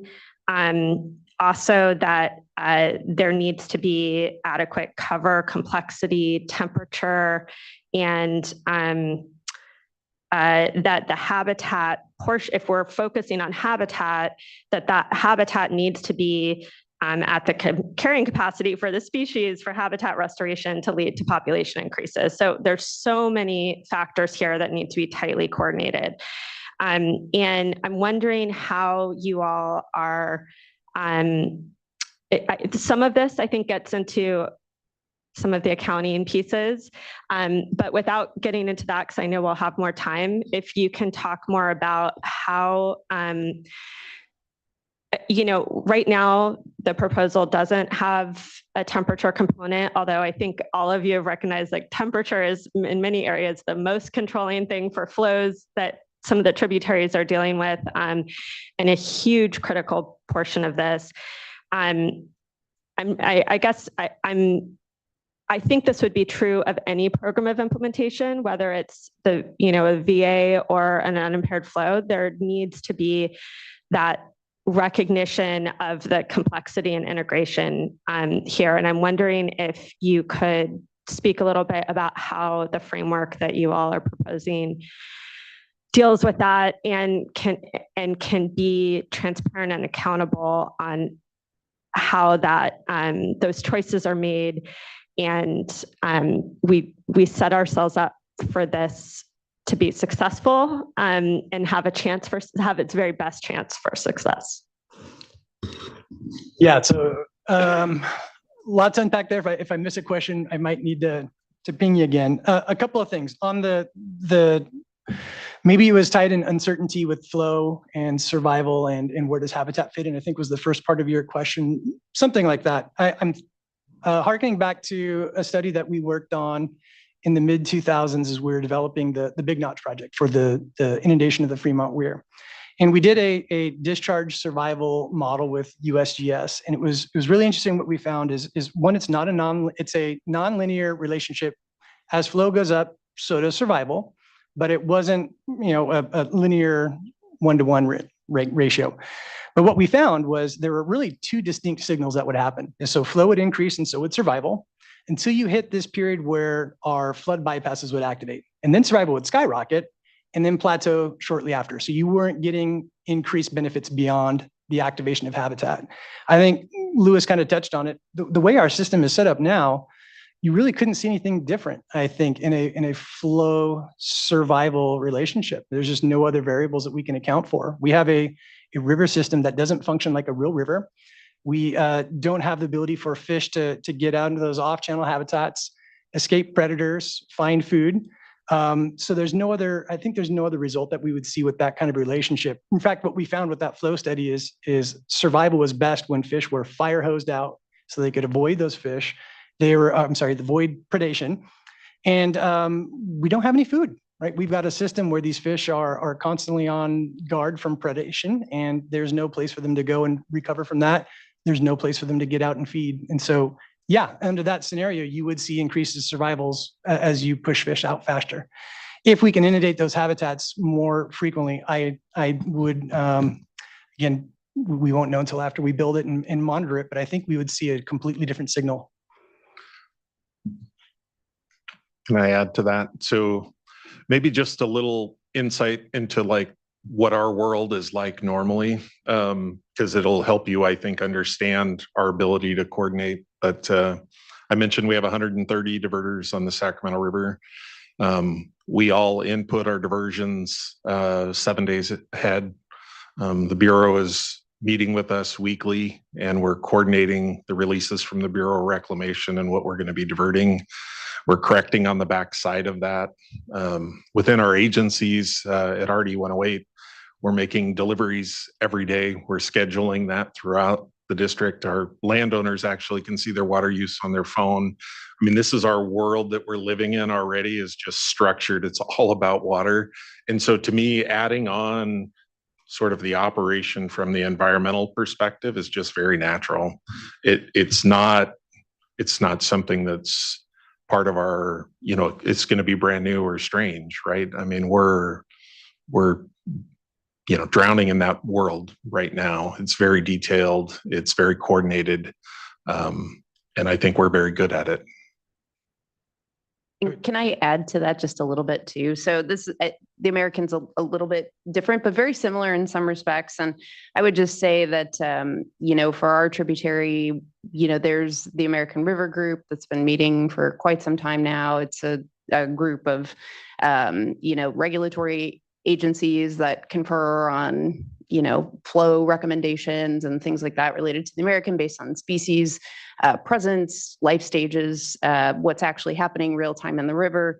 They're coordinating, folks attend those meetings that are, it's a broad swath of folks from the Water Forum, NGOs, water agencies. So, kind of, I think tearing off of what Lewis said, I think a lot of these things are going to naturally fit within those existing constructs in some respects. So, these aren't going to be new coordination elements for us. A lot of this is all going to kind of integrate into the bigger system. So, and I just wanted to tag on something just because I think it's important to note. You kind of were talking a little bit about trade-offs. I think a couple folks were kind of mentioning trade-offs, and I think this is a bit of a deviation, but I just want to make a note of it because we keep talking about like temperature, for example, and what does that look like?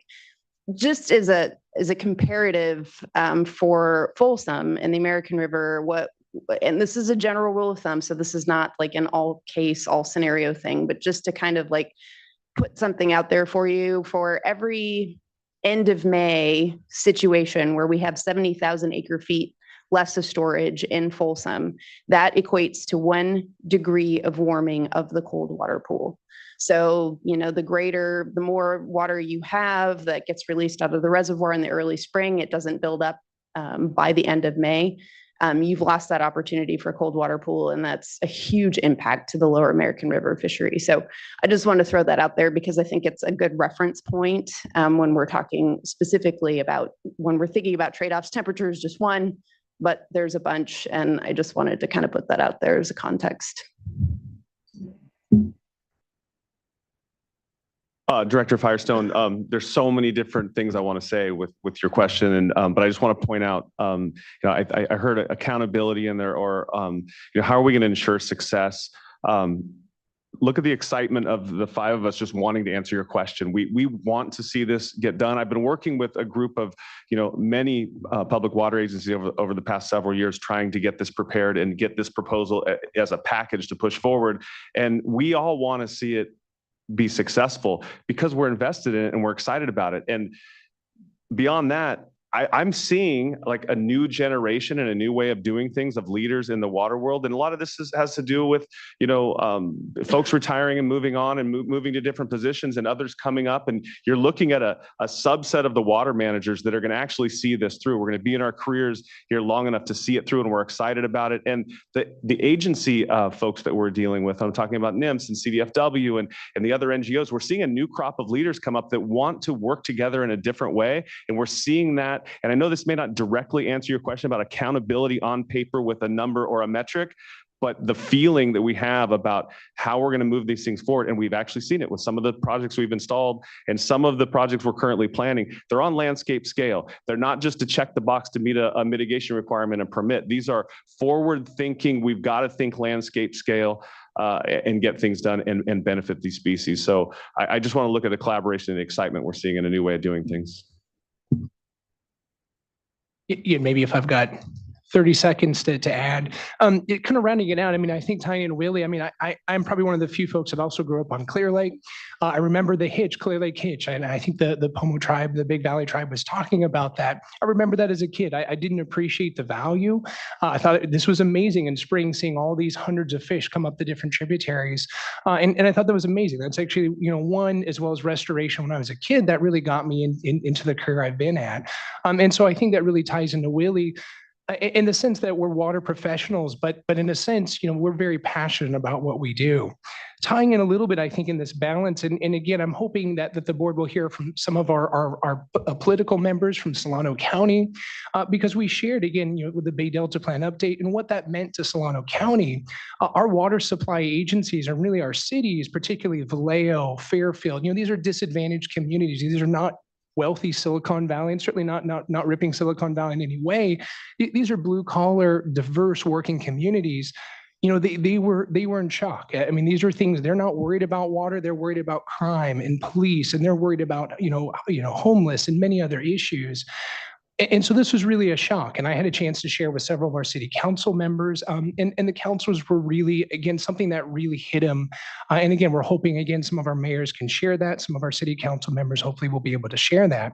And I think it's a balance of really, again, California's water stressed. How do you balance this scarce resource where, people need water to survive? The agricultural community needs water to grow food. The environment needs water. And that's, again, I think really the challenge that this board is in. And specifically in Lower Puda Creek, one of the things we've learned is we continue to learn. We saw in 2021 a major fish kill. We end up having our agency drive across 2 or 3 counties to really better understand how the tow drain works, the importance of the YOLO bypass.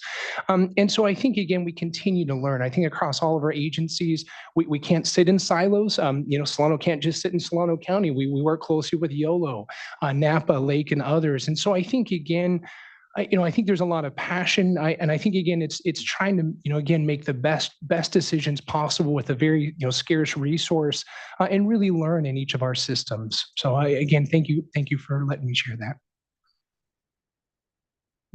Thanks. Can I just have one follow-up? Somewhat related, is just, you talked about the work and, really appreciative of the leadership from the settlement contractors on foregoing contract water in a really significant way during this last drought, and mentioned that there's some agreement around for the next few years as you're moving forward. I continue to find myself stuck on this. Again, this is true for all programs of implementation, not just the VA. But why not include temperature in here? Because it is such a driving factor when thinking about flows and timing. And it just so significantly impacts what we're going to see.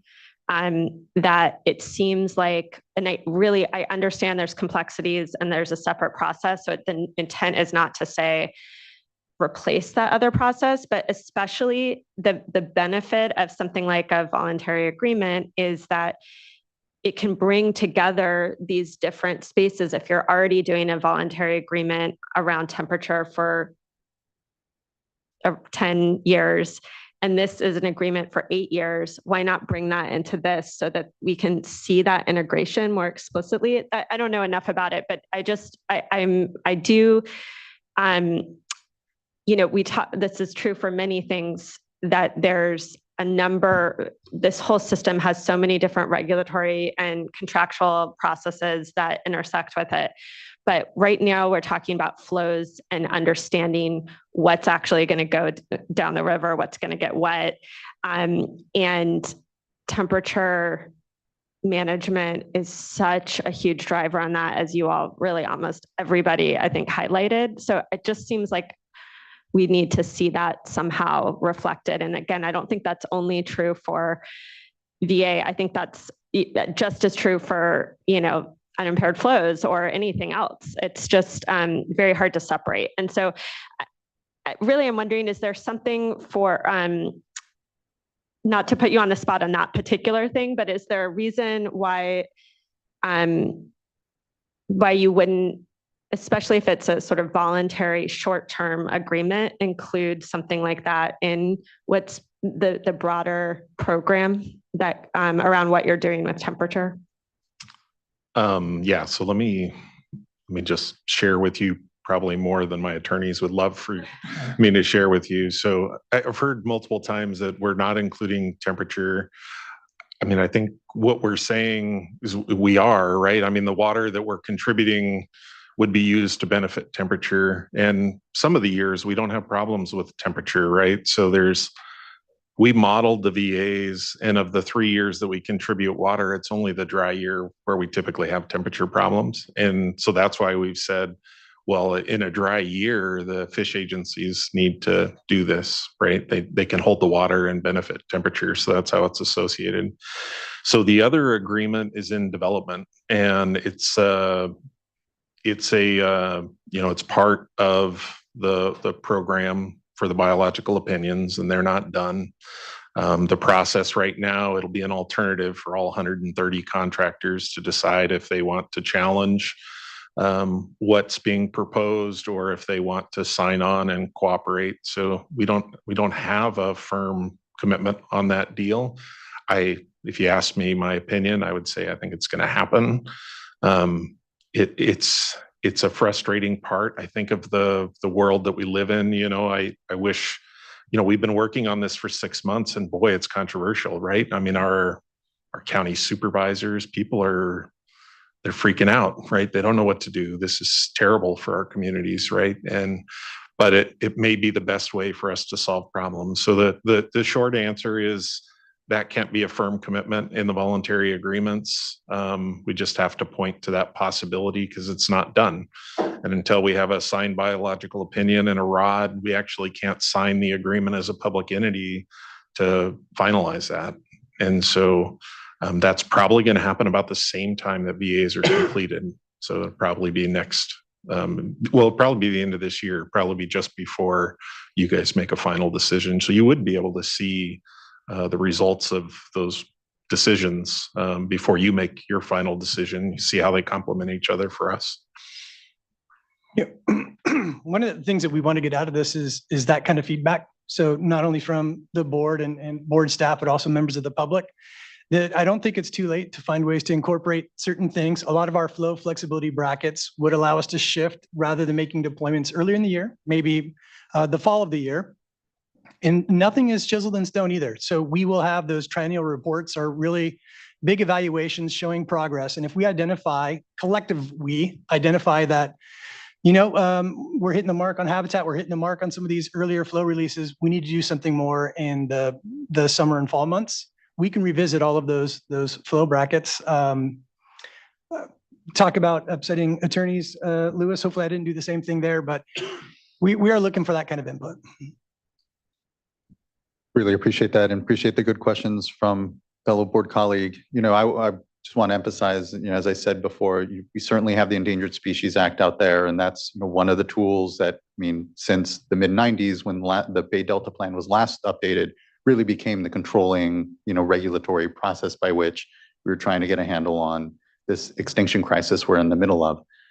The opportunity we have here with Porter Cologne and our broader authorities is to expand the aperture of what is otherwise, an emergency room approach to managing this crisis. And so to just back up the board members' points, this is our opportunity to see the forest for the trees amongst these efforts.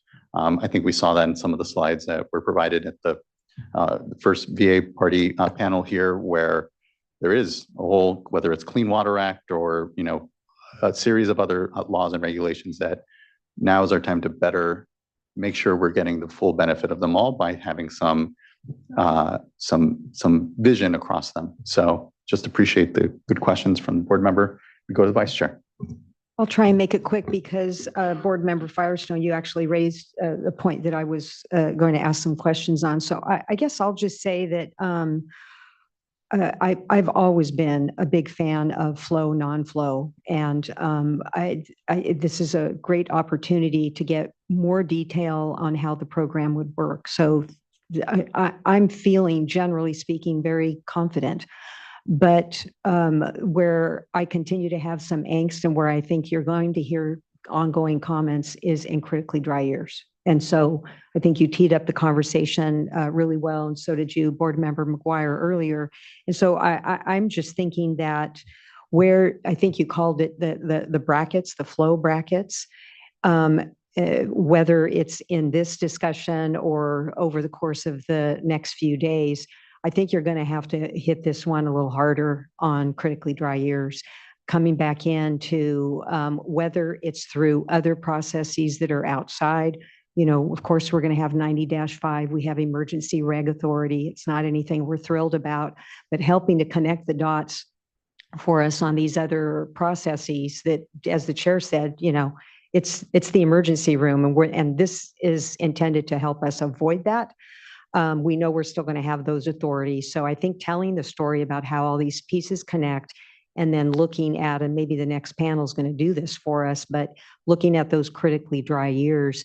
I think you mentioned that, well, even in critically dry years, you still have the habitat, but the whole point here is flow, non-flow, connecting that habitat. So if you don't have enough flow, what's the plan? Are you, with those water purchases, really going to hone in on those key areas? The American River, it has some critically dry year approaches. So I know we're not here to talk about Tuolumne, but I think they've got their critically dry year. And then for those that don't, how are you targeting the flow purchases so that you can get a bigger bang for the buck in those years?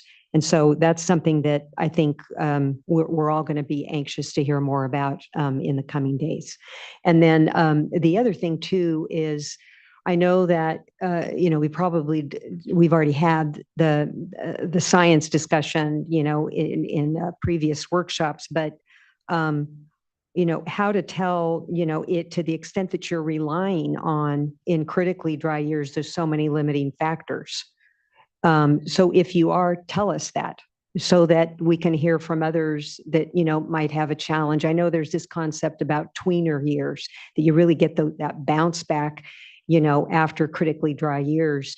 When you have a good wet year or a normal year, that's when, if that's what you're relying on, then tell us that that's what you're relying on. And then if in particular, the thiamine issue is so much more limiting in critically dry years, invasive species, predation, whatever it is, I think we just need to hear more from you about that strategy.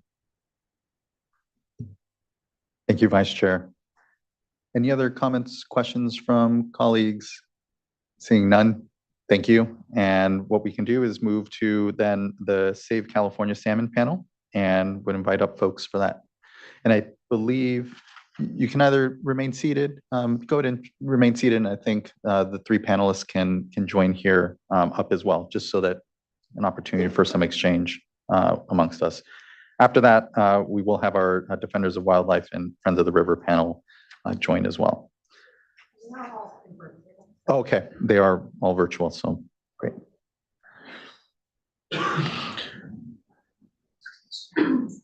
And just a note on timing, we are running a good bit behind here, but try to make up time. I know there's 30 minutes built in for board discussion, and we have a good amount of that here right now, so just appreciate everyone.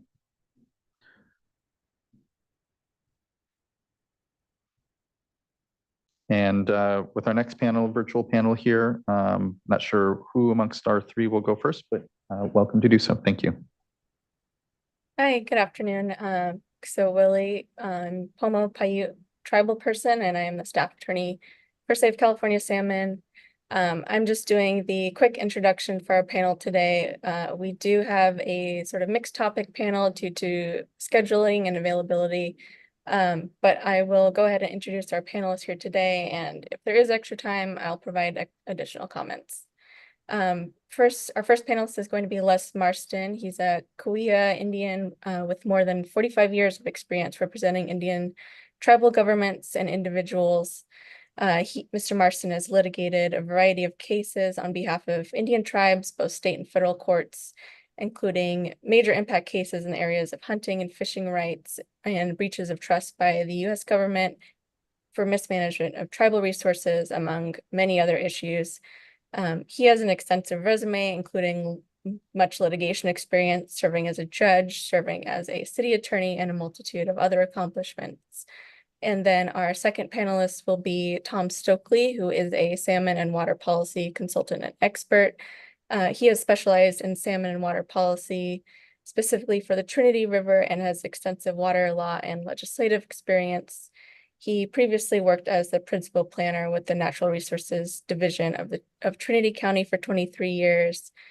And he also worked as a water policy analyst and for the California Water Impact Network, which included work on Trinity Restoration Program and the Delta Plan and other programs and projects. And with that, I will turn it over to Mr. Marston. Well, thank you. Hopefully everybody can hear me. And thank you. And thank you, Ms. Willie. Appreciate it. As Ms. Willie stated, I've been doing this for 46 years. Many of you just thought I was young and handsome. I'm actually old, and I've been defending tribal sovereignty for a long time. I've been tasked today with the responsibility of discussing consultation with Indian tribes, and I've been given a vast amount of time, 10 minutes, in order to do that. So let me get started. What some of you might not be aware of is that there are approximately 110 Indian tribes in the state of California. California has more Indian tribes within the state than any other state of the Union. There are approximately 113 Indian reservations located within the state. And within the boundaries of those reservations are lands that are owned by the United States of America and trust for the tribe. There are federally owned lands like U.S. Forest Service lands or BLM lands. There are state-owned lands. There are city and county-owned lands. And there is also individual privately owned lands. There is approximately 635,000 acres of lands owned by the United States of America and Trust for Indian Tribes within the boundaries of Indian reservations within this state. And there is close to 1 billion acres of land within the boundaries of those Indian reservations. Within those reservations, there are some of the state's major rivers and lakes. Portions of the Klamath, Colorado, Eel, San Luis Rey, Santa Margarita, Sacramento, and Lake Havasu, to name just a few, are located within the boundaries of Indian reservations. The tribes have a federal right to use the surface and groundwaters that are located above, below, and which flow through their reservations. Those water rights are governed by federal and tribal law, not by state law. Let me repeat that. Those rights are governed by federal and tribal law, not by state law. In fact, tribal water rights are not subject to state court jurisdiction under the McCarran Amendment. The state courts have no jurisdiction to adjudicate any right, title, or interest in Indian water rights pursuant to Public Law 280, which is found in 28 U.S.C. Section 1360. The tribe's water rights are governed by the doctrine of prior appropriation. Under that doctrine, the tribes have a priority to use their reservation waters over all other water users as of the date of the creation of the reservation. And for most tribes within the state, that date is March 1st, 1853, when Congress in the 1853 statute reserved all lands within the state under the occupancy of Indian tribes from being declared lands in the public domain. The tribes are entitled to as much ground and surface waters as are necessary to fulfill the purposes for which the reservation was created. And at a minimum, the courts have held that includes enough water to meet its residential housing needs, its reasonable commercial needs, to irrigate practical irrigable acreage on the reservation, preserve endangered species habitats, maintain wildlife and fishery habitats, and maintain sacred and ceremonial sites. As the original occupiers of the land that the Creator gave the tribes have a sovereign governmental right and the authority to manage their own lands under their own laws, and they intend to do just that. They intend to manage their resources free of state regulation and control. If the state and its water districts that are created under state law want to properly manage the state's water resources on a sustained yield basis, then it's my opinion that they need to develop and implement a meaningful consultation policy with the tribes so that together, the state, the water districts, and the tribes can ensure the sustainability of our most precious resource, water. Because for the tribes, water is life. If the state fails to do so, then it's going to have to live with the consequences, which I can assure you, having a vast majority of my practice has been litigation against the United States government to ensure that the United States government lives up to its trust responsibility, and litigation against the states and cities and counties who attempt to infringe on the tribe's sovereign rights. So those consequences will mean that the tribes will be filing more lawsuits in federal court to quantify their rights to major river systems like the Eel and the Sacramento. And I can't believe that the state wants to get involved in general stream adjudications of the Sacramento and Eel and other major water systems. I've been representing the Chemehuevi Indian tribe since 1977 in a small general stream adjudication of what's called the Colorado River in a case called Arizona versus California. And I can tell you the costs to litigate that case are tremendous. So the tribes are going to do what's necessary to protect the groundwater from overpumping, prevent the diversion of water away from their Indian reservations, protect their fish and wildlife, and to protect their habitat. For many tribes, and I'm sure many of you are aware of this, fish is not a resource for the tribes. It's a way of life. And they're going to maintain that way of life. And that means maintaining flows during critical up and out migration of salmon, maintaining water temperatures necessary for spawning, maintaining water levels necessary for the continuation of fish and wildlife species. And for the tribes, that means maintaining their way of life. The tribes will fight and defend and do anything that's necessary to preserve their way of life. So for these reasons, I encourage the state and its water districts to begin consulting with the tribes in a meaningful way. And that means consulting with the tribes in the development of policy, not after the policy has already been developed and put out for comment, but consulting with the tribes at the ground level, at the very beginning.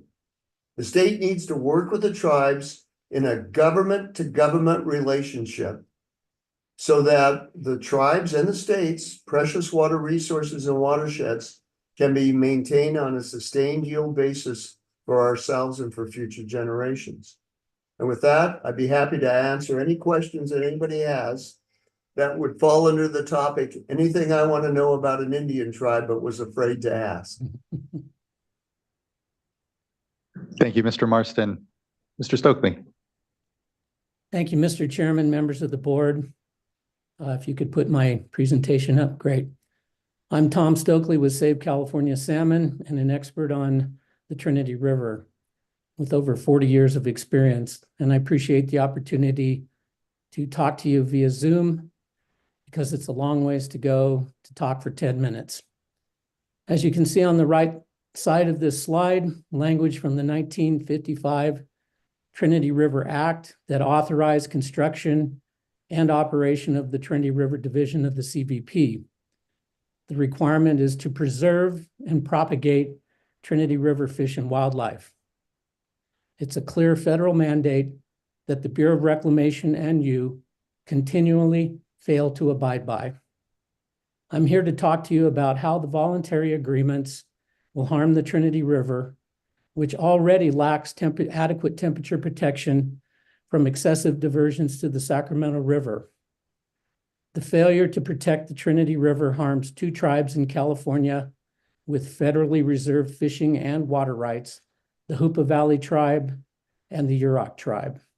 They are not parties to the voluntary agreements, nor are Trinity, Humboldt, and Del Norte counties, which are counties of origin for the Trinity River Division. The VAs will doom efforts to restore the Klamath River despite dam removal and will waste millions of dollars of taxpayer and ratepayer dollars. Next slide, please. According to your substitute environmental document, the Trinity River doesn't exist. While it acknowledges that the Trinity River provides on average over 600,000 acre feet a year to the Sacramento River. The project maps fail to show the Trinity River. Shame. Next slide, please. Just to remind you that the Trinity River exists, this is a modified 1952 conceptual drawing of the Trinity River division of the Central Valley Project. It includes Trinity, Lewiston, and Whiskeytown dams, as well as the Clear Creek and Spring Creek tunnels. Trinity River water produces power through 4 different power plants on its way to the Sacramento River. This diversion really does exist. Next slide, please. Appendix G contains these graphs that show Trinity Lake storage in April and September. The little green line, while it doesn't look very far to the left of the other lines, it does clearly show that the voluntary agreements will use additional water from storage in Trinity Lake, which will impact downstream temperatures, although a full analysis in the SED is sorely lacking. Next slide, please. While there are North Coast Basin Plan temperature objectives for the Trinity River, as well as limited protections to meet some of those Basin Plan temperature objectives contained in Water Right Order 90-5, they do not in any way protect Trinity River Chinook and federally and state threatened coho salmon. Trinity Spring Chinook are also a state threatened species. The 60-degree Fahrenheit North Coast Basin Plan summer temperature objective is to protect migrating and holding spring Chinook, but it has not been implemented into Water Right Order 90-5, and the 56-degree Fahrenheit temperature requirements in 90-5 are to protect spawning and incubating coho and Chinook. They fail miserably. Next slide, please. As you can see in this graph, meeting the 56-degree Fahrenheit temperature requirement in Water Right Order 90-5 killed the vast majority of Trinity River hatchery coho-eyed salmon eggs in 2021. I'm told it killed 75% of them, while still complying with Water Right Order 90-5. If you look at the top, that 12 degrees centigrade is 53.5 degrees, and it killed 95% of the coho eggs at that temperature. You are allowing, through Water Right Order 90-5, an unpermitted take of a federally listed species. The requirement for coho should be 48 to 50 degrees for coho eggs. And in addition, the 56-degree temperature requirement is inadequate to protect spring and fall Chinook spawners and their eggs. It should be no more than 53.5 degrees Fahrenheit. I will also add that that also applies to the 4 runs of salmon on the Sacramento River. So not only are you taking Trinity fish, but you're also taking winter run Chinook and spring Chinook, which are in dire straits. And you'll have to excuse my cynicism, but in 1989, I attended hearings on Water Quality Order 8918, and again in 1990 for Water Right Order 90-5. At that time, 34 to 35 years ago, the board committed that full temperature protection for the Trinity River would be provided, but it's unfortunately just another of many broken promises about the Trinity River. As evidenced by the state board's 2023 response to a complaint by a gentleman by the name of Michael Palmer that the Bureau of Reclamation isn't meeting North Coast Basin Plan and Water Right Order 90-5 Trinity River temperature objectives, there is virtually no protection for Trinity River salmon unless reclamation is actively diverting water to the Sacramento River for temperature control. Even then, the state board fails to enforce the requirement of Water Right Order 90-5 to require a report from reclamation for Trinity River temperature exceedances. To the best of my knowledge, no report has ever been filed. Both the North Coast Regional Water Quality Control Board and the state board have repeatedly told us that there are not adequate resources to update the temperature objectives or implement a water right order that would fully protect Trinity River fish and now you want to take more water from the Trinity River for the voluntary agreements. Shame on you. State Water Board enforcement of Water Right Order 90-5 is so bad that when Reclamation comes out with its annual Sacramento River Temperature Management Plan, they don't even include a prediction of whether or not they will meet the 56-degree temperature requirements for the Trinity River. Reclamation knows that the Water Board turns a blind eye to their decimation of the Trinity River. The VAs in this process will further exacerbate the blind eye by perpetuation of the blatant disregard of the public trust, the tribal trust, and federal requirements to protect and restore the Trinity River. Next slide, please. There's a 2017 Bureau of Reclamation record of decision to provide additional Trinity and Lewiston Dam releases to prevent a repeat of the massive 2002 fish kill on the Lower Klamath River, in which 65,000 adult salmon and countless other fish died. Taking more water out of the Trinity River for the VAs will ultimately deplete the cold water storage in Trinity Lake.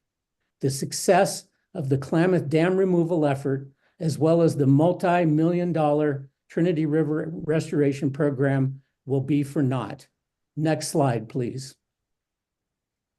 Since 2003, over 335,000 acre-feet of Trinity River water has been released to the Lower Klamath River to prevent another fish kill, of which you see the results here of that 2002 fish kill.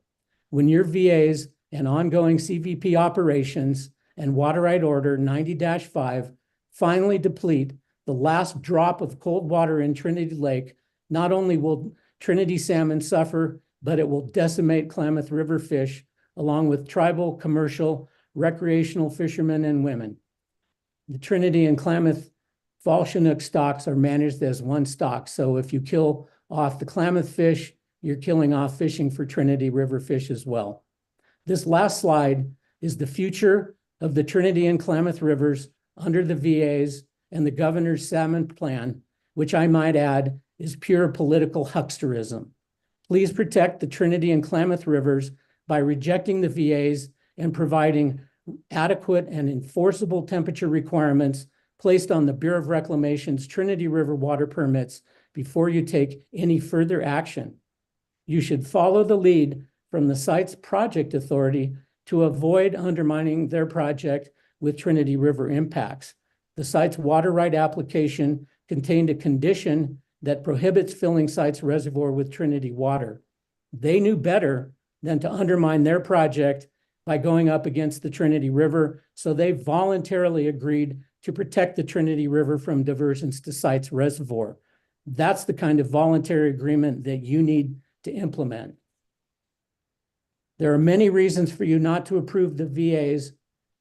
However, ultimately, your disregard for the protection of the Trinity River, its tribes, its cultures, endangered species, the public trust, the tribal trust, and the people who depend on the Trinity River will be one of the most powerful legal arguments to quash the VAs in the courts. Thank you very much. Thank you, Mr. Stokely. Ms. Willie, I think you had indicated you might have some comment. Glad to take it. We have time for it for sure. I think that's okay. I'll save those for my individual comments later on, since we're behind already today. Thank you. That's appreciated. Looking to fellow board colleagues if there's any questions or comments for this panel.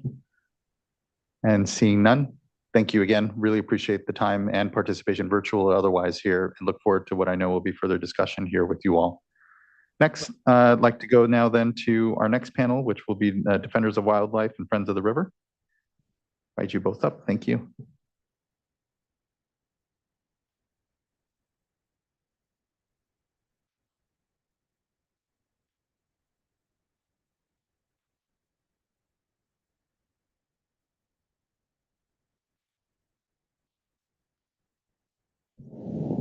Thank you both. Good to see you again.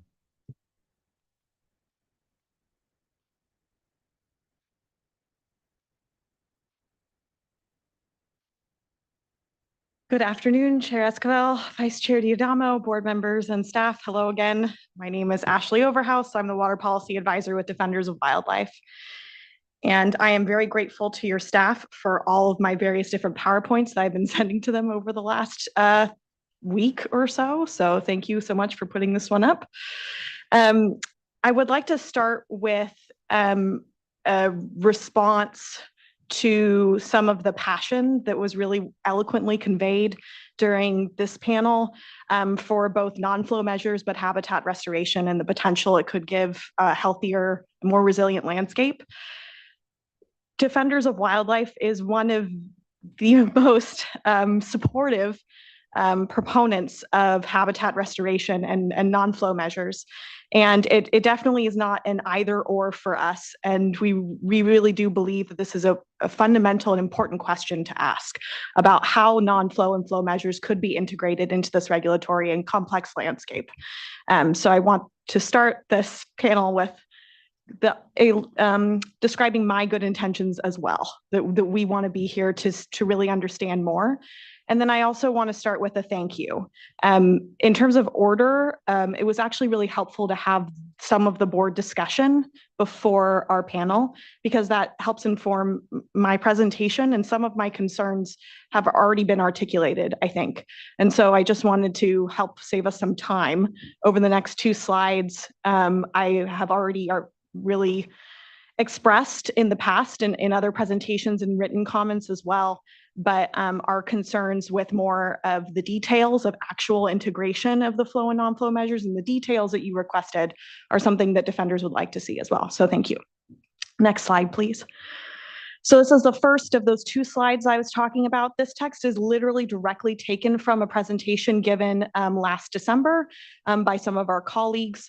These are conclusion slides, so I think they're fundamental to understand our concerns with the actual integration methodology, that we believe that fundamentally, similar to Board Member Firestone, that there is just inadequate amount of flow. And so really understanding how flow can be additive in critically dry years, especially sequence of critically dry years, is something that we would like to learn more about, because I think that our fundamental concern that there's just not an adequate amount of flow here underpins the whole entire discussion of adequate integration of flow and non-flow measures. Next slide, please. So here I've actually linked the YouTube presentations recording by the Water Board. Thank you again for making that public for us, by the Nature Conservancy, San Francisco Baykeeper, and the Bay Institute from December 1st. I think they really give a lot of these points really eloquently in a short amount of time, I promise. I think that that's really a good summary, and we can go more into that tomorrow in our science panel, and as well as the next day in our governance panel as well.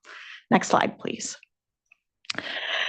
So additionally to those fundamental concerns, one of the things that I noticed in the new materials was that the VA relies on this assumption that a lot of the benefits for proposed or planned non-flow measures will be available day 1 of the 8-year term of the voluntary agreements. And while there is a timeline in one of those new documents, I would like to hear more potentially in more detail, similar to what board members have already raised, about how they would account for some of those benefits not being realized, even with the really wonderful early implementation projects that we've already seen, as some of those examples were articulated for you earlier.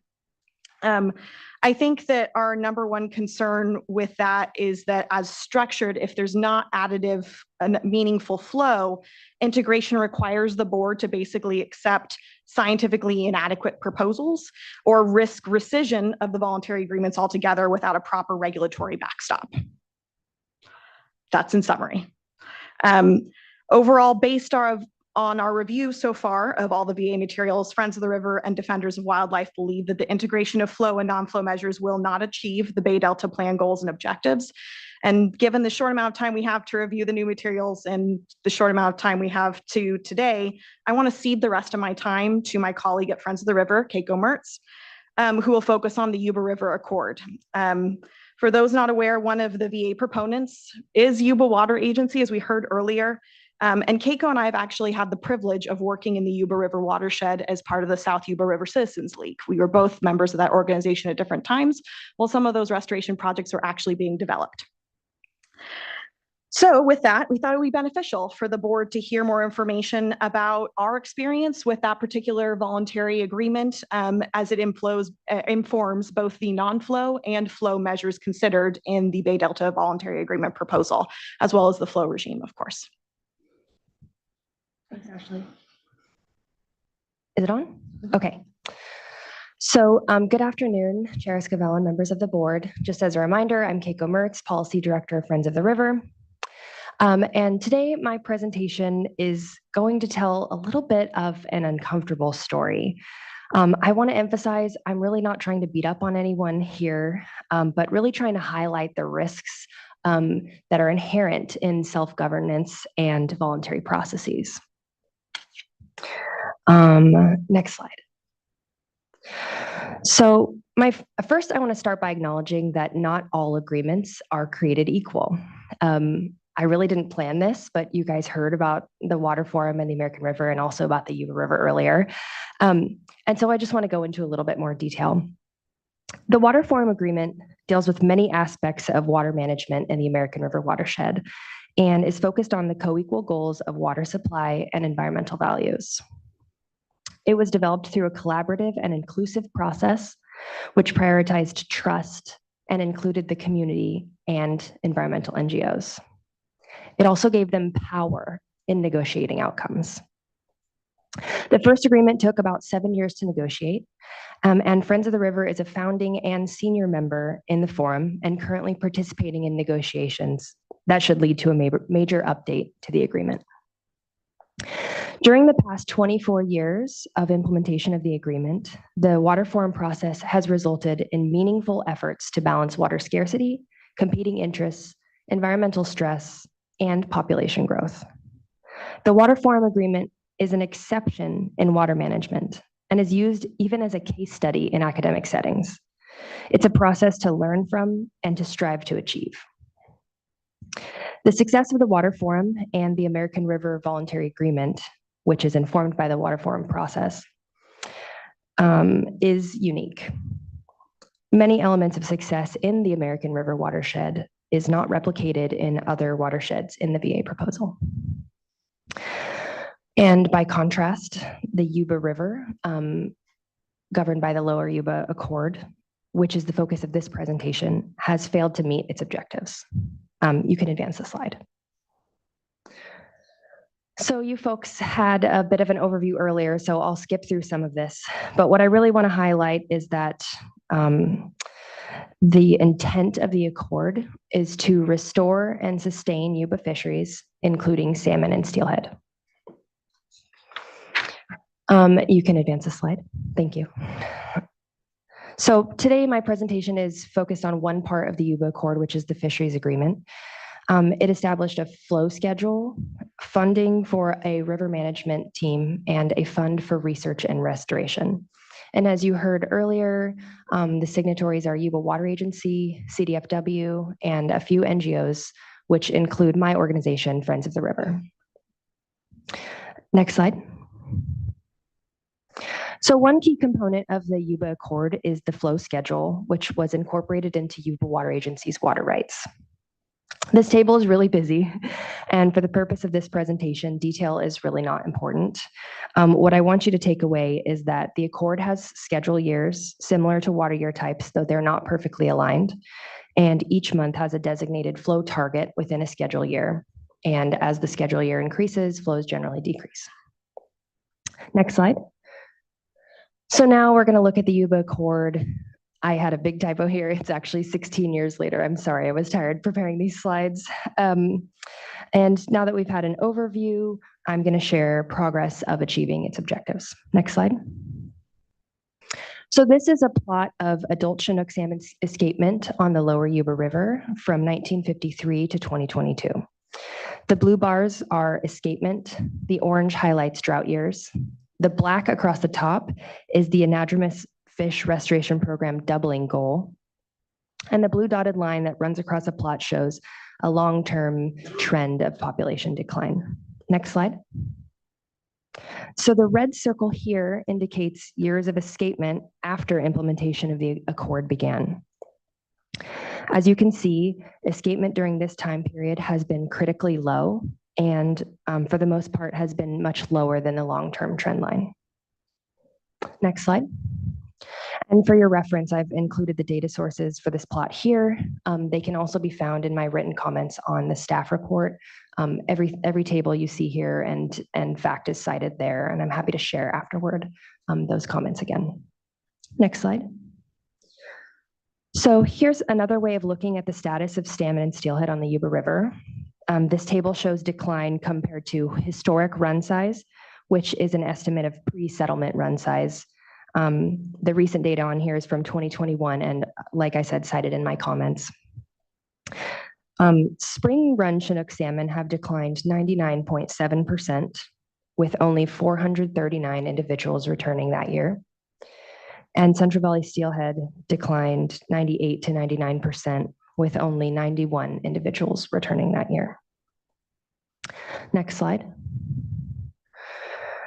So we've seen that salmonid populations on the Yuba River are at critical lows, and thus the Yuba Accord is not achieving its goal of restoring and sustaining salmon and steelhead. I'm now going to zoom out from the Accord a bit to discuss other related water management on the Yuba River. YWA's license to operate its hydropower project includes an annual pulse flow requirement in January with the intent of attracting spawning adult steelhead into the Yuba River. Without the pulse flow, steelhead could miss the environmental cue to enter the Yuba River. However, YWA serially seeks to forego this flow requirement through requests to FERC, which is a federal energy regulator, which grants these requests. What's really interesting is that in these supposed times of low supply, Yuba Water Agency profits greatly from water sales. And that's what you can see here in the table before you. The water sales that are bold and red are the water sales from the years that Yuba Water Agency requested and received that flow variance. So this really appears to us as strong evidence that despite its claims to FERC, YWA indeed had enough water to provide this ecologically significant pulse flow. Next slide. Next, I want to share with you a quick analysis I did of how the Yuba VA asset would layer onto the Yuba Accord flow schedule. According to the draft voluntary agreement strategic plan, 100 acres of restored floodplain habitat on the Yuba would be activated at flows of 2,000 CFS. And just a quick floodplain biology lesson for this board in case you haven't had it 1,000 times. Floodplains must be inundated for a minimum of 3 weeks to be activated. That amount of time allows the floodplains to, the food chain to develop and basically turn into a hearty, nutritious soup. Next slide. So here's the Accord flow schedule again. And as you can see, in most months and years, there's a pretty big deficit between Yuba Accord flows and that 2,000 CFS inundation flows in almost all water year types and months. The only month there is May of Schedule 1 years that achieves inundation flows naturally. As you heard earlier, the VA flow asset is 50,000 acre feet, which can do little to make up the difference between Yuba Accord flows and floodplain inundation flows to meet that 3-week activation time period. Next slide. So the bottom line is really that the Yuba VA asset can't augment floodplain inundation for a biologically meaningful period of time during salmon out migration, except for April of Schedule 1 years. There is no other time the Yuba VA asset alone can make up the difference between Yuba Accord flows and the flows needed to activate the floodplain. This really highlights the nexus between flow and habitat on the Yuba, and at least to me, demonstrates that the floor right now is too low.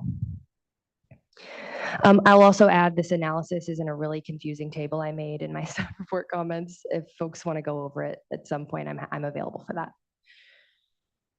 Next slide, please. So that brings me to my next point, which is the regulated should not self-regulate. Though water agencies and major water users have claimed that participation in the VAs is in good faith, many consistently work to avoid regulation in other forums.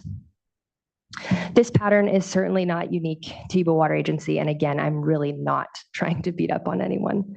But the examples I have for you today are from the Yuba River watershed. As I mentioned earlier, there's the example of trying to forego the pulse flow for steelhead frequently. On the Yuba, there's currently a fishway proposal, Nature Like Fishway. You folks might have heard of it, and essentially it would trade flow for infrastructure. YWA also sought and received waiver of this board's authority to issue a Clean Water Act 401 certification on its largest hydropower project. Luckily, that was overturned in litigation. And YWA also sued to challenge this board's 401 certification for that hydropower project. That brings me to my final thoughts, which are the next slide. Thank you.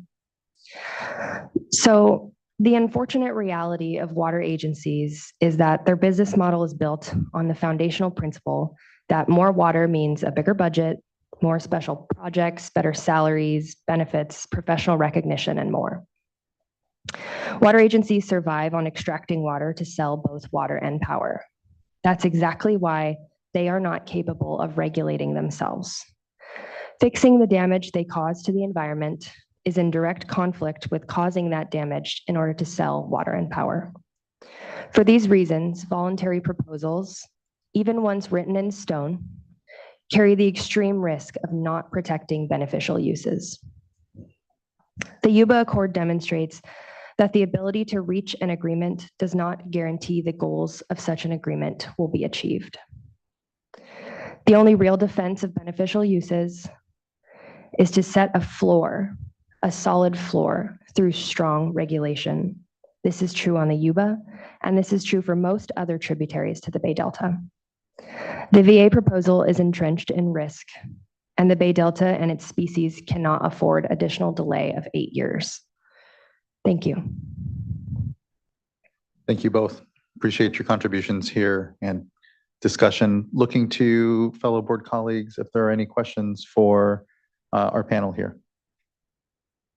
Okay, hearing none, let's go ahead and give ourselves a break before we now dive into what will be our second session today, which will go into flow measure accounting. So let's return here at 3:22 and just appreciate everyone's time. Thank you.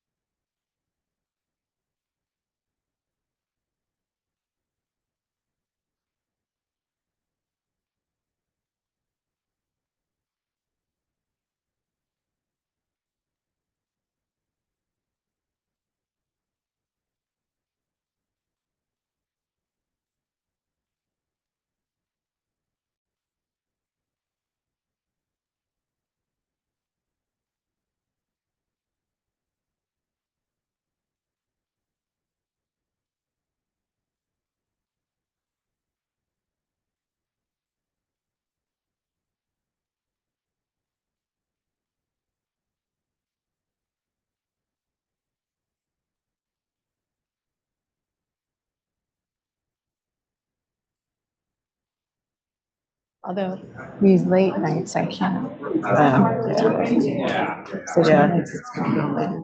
Yeah. All right, everyone, we're at 3:25. Let's go ahead and bring ourselves back. Before we do move on to the next panel, although there wasn't board comment, I did want to provide an opportunity for Willie Whittlesey here to be able to provide some response to, although I know not intended to be pointed straight at Yuba Water Agency here, there was some information and points made that want to make sure we're balanced and have an opportunity for you to respond. So appreciate it. Yeah. So the last presentation, although it may not be directly pointed at Yuba Water Agency, it talks about the Lower Yuba River Accord, and Yuba Water Agency is the water rights holder and manager of the Lower Yuba River Accord. So I am happy to engage in a discussion with anyone anytime about any of the topics that were brought up, but there's some conclusions drawn in that presentation that I think I could correct really quickly. One, when we're talking about floodplains activated at 2000 CFS, that's the design of our VA flow component. And there was a conclusion made that, well, you can't even get there. Look at the Accord flows. You can't add flows to this to get there.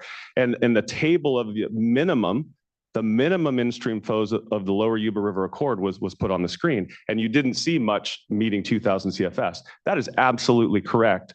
But one benefit of managing the Lower Yuba River and operating the Lower Yuba River is that the water that we divert doesn't get diverted at our reservoir and taken to our farms. The water that we divert goes into the Lower Yuba River, and half of the 23 miles of the Lower Yuba River is wetted by our irrigation water. The Army Corps' DeGear Point Dam is where our diversions are made with gravity diversion. So what you don't see in that table is you don't see the volume of water that our irrigators divert that is providing the habitat in the cold water in that upper half of the Lower Yuba River. And that's why we designed our VA habitat component to be activated at 2000, because that water does exist, and it does exist at the times that it's needed. So that's a benefit that we have operating on the Lower Yuba River that some other diverters don't have, because the water is diverted away from the river prior to it being used beneficially for the species. So that's one point. The second point is I think overall, if the Yuba River Accord did not provide significant base flows for the species, and remember, when I gave my presentation, I gave a discussion of how we went for a few years of negotiations on what's the best for the species and what do the species need, and then we get CDFW, South Yuba River Citizens League, Friends of the River to agree to that flow regime, and to get the State Water Resources Control Board to adopt and amend our water rights to implement the Lower Yuba River Accord. That tells me there's a significant volume of flow that's being contributed by this agency. So you have that, and then you saw my slides about where we're putting this flow. We're putting this flow on hydraulic mining debris, the most highly impacted river in California from the gold rush. It is a sterilized gravel, cobble, sand, gravel bed, and we're acknowledging that yes, we need to go restore that. That's the habitat we need to restore. So I just wanted to come clean and say, look, we're invested in this. And yes, we have the Lower Yuba River Accord, and we're proud of it. It provides significant base flows. Yes, we need to do some significant habitat there. And there was some facts missing in the spreadsheet or the Lower Yuba Accord minimum flows that tell the story of why the floodplains activated 2000 CFS. Happy to discuss it more. There were some other comments, and I'll just say the executive of the Yuba Water Agency is a professional forester from Grass Valley, California, and does not care about professional accolades or any acknowledgement or anything of that matter. The professional Yuba Water Agency is proud to be a part of things like this and is doing this for the river, for the forest, for the people of Yuba County. Thank you. Thank you as well. I appreciate that defense. And certainly it was pointed, but I guess the intent was not to bash, but I appreciate that, again, need to have information that's actually balanced. So appreciate it, Mr. Whittlesey. Next, I'd like to call up, we have here our next session, which is on flow measure accounting. And I don't know who would like to kick us off. Ms. White, good to see you. Hi there. Thank you. Nice to see you all. Good afternoon, Board Chair, Vice Chair Diadamo, board members. My name is Molly White, and I'm with the Department of Water Resources, State Water Project Water Management. I'm here today to kick off the panel presentation of the Healthy Rivers and Landscape Flow Accounting Program. Our panel members include, starting to my left, Lee Bergfeld with MBK Engineers, Dr. Chandra Chimolkari, State Water Contractors, Aaron Miller, Department of Water Resources, State Water Project Water Operations, and Liz Kiddick, representing U.S. Bureau Reclamation, Central Valley Project Operations. Next slide, please. The panel before you today will provide a deeper dive into the key components of the draft flow accounting documents that were provided to the board in March and April.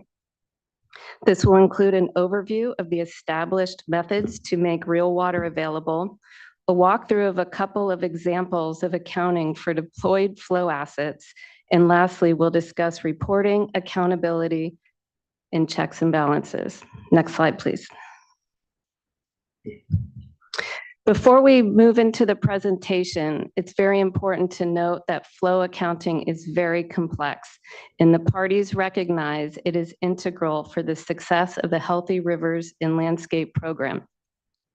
Despite the complexities, the parties bring decades of proven experience in operating, managing, and accounting for water supply within their respective systems. The parties have been able to leverage this experience, as well as using established processes to inform the flow accounting procedures, such as real water determination and verification, as well as existing reporting mechanisms to ensure a transparent accounting process.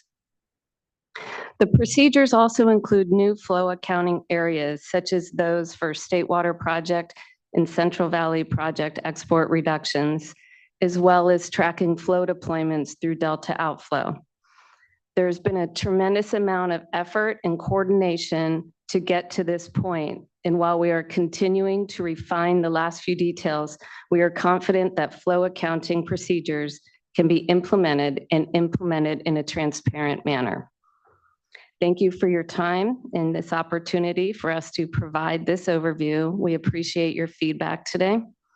So with that, I'd like to pass it off to my left to Lee Bergfeld, the first panel speaker. Thank you, Ms. White. Good afternoon, board chair, vice chair, and board members. I appreciate the opportunity to be here. We're going to start with talking about the methods that make water available within the system. So these are the actions that are being taken by the VA participants, excuse me. I was hoping I'd get farther in there before I use that. The agreements to support Healthy Rivers and Landscapes participants to make new water into the system, and that's water that eventually is going to increase delta outflow. I'm going to talk about the first three, and then Dr. Jill McCurry will talk about export reductions. But throughout our presentation, we're going to be talking about a reference condition or a reference operation. And this is what would occur within the system absent the agreements for Healthy Rivers and Landscapes. And it's the basis that's used for all of the flow accounting. That reference condition can occur in a variety of places throughout the watershed. It can be the number of acres that would have been irrigated absent the agreement. It can be how the reservoir would have been operated without the agreement, or how exports would have happened without the agreement. So I just want to introduce that term and how we're going to be using it throughout the presentation. I want to hit on something that Ms. White talked about there, that we have a lot of experience and a lot of years in handling these. And the first three methods for making water available that I'll cover, we've got 30 years of experience, and we've got well-defined processes to verify that that water is made available and to do the checks. And when I say we, I mean the water user community. I mean the project operators of the CVP and the SWP, board staff, CDFW. It's a collective, a lot of experience in understanding these, but we're going to walk through them and talk about them individually here. Next slide, please. So the first one that we're going to cover is crop idling and fallowing, and this is the way that the majority of the water is made available on the Sacramento and the Feather River systems. If we can go to the next slide, please. So this is a simple example and a hypothetical example of the conditions in the reference condition without a cropland idling or fallowing. And so we have this river system. There's a reservoir upstream on it. There's 20 units of water in the river system as it comes downstream. There's a diversion to irrigate areas for agriculture within the system. That diversion is shown as 10 units of water in this very simple example, and the remaining 10 units of water continue down into the rest of the system. So again, this would be the reference condition without idling. If we can go to the next slide, please. So the first difference that you may notice here is that there's fewer plants in production within that irrigated area. So the reduction in that irrigated area results in a reduction in the diversion that takes place. So instead of the 10 units that would have occurred in the without crop idling condition, we have 10 minus X. That X is the new water in the system. In this simple example, it shows that that X remains in the river and flows downstream. That may be the case, and it may not be. That this reduction, it could be reoperated in a reservoir to create a pulse flow at a different time than when the actual reduction in the diversion occurs. And we'll get into some of those details as we move through the presentation. But as we think about cropland idling and fallowing, there's a couple of key points on the verification of this. First is that you have to verify and demonstrate that those acres that are taken out of production to make this water available have been in production in the past. So that's demonstrated with crop records and with information that shows that these lands were actually in production previously, and now we're taking an action in this year to not irrigate them. Then there's a true-up process that goes on at the end of the season that looks at the diversions, and it looks at the crop water use for the areas that remain in production. And in between, those fields are available for people to come out and lay eyes on them and see, yes, I can see that this is bare soil without significant remnant vegetation on it, and it's not using water, even though I know these same fields have been in previous years. We could move to the next slide, please. So the next method is groundwater substitution. As Mr. Martinez spoke about, this is a small component of the agreements. It's approximately 20% of, or excuse me, it's up to 20% of the water on the Sacramento and Feather Rivers. And we can move to the next slide, please. So groundwater substitution, we start from the same simplified example reference condition, and we can move to the next slide. And here, what we do is reduce the diversion again, and we meet a portion of that demand of the field by pumping groundwater. And this is the X in how we make water available in our groundwater substitution process. So you see the acreage is the same, irrigated acres, but we're pumping a portion of that. So the diversion is no longer 10 as it would be in the reference condition. It's 10 minus what we're pumping. And we end up with 10X again. Again, that's the new water within the system. When we think about the verification process that goes along with making water available through groundwater substitution, there's a data of what was going on at that well in prior years. So we understand if that well was previously pumping 100 units of water, that we don't get credit for pumping that 100 units. We get credit for pumping more than that. That's the action that's being taken in this year when the water is being made available. There's also extensive measurement and monitoring that go along with groundwater substitution, both before and after the pumping that occurs. And then finally, there's a true-up process again at the end of the year to make sure that the water was truly made available within the system. We can move to the next slide, please. Reservoir reoperation. We can go ahead and move to the next slide. This is the method that is in place on the Yuba River system and in some other areas. So when we think about a reservoir, what it does, right, is it changes when we have water available, right? It stores water in the winter season when there's a lot, and it makes it available in the summertime when there's not a lot. And that's really the basis of a reservoir reoperation as we think about it in the context of the agreements to support healthy rivers and landscapes.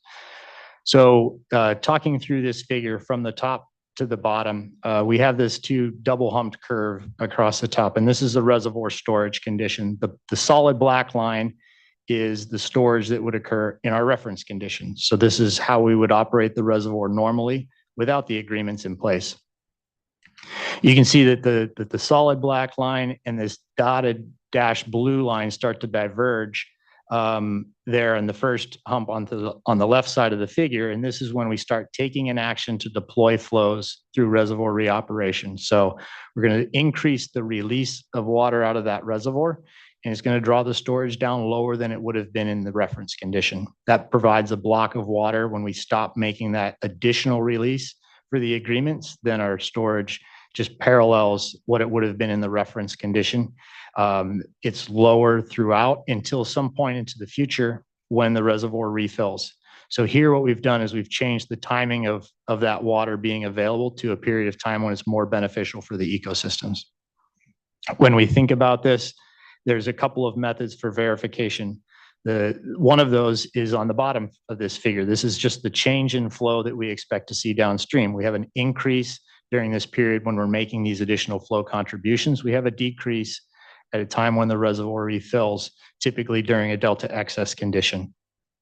So that's one method of verification. The second is in the reservoir storage level itself. Our reservoir we know would be lower in a carryover condition, and this is something that would be tracked until the reservoir refills.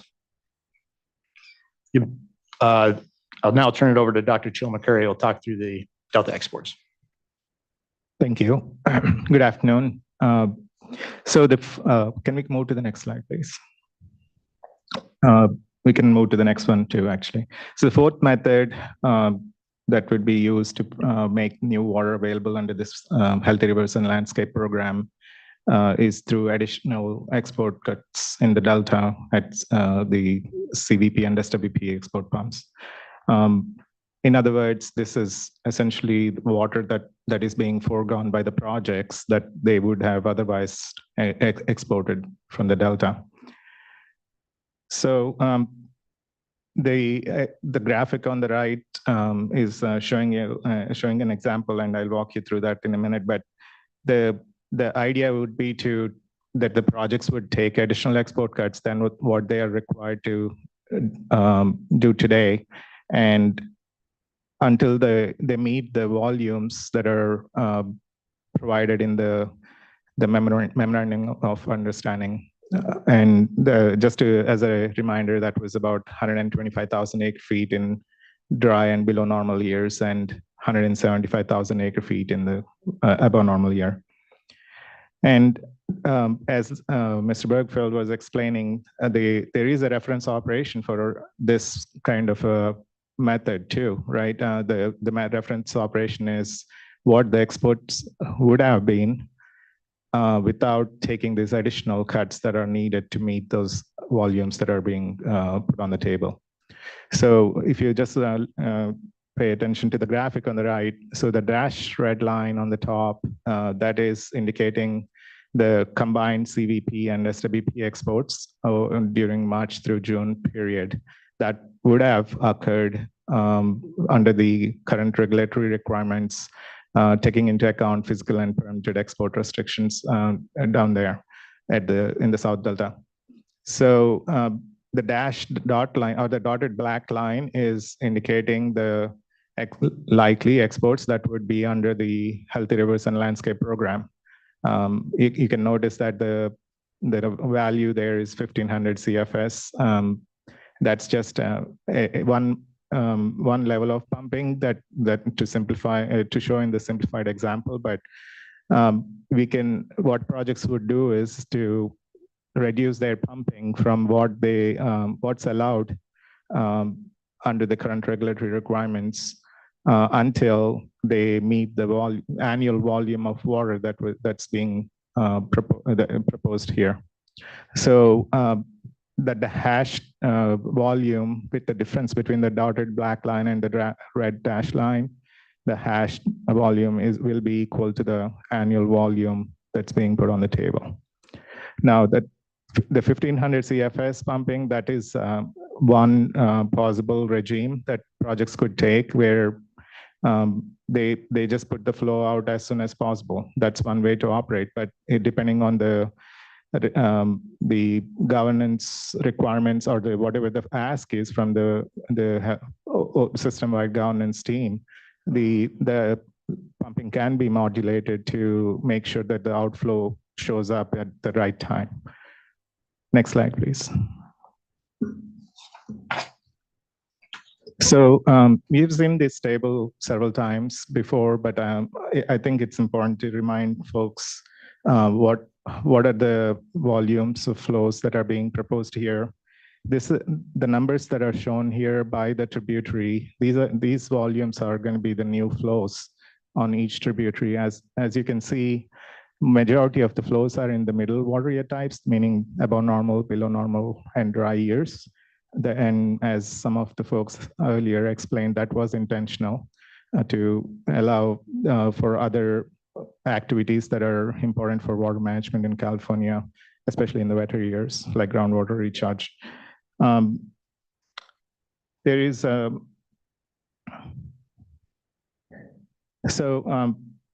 by the way, these volumes again have been determined by individual tributary, the parties in individual tributaries, trying to balance the needs of that tributary. I think this was a question that was raised by several of you earlier today. How do you balance it?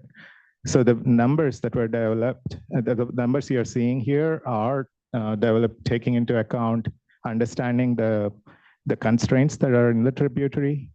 For example, if you take American or Sacramento River, there are temperature requirements that are on the tributaries. So there is an understanding for the operators have on how much storage would be needed to make sure there are no temperature impacts because of these additional flow releases coming out of the reservoirs. That is one example, but at the same time, there are other factors like how much flow would be needed to see the expected species response on each tributary. That is another factor. I think you heard from Director Nimitz today morning, in the total volumes of outflows that are being proposed here were in expectation of seeing 10% increase in abundance for 4 key estuarine species using the relationships that are available today. So there is a lot of basis for how these numbers were developed, and there will be some additional detail provided tomorrow in the science presentation. Just coming back to the flow accountings or the methods, many of these upstream tributaries contributions are coming from one or more of the 3 methods that Mr. Bergfeld outlined, either the groundwater, cropland fallowing, or idling, groundwater substitution, and reservoir reoperation. And as I just described, the export reduction component is taking by that volume is coming from the projects taking additional export cuts than what they are required to. Next slide, please. Can I ask just quickly on the export reduction, is that meant to protect, I guess, the assets that are moving down through the tributaries? And you may be getting to this in a moment, but, or is it somehow in addition to those assets? It's actually both. So there is a deliberate combination, a deliberate export cut that the projects would have to take to make that additional volume available. Simultaneously, they're also making sure that they are not exporting any of the deployed in healthy rivers and landscape flows coming into the Delta. And Mr. Miller will walk through that a little bit later. Okay, so we'll be transitioning here a little bit into some real examples. We'll start off by walking you through the general deployment and accounting thinking that we have, or that is in the documents that are in front of you. And then Mr. Bergfeld will walk you through a couple of upstream examples, and then Mr. Miller will walk you through the delta outflow accounting. Next slide, please. So there's been a significant amount of thinking happen on this. How would we deploy these new flow assets to make sure the benefits are realized? So just as operationally, the way I see it is there is an existing operational cycle that happens today between the projects, and they are really used to that, right? Depending on the forecasted hydrology, they make, and what the requirements are in the system that they have to meet, either through the regulatory requirements or the demands in the system, they plan their operations. Simultaneously, what we think will happen with these new flows would be, there would be an agreed contribution that would be based on the decision-making structure, the governance structure that's being proposed, which includes all the agencies to make to get a certain specific flow regime that they're trying to create. That information would be fed to, that's what we call the deployment plan proposal. That information would be fed to the tributary and project operators, and they would do an analysis taking into account what the hydrologic conditions are and what the availability of their outlet capacity or conveyance limitations, and they give their analysis as to what sort of flow patterning they can create and feed that back to the governance teams, which way that assessment would be done to see if that matches what they want to explore in a given year. And that feedback is sent back to the, if they agree with it, then the operators just meet the make those releases or cut the exports according to that plan. If not, then there would be a revise. If they want to change, then this cycle would be continuously be happening. That's what we envision, and that would happen in reality. So this will be a lot of communication, but I feel like you heard from several of the tributary members, and there are existing teams and structures in place for each of these tributaries, and we would rely on them heavily to add this one additional, essentially a demand on the system. Next slide, please. So that's the deployment part. Now, how do you account for it? So how much flow have we released or how much exports we cut in addition to what they required today? So this one, again, the documents, every tributary, every flow contribution that you saw on the table has a flow accounting document that has been submitted to the board. Obviously, it's as a draft so that we can hear your feedback on that. But you'll see three main sections in there. One is, what is the reference flow? There is a clear description of what the flow would be in a tributary or in the delta, or meaning for the exports, how the reference flow would be defined, because we don't know. I mean, the actual flow conditions will depend on the hydrology that we'll be experiencing then. So we will know, we'll use that information in defining the reference flows, and then it also defines how the flows are deployed and where they are measured. And then lastly, there's a section that talks about how do we verify that that flow that was deployed was new water. So it's a clear description of that. With that, I'll turn it over to Mr. Bergfield. Okay, thank you. So now we're going to start and walk through an example. And I recognize that there are a lot of moving pieces and parts here, right? We've got contributions that make water available, and then we deploy those in different ways. And we're going to start at the tributary, and then we're going to work downstream and into the delta to try to do our best to explain how these moving parts fit together and how we're going to do the accounting that they can be verified. So starting on the Feather River as an example for a deployment, the first step is to determine what the reference release or the reference flows would be absent the agreements for the below the Oroville complex in the Feather River. So things like, what are the demands for water downstream, including things like D1641, what are other requirements like the flood space requirements in Oroville. So we determine this reference flow, and then we layer these assets on top of that to make an additional release above what the reference is. As Dr. Chill McCurry described that, the timing and the magnitude of that's determined by the governance group through this collaborative and highly communicative process to determine what's best and what's needed at this point in time in the system. And then it gets added. The tables here on the right side of the slide are just examples of how the 60,000 acre feet of water that's being made available on the Feather River could be deployed in these different months across this spring period. So we end up with a total release. We can move to the next slide, please. So now let's get into a little bit more detail about what that might look like. So we're going to use an example of water year 2020, which was a dry water year as defined in 1641. And the figure on the right looks at this two different conditions here, right? The reference condition, and this is the storage in Oroville. So our black dash line is the reference condition. That's actually what the storage was in Oroville during this spring period into the water year.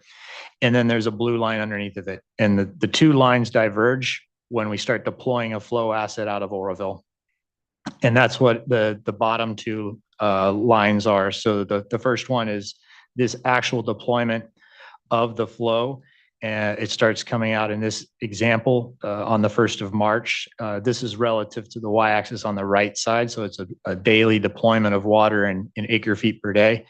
It goes March, April, and May. And then our storage is lower in Oroville. But then we have the contributions start to pick up again in this example on May 1st, where there's these actions being taken, acres been fallowed, and reductions in the diversions downstream. And what it does is it allows the release out of Oroville to be less. And therefore, as those contributions come into the system, Oroville can essentially recover. And we see that there are two storage lines, the dashed black dots, as well as the solid blue lines are back to the same point where they would have been at the end of September in this example. So those contributions come from groundwater substitution, fallowing, and reservoir reoperation. And we're talking through this example for the Oroville complex, but this would be very similar to what would occur on the Sacramento River, where the flow contributions are being made available through fallowing and potentially a groundwater substitution component. And as you well know, there's significant considerations for temperature management on the upper Sacramento River. And so we would be looking at that and determining in conjunction with the governance group and working through these different scenarios to decide when is the best time to make this deployment.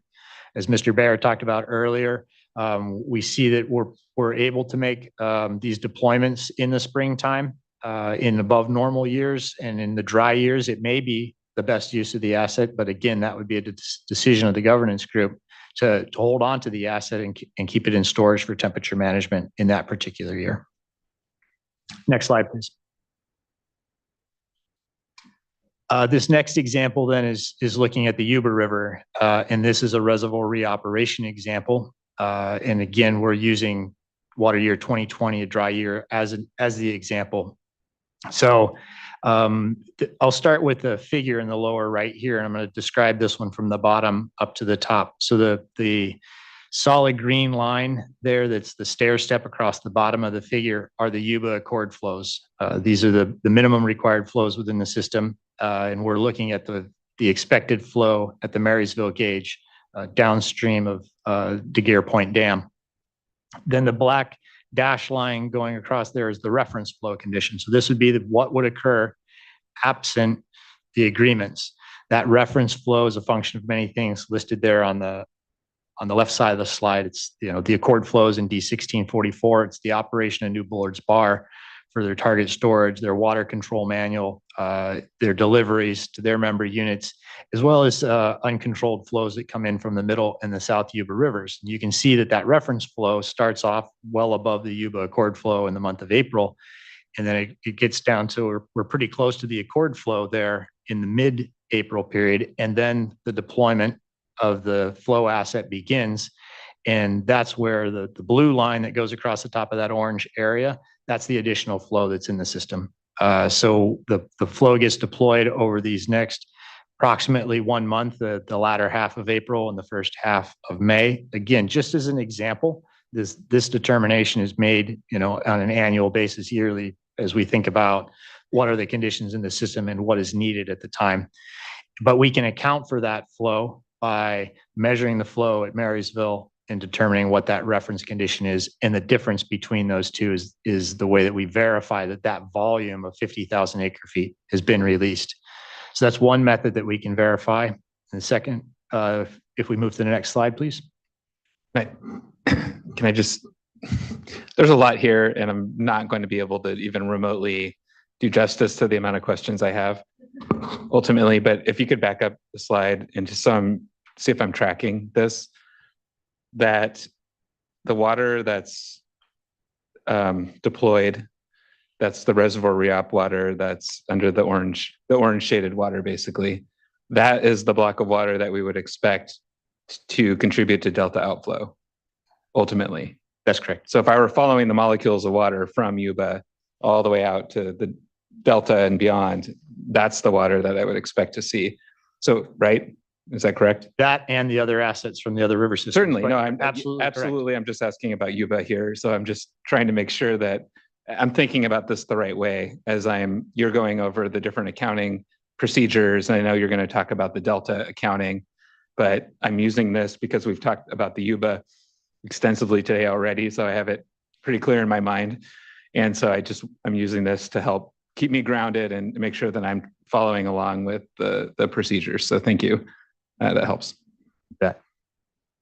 Yeah, Vice Chair, I appreciate that point question, board member. I'm similarly here doing my best to try to track, and I'll just flag, that I think the challenge of when I see this becomes the fact that it's floating on top of these uncontrolled flows, which kind of lock in the system, right? If we're not going to see an erosion of essentially the reference flow baseline, it means that all of these uncontrolled flows that are in the system now must remain in the system.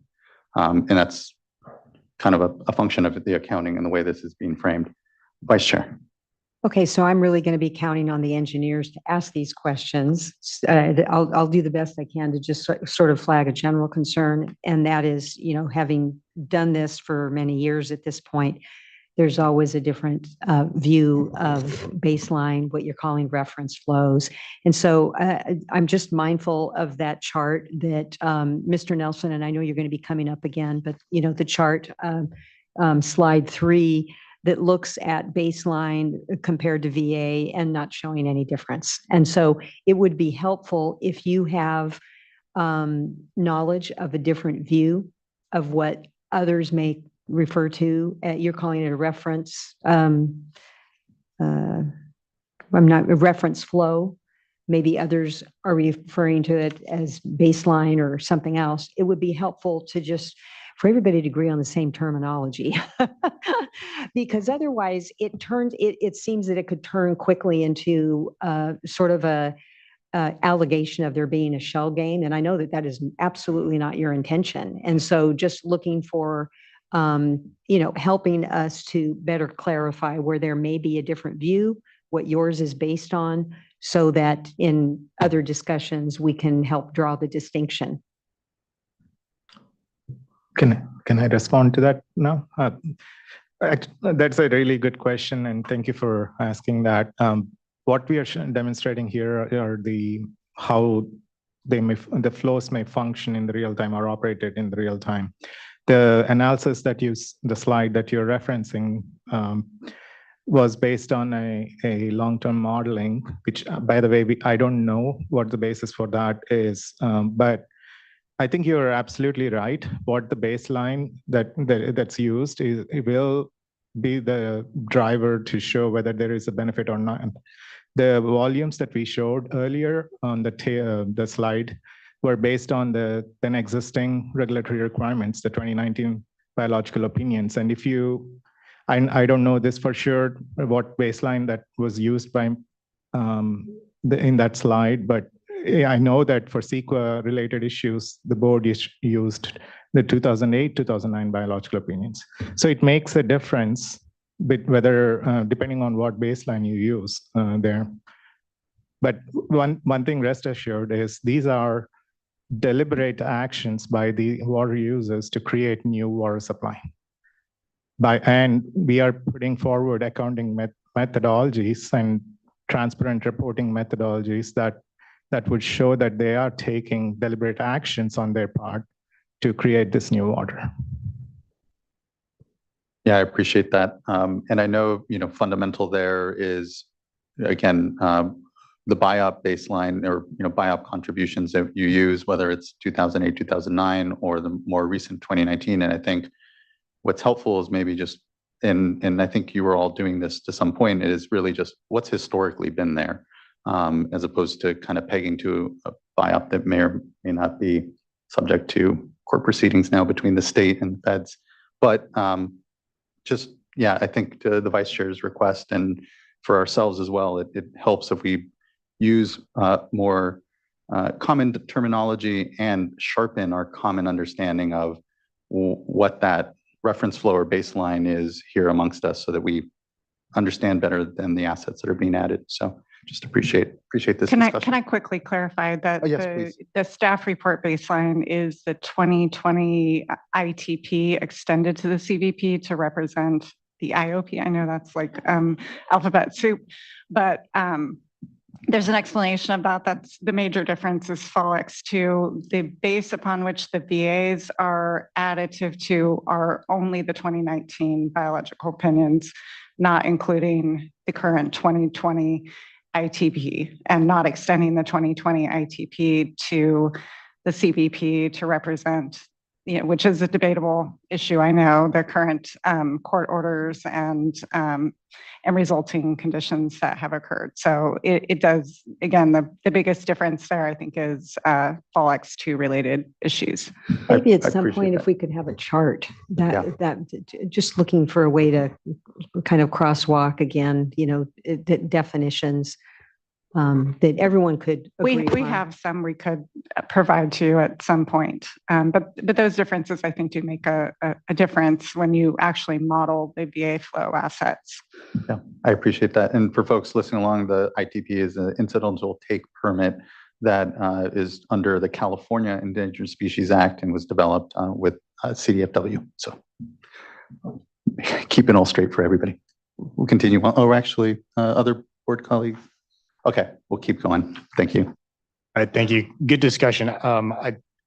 Vice Chair, I think we should circle back to this concept at the end of the presentation in terms of the reference.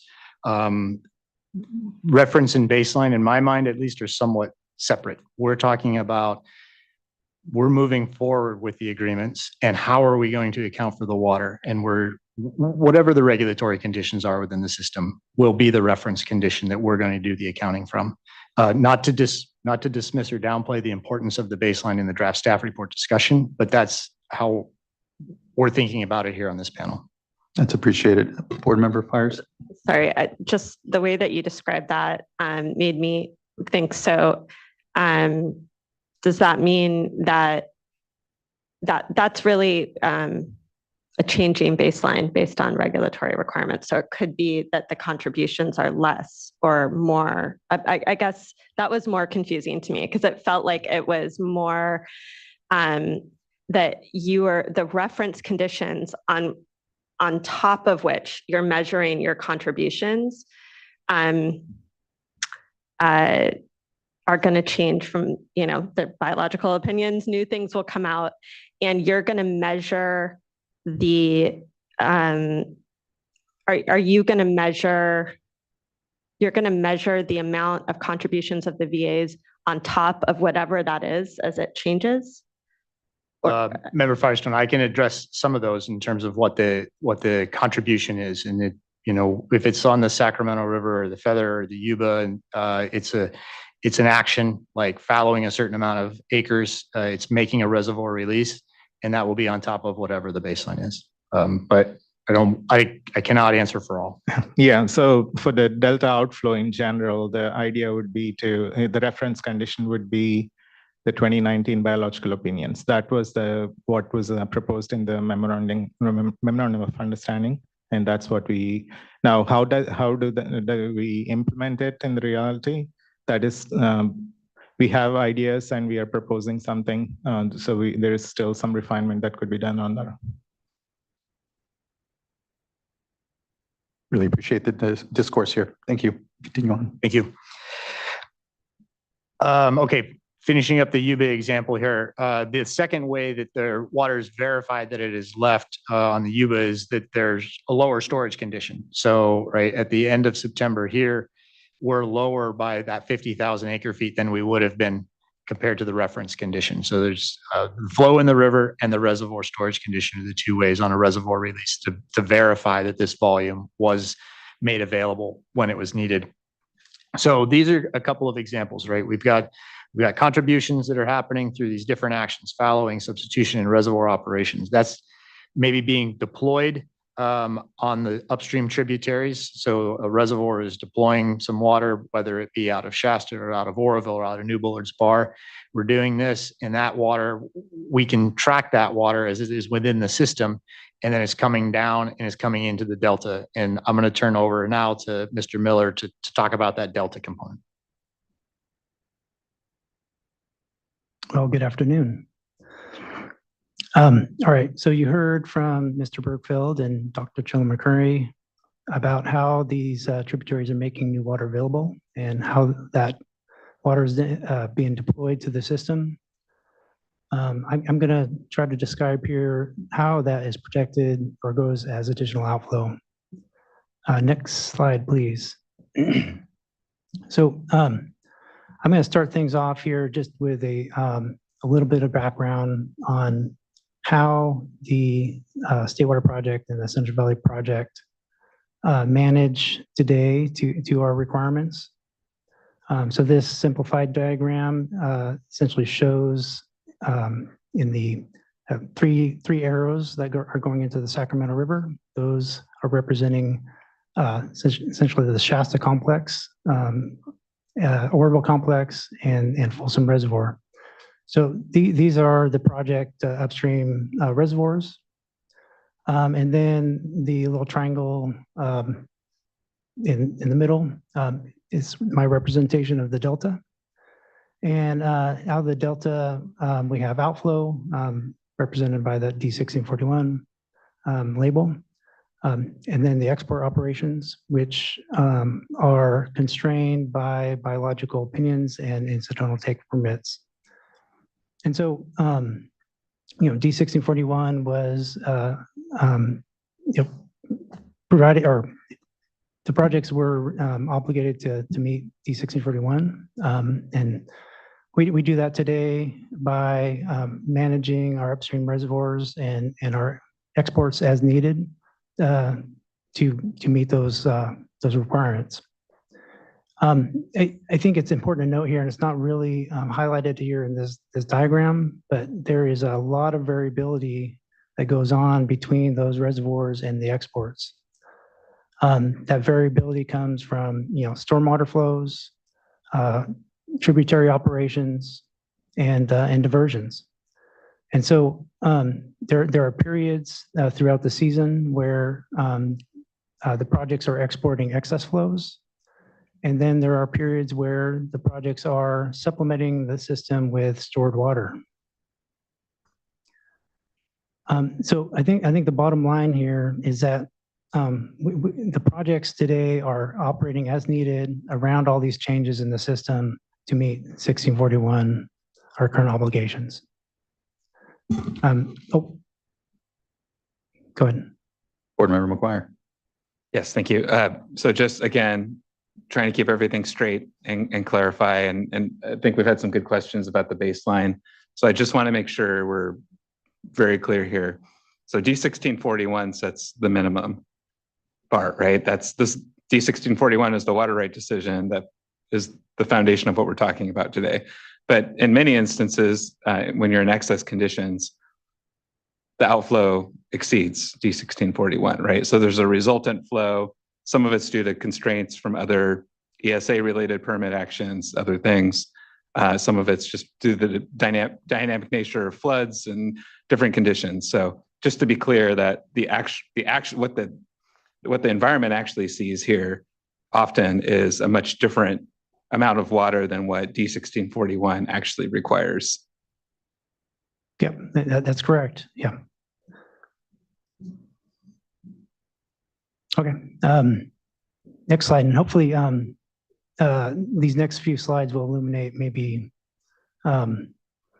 essentially we are proposing to maintain that flexibility, but the method that these flows would be essentially demonstrated as additional outflow goes to actually adding to that 1641 requirement. But this slide here really is, kind of highlighting the tributaries that Dr. Chilmacurry and Mr. Bergfeld talked through earlier. And so we have essentially new flows being developed on these tributaries. And the goal is to ensure, basically the goal is for that flow to result in additional outflow. And so, so this is a little different than how we do it today, but, the projects are now going to have to track these additional flows and develop our operations around these additional flows. And so, next slide, please. So this is a kind of using the same diagram, just adding stuff on. Generally, how we would do this.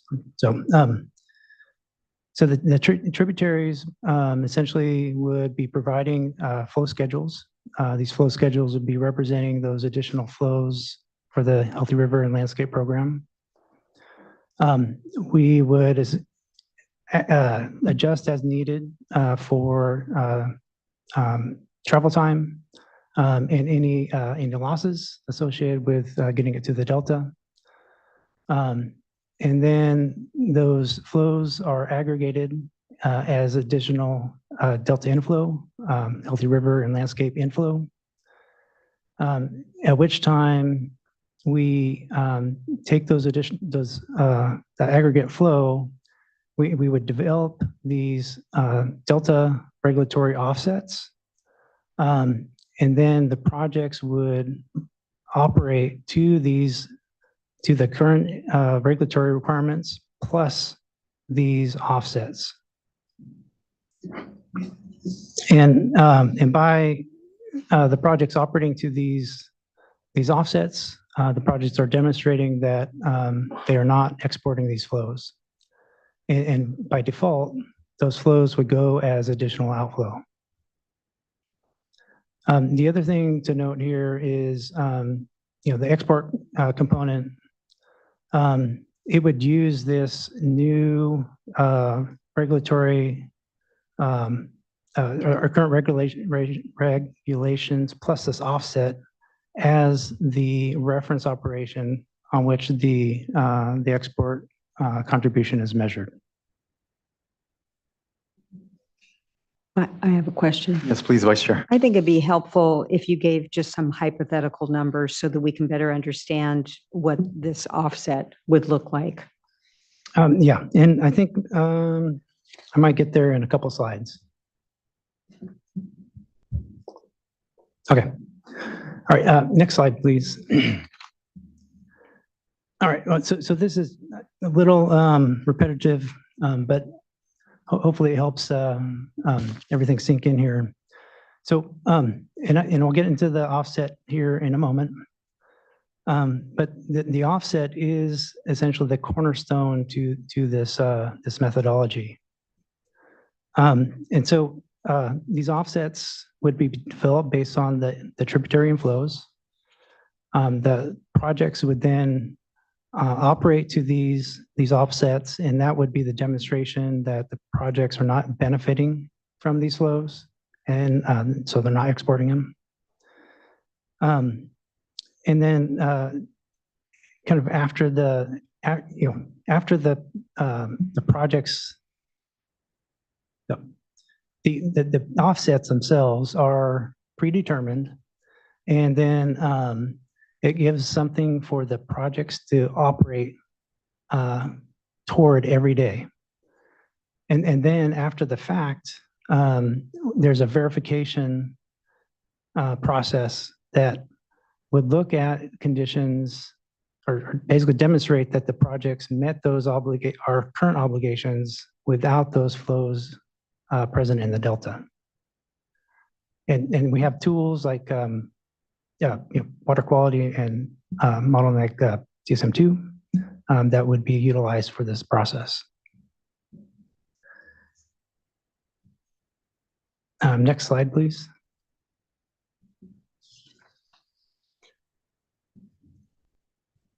All right, so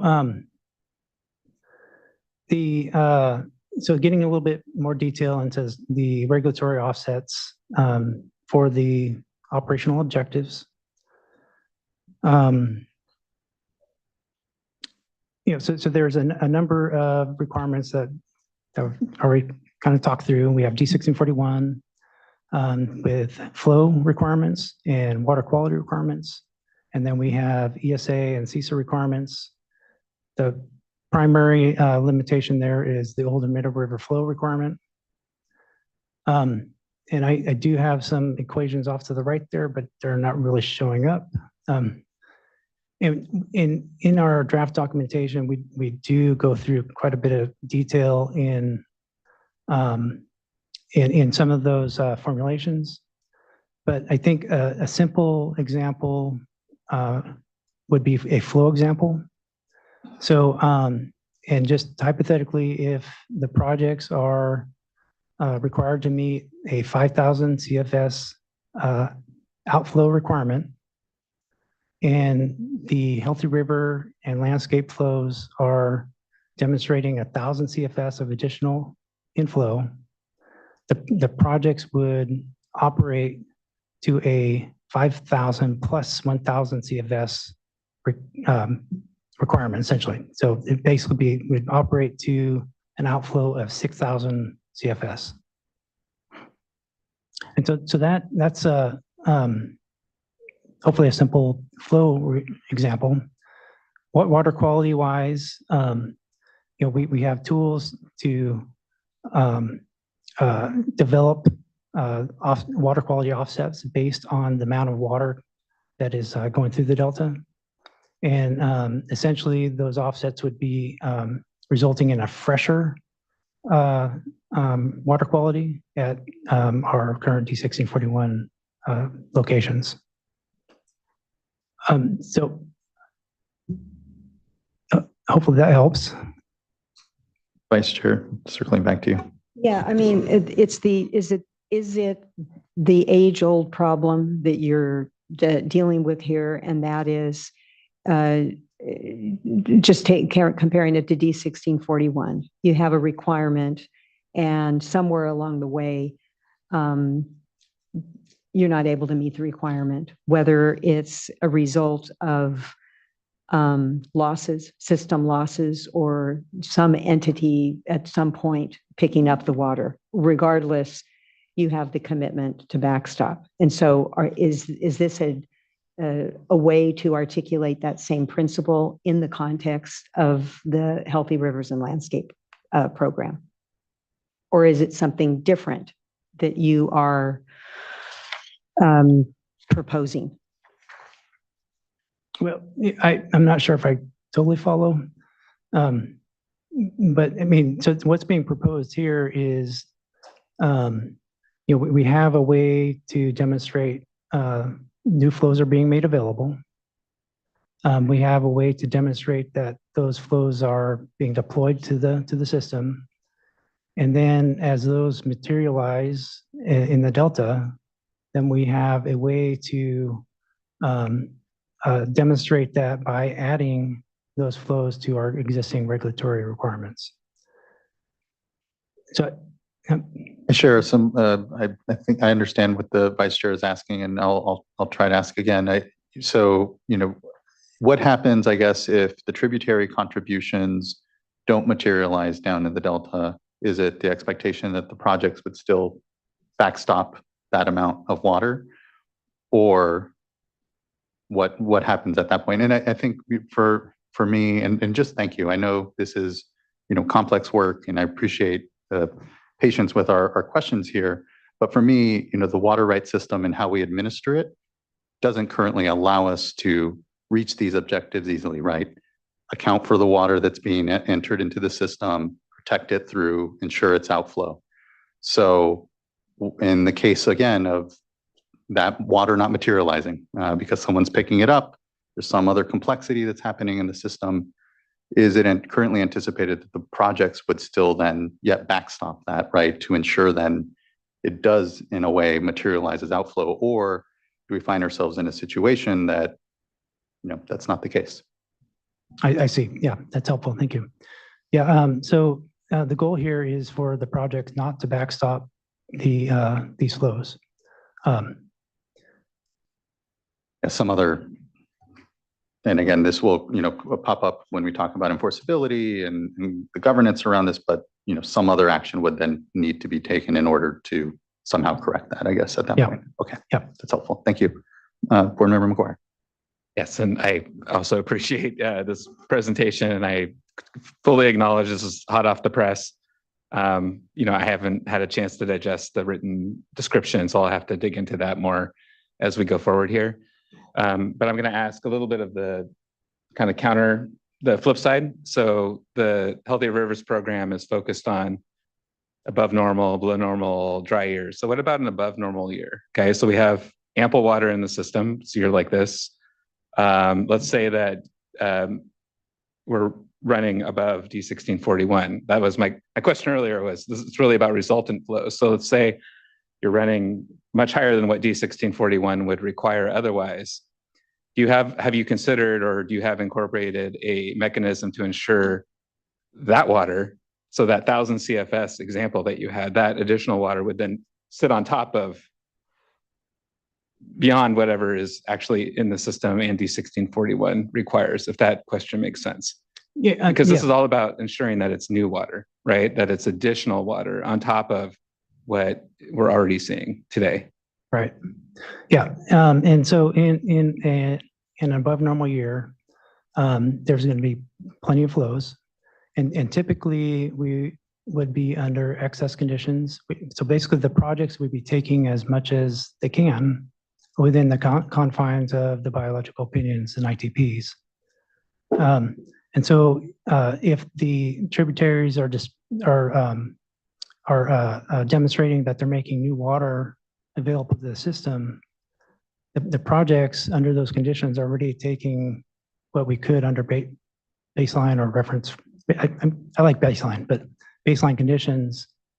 And so then those flows, additional flows would be still additive to the system.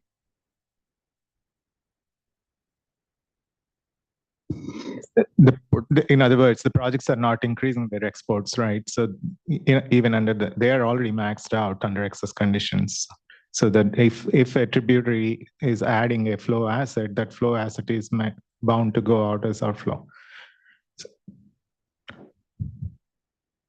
And sorry, I'll just add on to that, maybe same question area. And I also will just add that this is really, really hard and complex. And so, and I for anyone to be wrestling with. So these are just, I think we're all trying to understand it. And partly, I guess, and this goes to maybe this question of baseline versus reference, which I think we are talking about two different things. And I think the baseline is, as I think of baseline, and this is, I agree, we really need to have a common terminology here, so we're talking about the same thing, but is this kind of, what's the, it's a, I mean, maybe it's the historical baseline to understand, what we're, or it's a fixed baseline, right? But the reference conditions, it seems like, are variable, is in the way I'm understanding you all talk about it. And so, like, for example, if exporters' abilities to operate the system change because of new projects or new operation capabilities, then you could be exporting or more water in those years when there's currently, from baseline, more water going out to the delta. And so what you're measuring on top of is some reference that's not the same as baseline. But so that changes, and who decides what that reference is? And maybe this is just, I mean, at some point, maybe this is just flagging, this is a complexity, and I don't know that we're going to resolve it today. So, but if there's something you can clarify in that, that'd be helpful. Well, hopefully, I can clarify. Reference flows, reference operations. In my mind, that is what you would be operating to without the flow, the healthy river and landscape flows.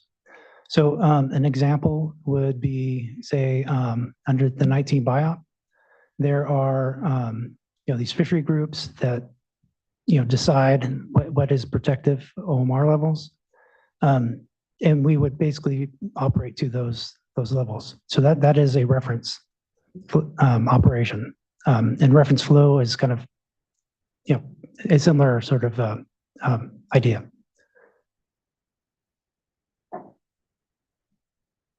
So I guess maybe I'll just say, I know you're in the middle of your presentation, but maybe I'll just flag, I think this question of how you'll establish the reference operation, who's part of that understanding, and does that change over time and therefore mean that the VA contributions change over time in terms of the resulting flows? That's, I think, something I don't understand that well.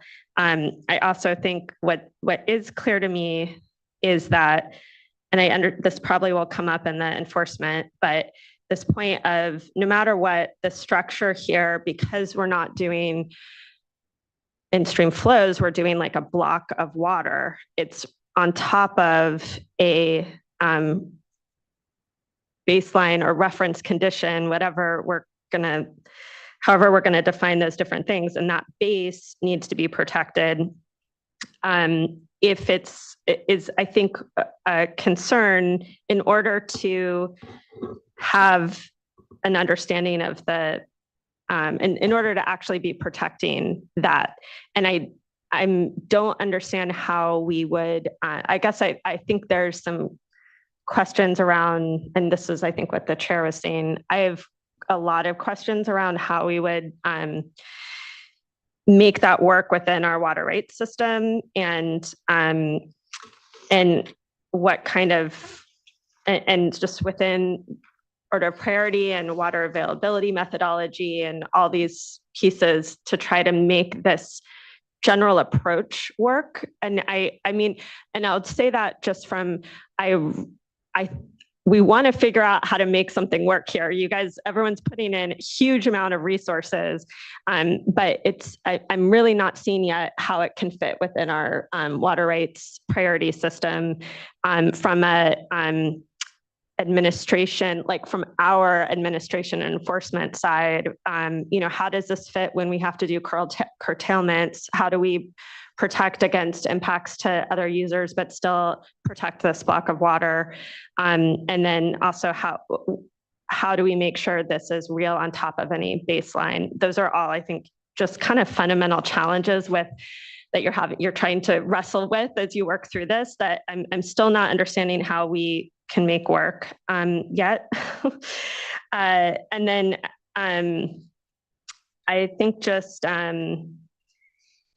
lastly, this might be an easier one, but just before you continue on, if you go back to slide 22 on the Yuba River, just looking at new Bullard bar storage, because, and this is,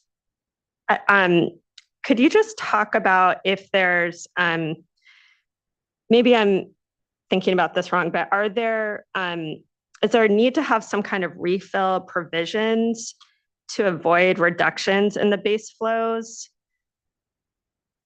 so that the VA flows are on top of the baseline, and maybe this goes back to this baseline question, but does that make sense that on this slide, I think kind of helps me think about, do we need to have refill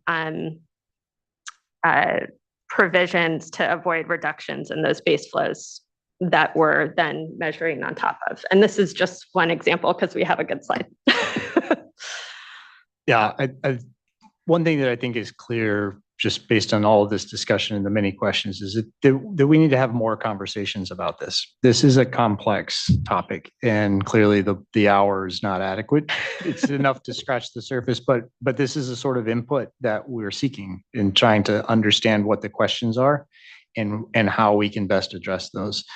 I think there were a number of questions, and let me start with the last one, and then on refill. The conditions for reservoir refill and those criteria, those are being addressed in some of the individual implementing agreements. And it's still an area of ongoing work, but tracking that water and that reduction in storage and when it refills is part of the program to make sure that we track that and how we work. So we think about an example, and I think board member McGuire, you asked like what do we do in these above normal years? I think today is a great example, right? It is an above normal year. It is near the end of April when this has been identified. Right now, reclamation is making a spring pulse release out of Shasta, right? As part of this, that could easily be a VA to healthy rivers and agreements flow deployment that could be occurring. The system is in a delta in excess with restrictions condition. So as Mr. Miller was saying, they're pumping what they could be pumping.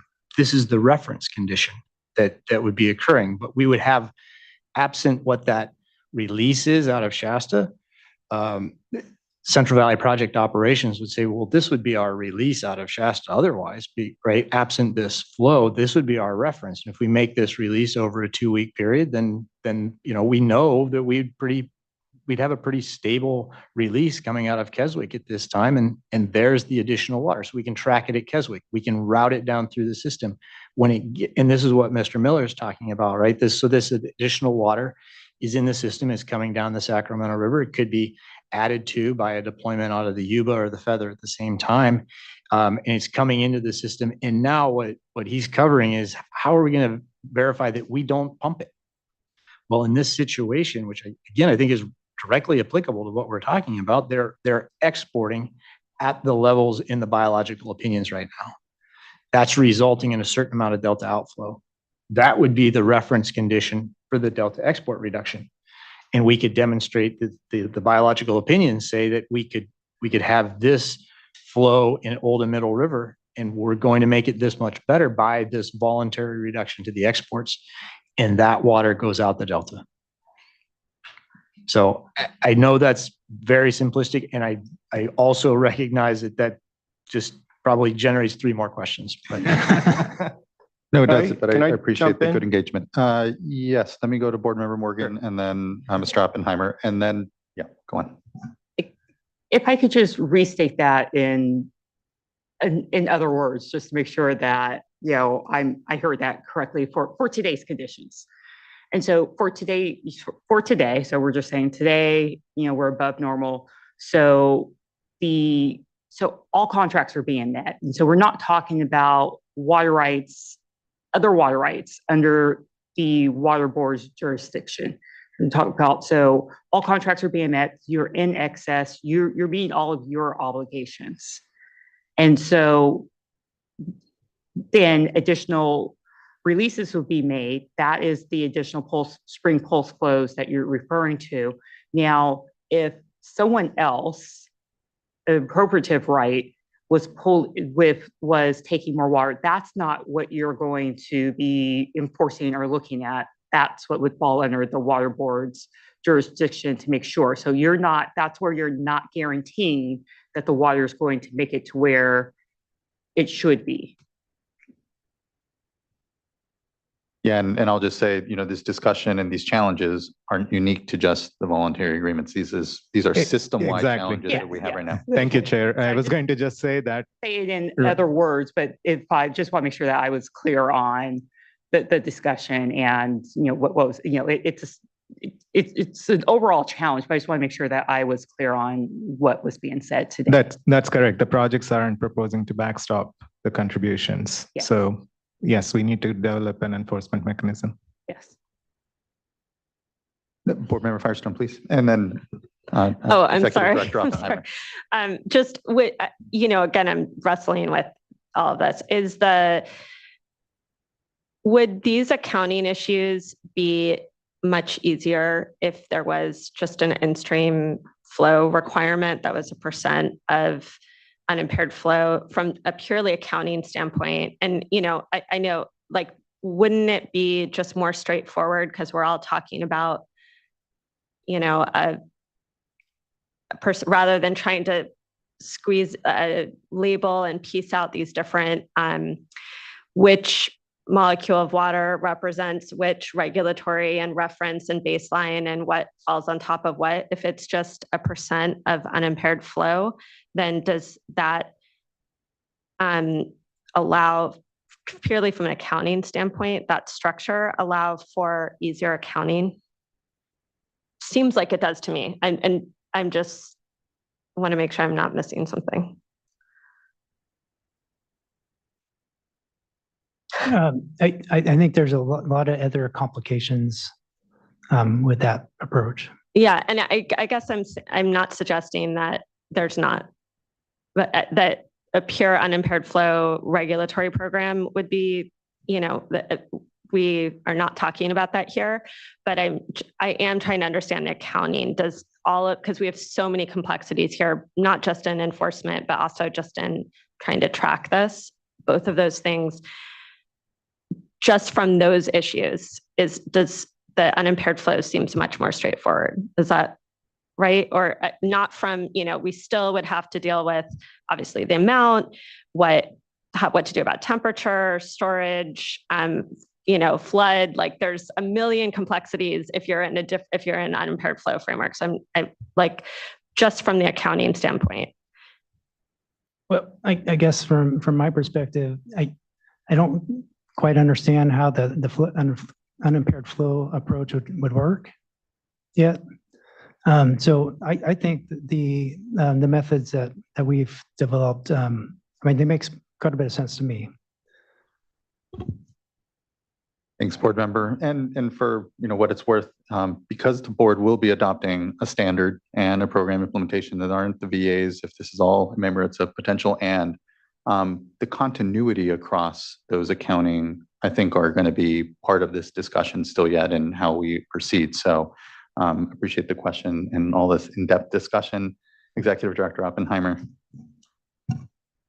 Yeah, thank you. First, Board Member Firestone, to address your last question, I believe that anytime you have an in-stream flow requirement, it's fairly straightforward to account for it. Either you meet it or you don't. You have a way to measure it. Unimpaired flows may offer some complications in terms of developing a water budget, but I do think it would be simpler from an accounting standpoint. That's my perspective. On the issue of tributary flows and will those materialize or not, I did want to point out that it's my understanding that the voluntary agreement parties are requesting that the board use its authorities to protect those flows. That could come in the form of regulation. It could come in the form of 1707 in-stream, flow petitions. Perhaps there's other mechanisms that we could use as well. On the issue of baseline versus reference condition, I don't know if this helps, but when we did our analysis in the scientific basis report and in the staff report, we tried to use a baseline that was a simulation or a representation of what the ecosystem has experienced in the recent past. And so in the science report, we did some post-processing of the baseline to get there.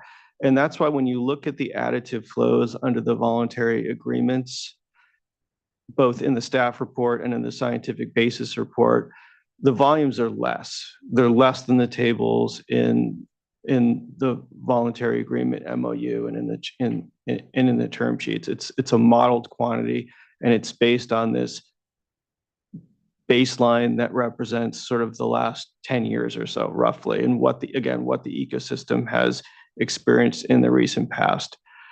And so the voluntary agreements, according to the term sheet, have a reference condition that is the 2019 BIOPS. It's actually the regulatory requirements from D1641 and the flows resulting from implementing the 2019 BIOPS. And using a reference condition may be a perfectly fine way to ascertain whether the commitments materialized and whether the voluntary agreement parties actually provided sort of the absolute volumes that are called for.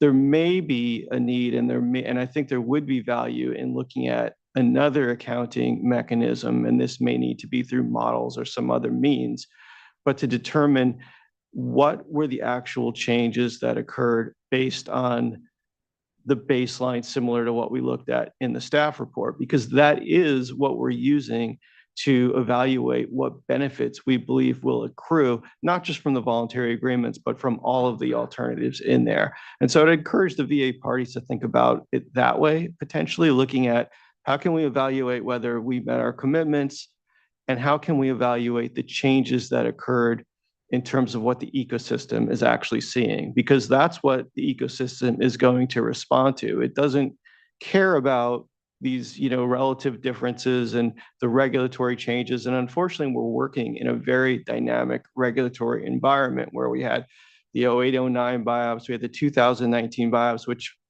as far as I know, were not implemented because of the IOP, and now we're moving potentially to another regulatory regime under the reconsultation.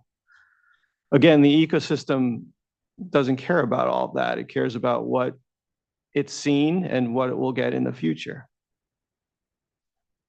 Appreciate that, Mr. Oppenheimer. I want to be mindful of time and know that I really want to hear this next panel, and hopefully we're not exhausting folks' window of opportunity to be participating with us because we're an hour in.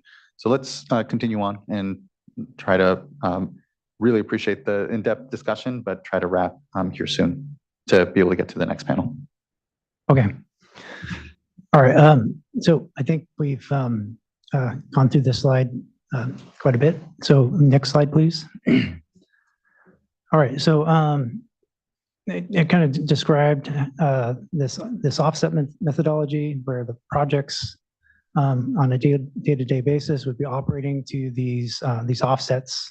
So basically demonstrating in real time that we're not exporting these additional flows.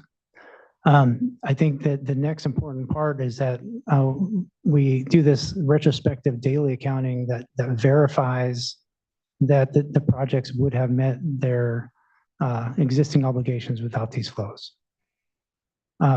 Next slide, please. And so this is just kind of the Delta accounting process cycle. So if we kind of start in the upper left-hand corner there, the tributaries provide the projects these deployment plans. So this is essentially they're providing schedules of when these flows will be made available to the system. And then we develop these regulatory offsets. We then operate to these regulations plus these offsets. And then we go into a process of essentially verifying that the tributaries made their deployments. And then we verify that the projects would have met their existing obligations without those flows. And then there's a reconciliation and true-up process that identifies any shortages or overages And then that goes back into the next cycle of deployment. And just kind of another note here off to the far right is where the export flow contribution pulls off its information for the reference flow. Next slide, please. All right, so this is an example of the flow deployments that Dr. Chell-McCurry showed earlier in the table. These flow deployments are the volumes associated with a dry year and represent the default schedule associated with these deployments. So this is the type of information we would use to develop our regulatory offsets. And next slide, please. All right, and so after, basically the projects operate to these offsets, and this plot is really just showing an example dry year where basically this is delta outflow, and by applying those regulatory offsets, we can demonstrate that those flows did go as additional outflow.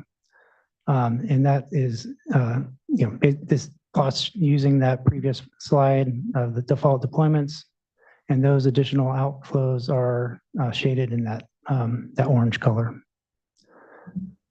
All right, next slide, please.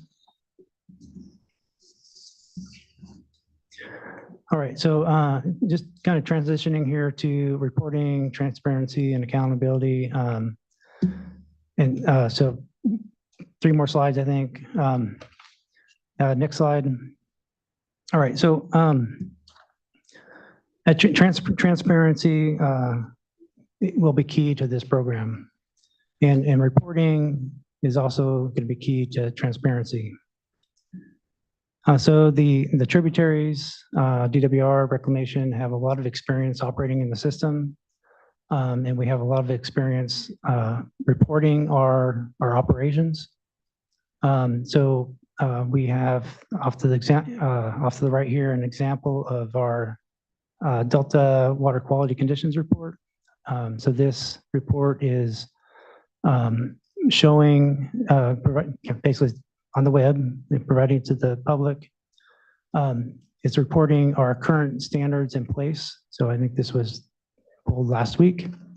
And then off to the far right, in that report, it shows our current status with meeting those requirements. And so we will be able to do something similar with the Healthy River and Landscape Program in a similar way as we've done here, and be able to report our status pretty much every day. We have this every work day, but we do look at data every day. In addition, today we do have some ESA and CISA requirements to do annual reporting, and I think that something like that would also be very important with our transparency. All right, so before handing it off to Dr. Chell-McCurry, I just want to state here that there has been a lot of work. We have some of the best minds in California thinking about this stuff, and a lot of experience. Like I'm really looking forward to working with you all and your staff on a way to implement it. And with that, maybe we'll go to the next slide, and I'll turn it over to Dr. Chell-McCurry. All right, thank you, Aaron. We will wrap this up quickly here. It is complex, no question. I think you have raised some really good questions. I believe our documents that we have drafted will give you the clarity that you're looking for on some of these items, especially around what is the reference flow. The changes from tributary to tributary. for what is an outflow. But these are all documented clearly in those, and your staff, and you can look at them, provide your feedback on if you need to change anything there. We are open to that. Now, there are a few still refinements that are ongoing. I just want to say some of them are topics that you raised. For example, the reservoir, like refill issue that you raised, Board Member Firestone, and we are working through some of those issues. The bottom line is that this reconciliation process that Mr. Miller mentioned to verify that there is real water in the system through this program, all the VA parties have an interest in making sure the individual parties have made their own contribution. So this is a process that we are trying to work through and making sure that the accounting and documentation is there for that. The second step, of course, is the one I think you all recognize pretty well and have raised really good questions. And I do think it is fundamental state board staff provide some protection of these new flows from diversion. As Mr. Oppenheimer raised, there are ways we could do that, and there is continued discussion needed on how to accomplish it. And then there are lastly, about the losses itself, which is another thing you raised, which is whether the projects would backstop or not. And currently the position is not to backstop it. But also there is still more understanding that needs to be developed around these losses, because what we are talking about is the losses as associated with the incremental flows, not the total losses. So how do we then assure, first understand whether there is actually an incremental loss associated with these new deployments, and then to what degree then, what is the difference then from the point of deployment to the delta inflow, right? So there is some work that needs to be done. Right now, based on the historical practices of how projects have handled the water transfers, there are a lot of assumptions or a lot of good data on some of the tributaries that are described in the delta flow accounting document that's in front of you. But I think there is a little bit further, a little bit more work that needs to be done to finalize those.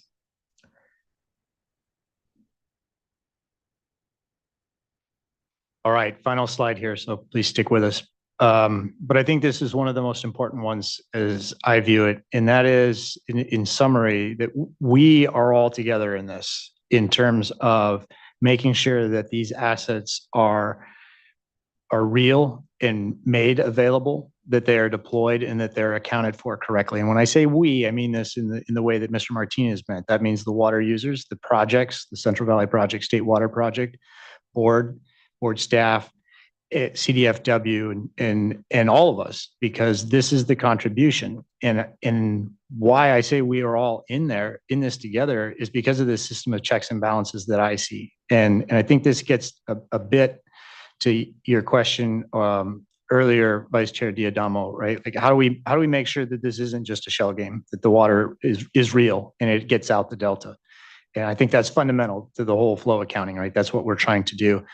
So first is that the participants who are taking the actions, whether that's a reservoir reoperation or an export reduction, are signing these enforcement agreements. And you're going to hear more about those on Friday in terms of what that is. But it's a commitment to actually do that and take that action to make the water available. So they absolutely want to see that happen, and the accounting demonstrate that water was in the system because they're signing an agreement that says that's what's going to happen.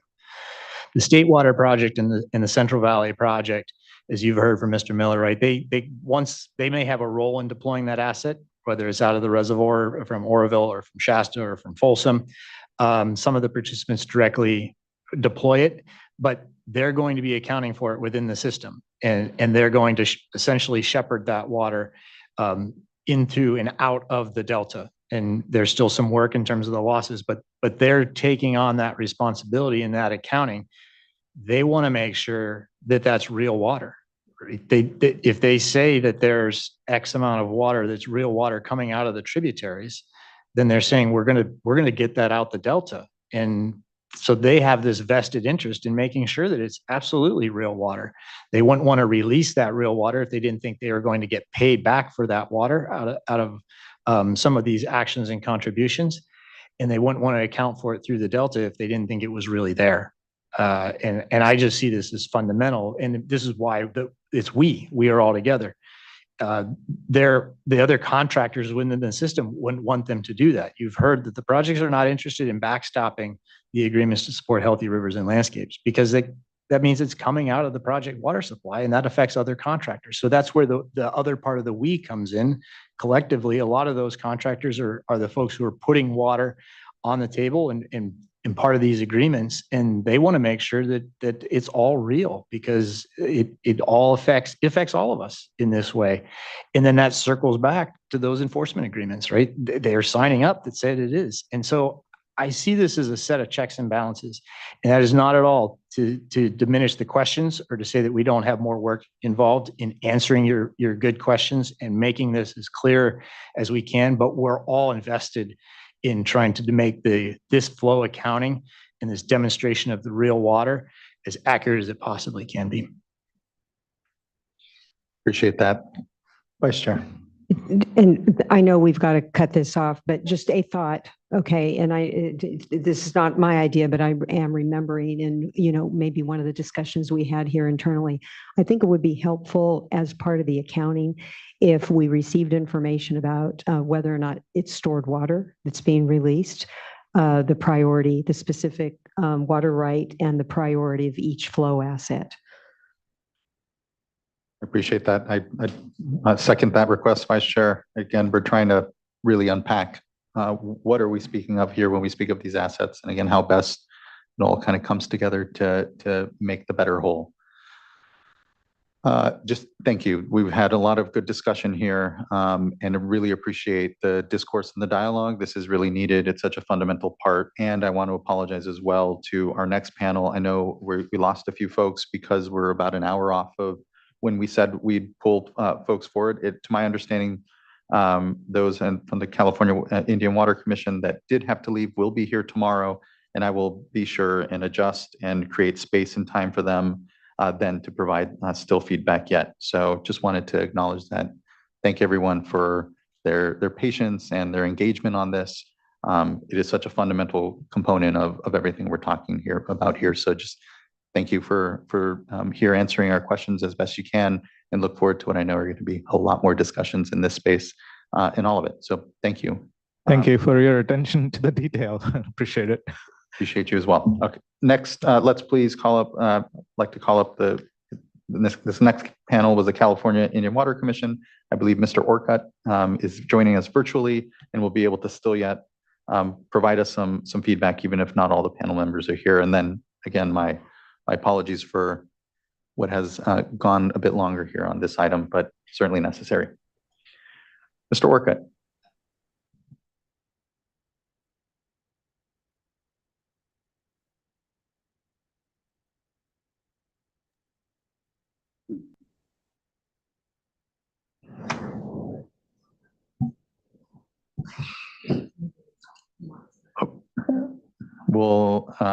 We're unmuting you right now, Mr. Orcutt, and you should be able to provide comment then. Apologies, sometimes you may unmute, then mute. Can you hear me now? We can. Thank you. Good Okay. afternoon. Good Well, evening. I apologize. I've had a long day as well as you folks there, and I was relying on some secondary folks to keep me posted here. I misunderstood. I thought it was gonna end because you guys are running late, but I will take the time and understanding that you've had a long day and explain kind of a tribal perspective from the Hoopa Valley tribe, if that's okay with you. Very much okay. Really appreciate it. We have the time here, so no worry in the least. Thank you. Okay. So I do know the chairman. I've met him before when he was a staff person, I believe, on the Senate side there, Joaquin. And so I know some of the folks there, but I haven't been in recent times anyway, real active there. But I will say this, that I've been really, really active on the things that I do work on. And one of them is the only water supply for the Central Valley project that's out of basin is the Trinity River diversion. And pretty much through the course of my career, I've worked on, when I started working, I'm a fishery biologist. I graduated. I'm also a Hoopa Valley tribal member and descended of Yurok, Karuk, and some other of the local tribes in the North Coast area. And I've had the pleasure, honor, and opportunity to represent my tribe on a lot of different forums. I've started my career working in fish management on the PFMC. That was the call I had earlier today. But really, I think one of the things that I am hopefully, I am proud of it. I'm not, I won't short sell myself there. Where some of the stuff that the Hoopa tribe has done on the Trinity River. As you may well be aware, it's the only out of basin transfer of water. And also the laws that were created were in a time frame when it wasn't easy for tribal people to get organized, jump on a plane like we can do today. And so it was authorized in the 1950s, the Trinity River Division. And throughout the course of it, despite the legislative history saying that about half of the water was going to be diverted, it was not the case at all. The project went online in 1964, and a major beneficiary of that and supporter of the legislation was Westland's Water District. They have the second oldest contract to water. I'll say the third because tribal interest, as you're fairly well aware, senior water rights. The Hooper, we've been there since time immemorial, over 10,000 years in the Trinity Basin there on the lower Trinity River. And so we probably are the senior water rights holder, although we don't have necessarily a adjudicated contract permit for that.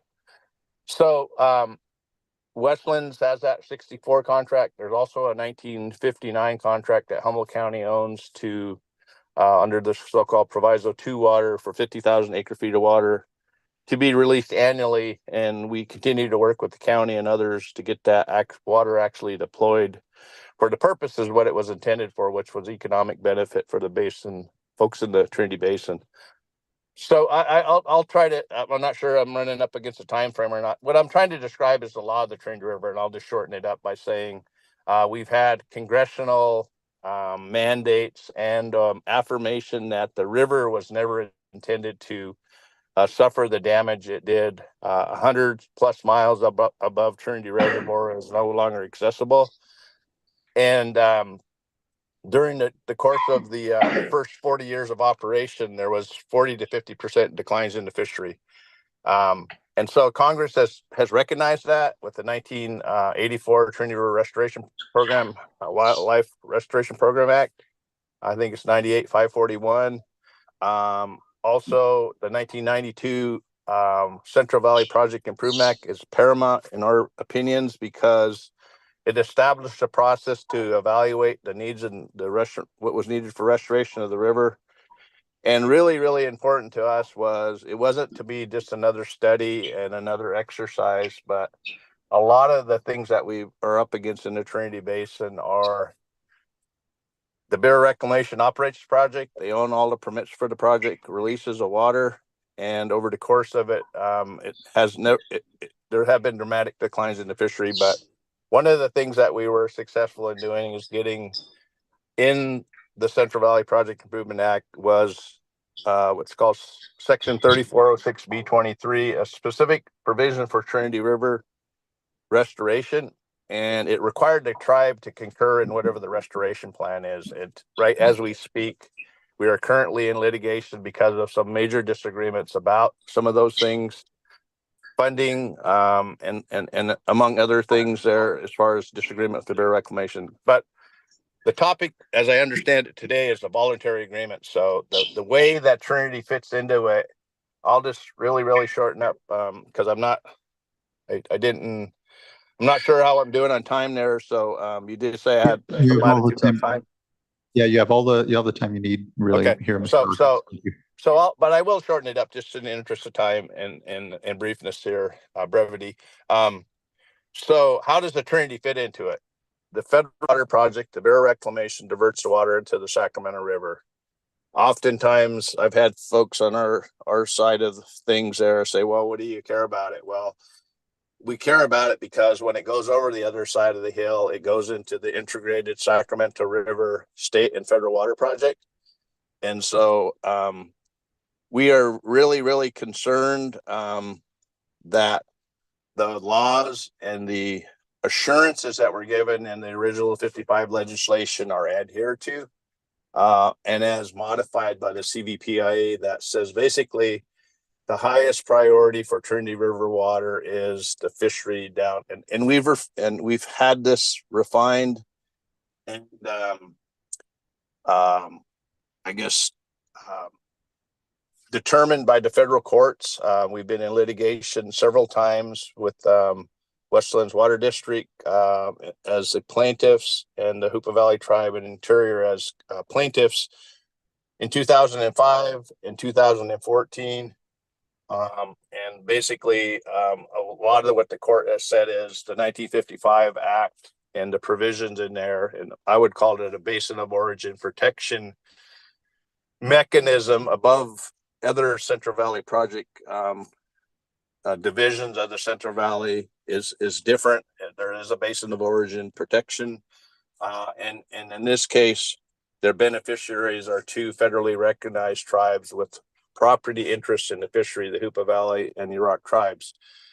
So I will say, when the water goes over the hill, among other things that I have to worry about, one of the things that I've long been coached on, and as a hope and dream for me, is to be able to go home, to retire, to go fishing. I have children. I have a grandchild. My hope is in the future that we have active participation in a fishery. I began my career early monitoring the fishery, and a lot of the old elders that I used to that are now gone, but that are in my memory at least, is to say I'd like my children and grandchildren to have the same kind of lifestyle as they had. A fishery that we have lamprey in the system now. The spring run is just starting in the Trinity River Basin. We have a fall run of Chinook salmon. We have coho salmon. We have steelhead trout, of other species. And certainly those are the aquatic ones and really important ones. But there's other purpose of the river as well that's often overlooked. The river is the lifeblood of the tribe. It flows through our reservation. Like I said earlier, 10,000 years in documenting existence.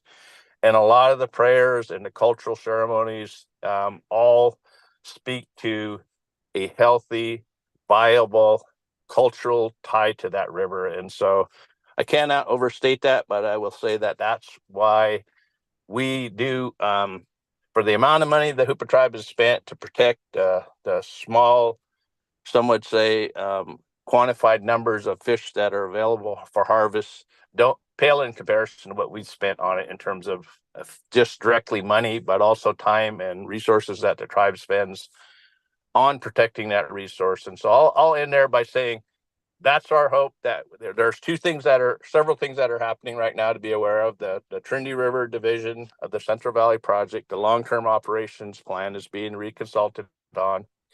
I believe there's a biological assessment that will be completed for the what's called long-term operations of the Central Valley project in September. The Trinity will be completed concurrently, but probably will be later.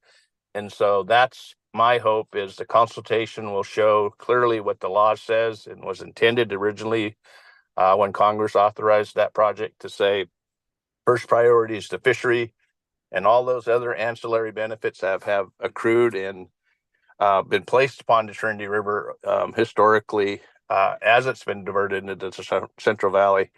The first priority is protecting the fishery. So I'll end there and answer, or I don't know what the process is here today, answer any questions or if there's any need for clarification, I'd be more than willing to do so. Thank you. I really appreciate that, Mr. Orcutt. Thanks for your voice and participation here. It's good to hear you and hear. I know the Trinity was brought up earlier today in the discussion. For those that are here following along, the Trinity River and its watershed are not part of the Bay Delta Plan. And here, though, hearing concern and acknowledging that whether it's the voluntary agreements or the work that's being done here in the Bay Delta Plan, it has the potential impact of having redirected impacts on the way the Trinity is managed and water is exported over into the Sacramento side. And just want to flag for our folks, I'd be very interested in making sure as we develop a program of implementation that we provide some protection from that. The reality is that the board has existing agreements, certainly around management of the Trinity. There's a lot of federal work, as you've indicated, Mr. Orcutt. And if there is a future project there, that'll be the place to make sure we're plussing up, if you will, those efforts. And here in this project, want to make sure at the very least we don't have redirected impacts over into that watershed, the important work that you and the tribe have done to be champions of the river. And just really appreciate your good points and engagement here across all this time. Looking to fellow board colleagues if they have any questions for Mr. Orcutt at this time, and seeing none, we're off the hook for now, Mr. Orcutt, and appreciate again your contributions today and look forward to the further discussion around this. Thank you. Great. Thank you. Next, we have our last panel here of the day, which will be the Golden Gate Salmon Association and California Sport Fishing Protection Alliance, and invite Mr. Barry Nelson and Chris Schutz.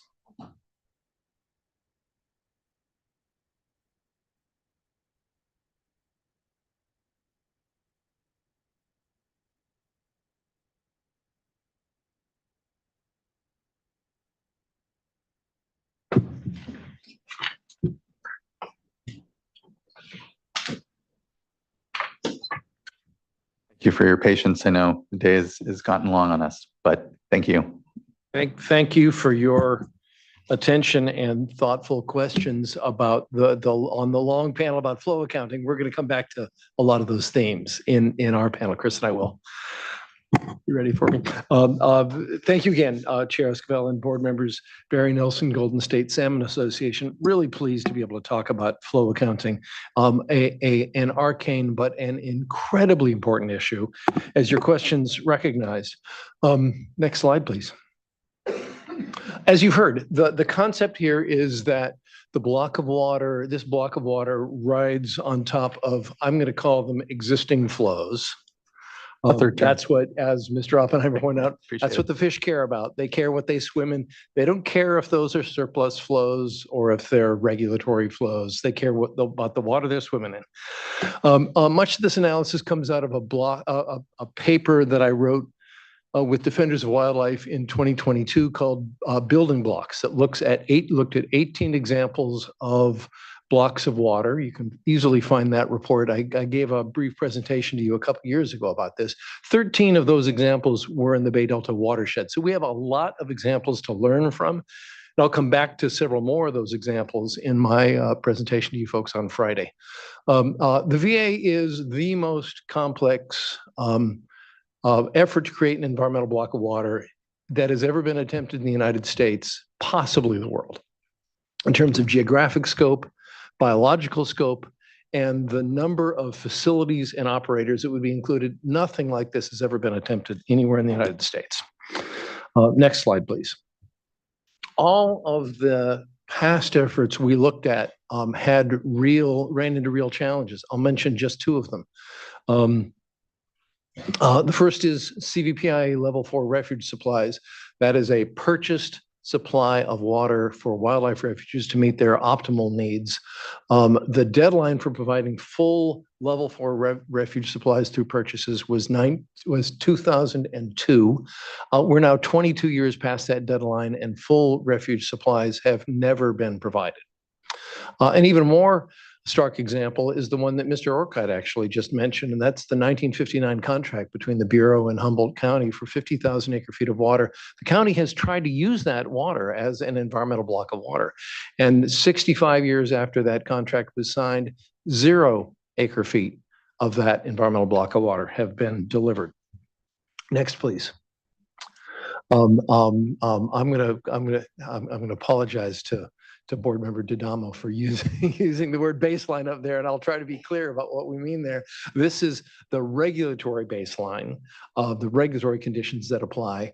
The CVPIA showed that measuring environmental water delivered in a system as complex as this is dramatically more complex than delivering water to a farm or a city or a wetland. And includes an extremely complex set of operations. I'm not going to go through that list, but I will come back to some of them a little bit later on. It's important to note that those CVPIA accounting rules were debated and litigated over for a decade. And by point of reference, I can't help but point out that that's longer than the proposed lifespan of the voluntary agreements. This is an extremely challenging issue. Next, please. I'm going to turn to a third VA block of water example, the environmental water account, that shows the real risk of what we've called gaming. And that is just changing the way in which water projects operate in order to take advantage of this new system. The way Delta surplus water was pumped changed under the environmental water account. I won't go into the details of how it changed, but the Contra Costa Times wrote a remarkable series on the environmental account. These are their conclusions. Taxpayers paid nearly $100 million for an environmental protection program that was largely ineffective. The program delivered discounted water in a way that now appears to have been particularly harmful to the environment. Some research believe that increased Delta water pumping may have contributed significantly to the ongoing collapse of the Delta smelt.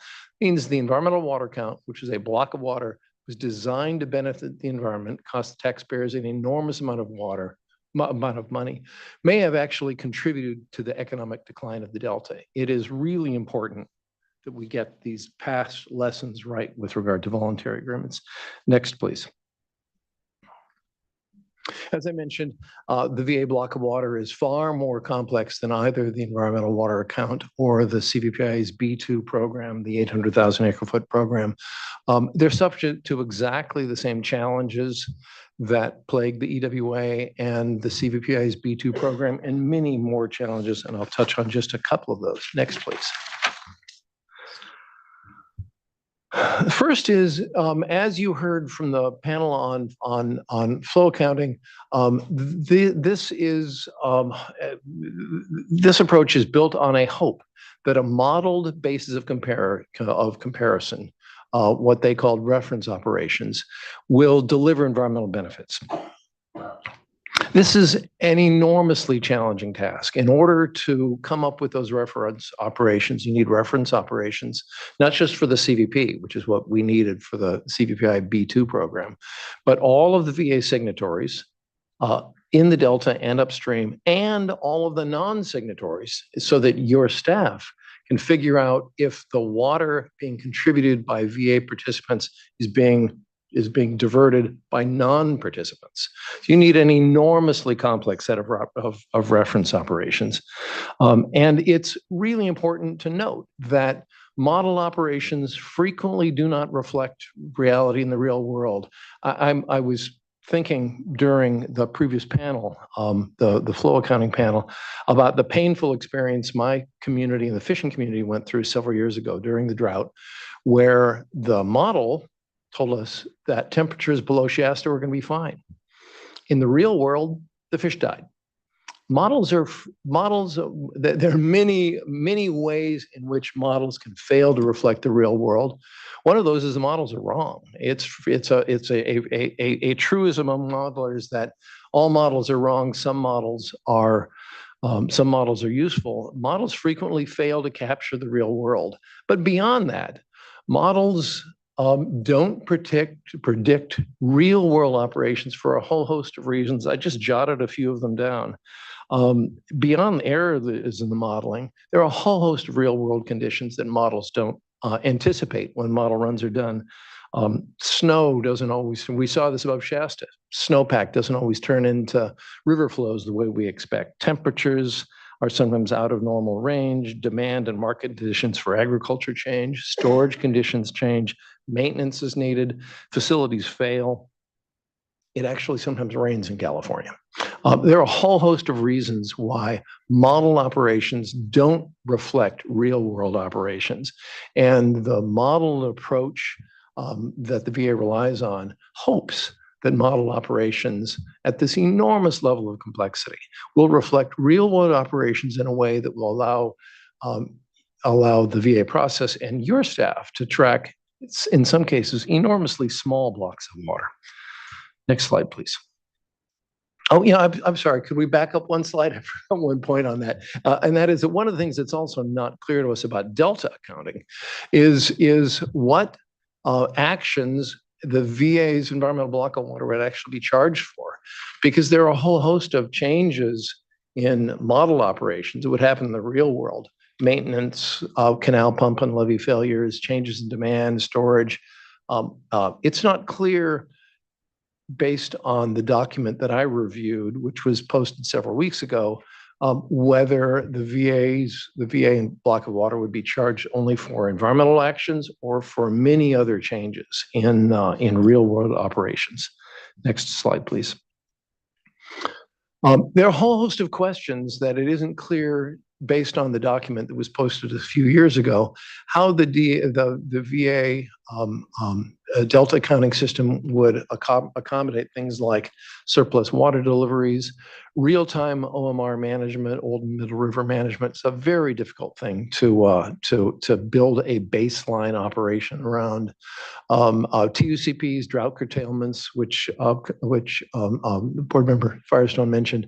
South of Delta water purchases. There are a whole host of questions we have about how these reference operations would actually account for many of these changes in real world operations. Next slide, please.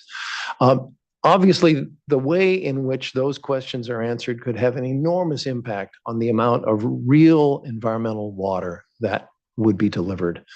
Another major concern is that future increases in demand, new facilities as they come online, Sigma facilities, other facilities, would reduce the real world existing flows over time, which would mean that the net of the real world flows plus VA flows would decrease over time. The VA does not protect those existing real world flows. And what that means is that big new facilities like the Delta Tunnel or Sites Reservoir, there's an enormous risk. Just be careful about mentioning other facilities. projects that are before us in the water rights proceeding. We can't talk about them in this proceeding. I'll simply say other facilities, that other facilities would could divert those existing flows on top of which that VA water floats and degrade existing conditions, real world conditions. This approach includes an enormous amount of flexibility, largely controlled by water users and projects with minimal regulatory oversight. We see that as a real recipe for failure. It's a very strong incentive and ability to game the system. Next, please.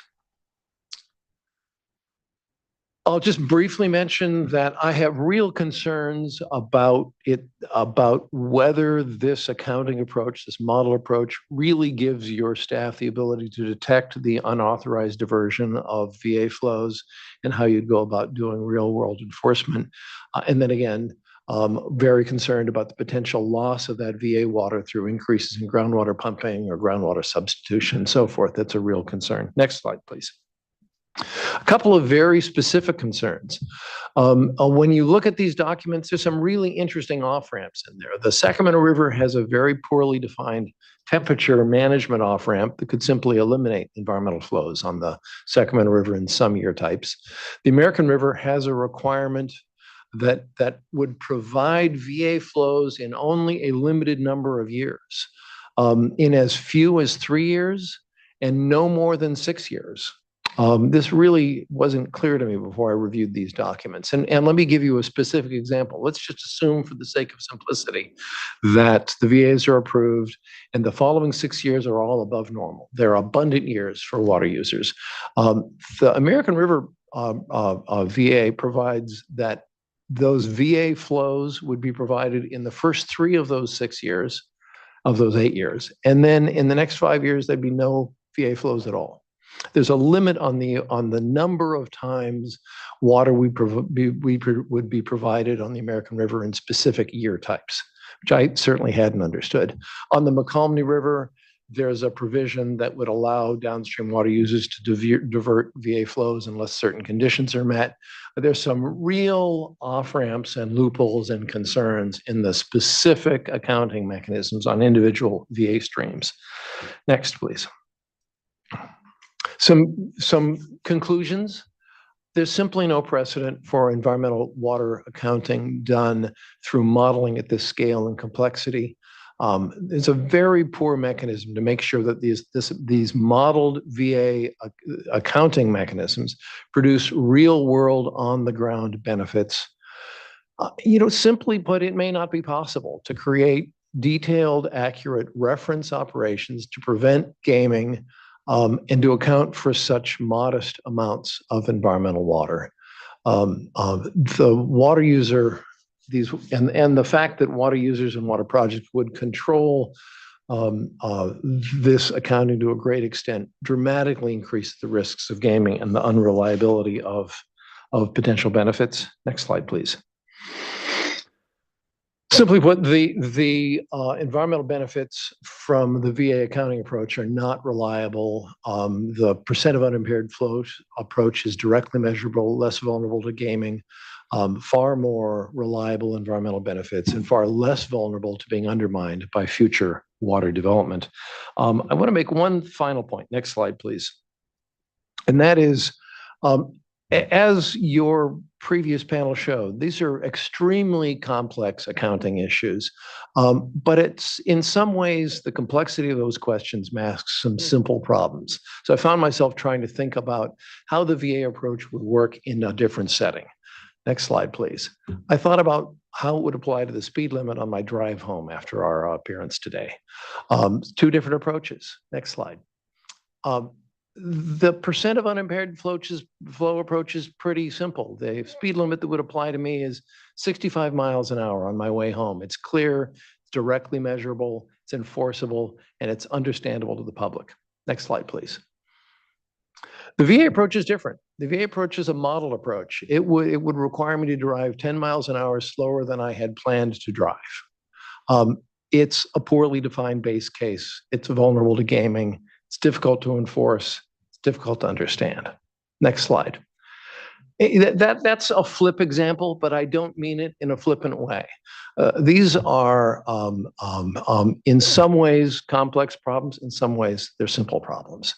But I want to close with some final accounting thoughts, and that's the salmon industry. We've had massive salmon collapses since the State Water Board last updated the Bay Delta Plan in 1995. 2023 and 2024, 2008, 2009 as well. The salmon season has closed. Those have come with enormous impacts to families, businesses, and communities. I should have put one more bullet up here, and that is that in a year, from an accounting perspective, in a year where the salmon fishery is healthy, it's worth $1.4 billion and supports about 23,000 jobs in California and more in Oregon. The numbers for this year are really simple. Zero jobs, zero income. Some of the fishing men and women we work with have lost 90% of their income. The accounting impacts from our community's perspective are extremely sobering. We need an updated Bay Delta plan. We need that plan to come with an approach to providing water and accounting for that water that's reliable and will deliver real world benefits. And to be blunt, the current VA approach is not that. Thank you.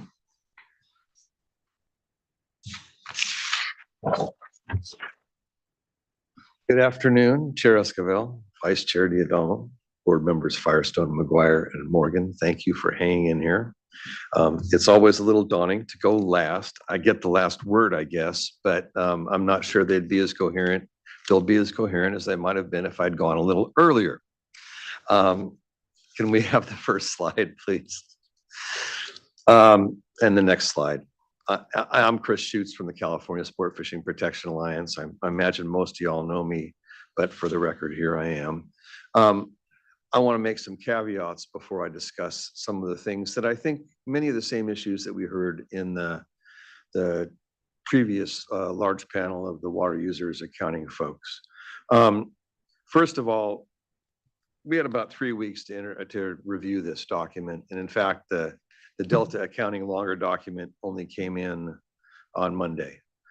I did have a chance to look at that and had a few thoughts about that I will add as we go along, but the timing is daunting. There's also reliance on other documents, specifically the 2019 transfer white paper. There are issues with that we've had in the past, particularly how much water is appropriately accounted for as lost water in streams when there's groundwater substitution. And so this is built sort of on the assumptions of a bunch of defaults. In fact, a lot of what we've heard is that the sort of framework that's developed has been built on transfers, and that's kind of the structure that these folks adopted to put this together. And what I'm saying is certainly supplemental to what Mr. Nelson said, and I'm going to try to be more specific. Next slide, please. So as Barry said, the main construct is the comparison between the reference flow, the flow that would have occurred without the flow measures, and the flow under the VAs. And similarly, there's a reference operation and the same kind of definition. Next slide. So some of the, on the broad level, some of the main issues are defining the reference flows and operations. And I think that's a very difficult thing to do. There's also some issues that come up when you're comparing the VA flows with the reference flows. And of course, there are different issues with different kinds of what they call flow assets. And we sort of went through most of these before. The tributary releases, the delta inflow, which I think is particularly important, and the delta outflow. And of course, the complexity of all the delta outflow requirements, and especially those based on averaging, where added flow could allow reduced flow later. Next slide, please. So as a general matter, it seems to me that smaller and short flow volumes are easier to evaluate. Small flow volumes like Puda Creek and that proposed for Cache Creek are actually smaller than the error bars, I think, for any kind of gauging or measurement in the delta. And while they may have some effect as far as what happens in certain months at very specific times in those two watersheds, or in the Puda Creek, if it's a transfer from Cache, the impact on the delta is going to be hard to tease out at all. The calculation is easier, and I think we've already seen this today, when the actual flow is close to the required minimum flow. One of the easier things about the transfer window that exists today is that by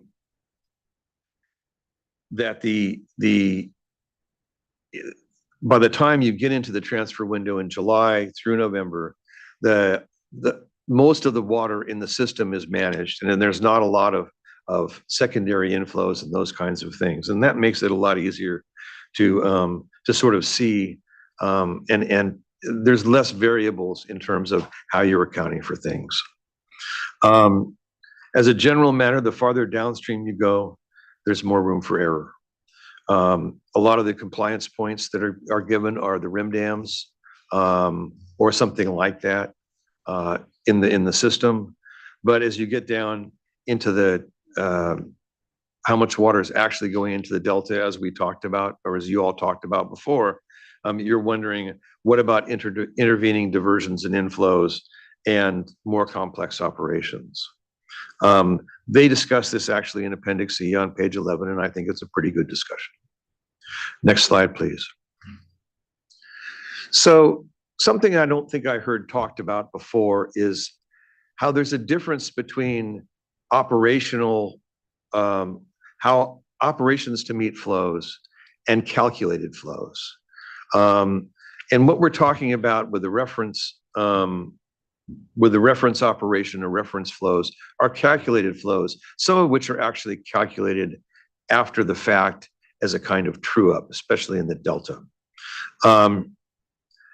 As a general matter,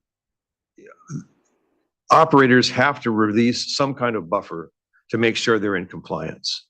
Now, the existing constraints in the delta allow for a lot of sort of as-you-go corrections. There's averaging and those kinds of things. There's location of how many days, certain salinity requirement has to be met, and that sort of thing. But nonetheless, they have to release a certain amount over and above the requirement in order to be sure they're in compliance.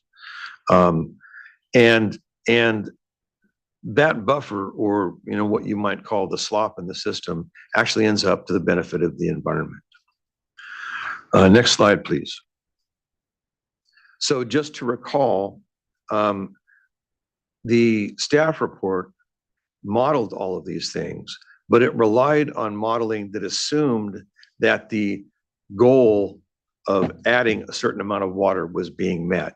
It didn't have the benefit of how people would operate to do this. And it didn't, go into all the complexities. So when you're thinking about these things and the numbers that get put up on the screen or the page, you have to remember, this is the goal. It's not necessarily what you're going to see in the river. Next slide. So with the tributary issues, there are several different kinds of ways in which the tributaries are proposing to add flow. One of them is on the Yuba, the reoperation of the reservoir. McCollum is kind of similar. And they're planning to drop the storage target from 650,000 acre feet end of September to 600,000. One of the questions that I don't fully understand and I don't think is explained is, what if the reference flow was going to be below 600,000 acre feet anyway? Is the commitment still to release an extra 50,000 acre feet? And how is the operator going to decide that? This is mostly in aid of a guaranteed water sale. Right now, Yuba makes most of its water sales later in the year, July, August, mostly. Because it's a regulated system at that point, it's pretty easy to do. There's contracts, it's amounted, there are contracts that are given, and the system is being regulated. It's discretionary to Yuba how they're operating the river. But when they're operating in April, if they're providing flows in April to June, it becomes a lot more complex. It's a good deal for Yuba. And I understand that, there may be some desire to improve conditions, but really what it is a contract for water sales. And I think you have to see it in that context. They may lose a little money on hydro generation because it's not going to be as valuable generating the power that they generate when they're providing the water. But nonetheless, the whole setup is a really good deal for the Yuba Water Agency. They devote, that's 41,000 acre feet of their water is to be paid for. 9,000 acre feet of the water is not to be paid for. They're contributing that, but they have a whole different set of comparison points than they have. They're not using the Yuba Accord as a sort of baseline there. There's a different baseline for that water that they're contributing on their own volition. And it reminds me somewhat of the sign that used to be on a delicatessen in Oakland that said, if you want a discount, tell me first so I can raise the price. It's the same kind of thing that we're talking about with the 2019 biops. It's a baseline issue. The Yuba one is kind of a small one, but it's just an example of how you have to read carefully what all the conditions are in the proposal in order to understand how they're accounting for the different amounts of water. Next slide, please. So another one of the proposals that for contributing from the tributaries is the Sacramento River settlement contractors. They're going to do either fallowing or groundwater substitution. And again, this is really a nice deal for them because they have a guaranteed water sale in the spring.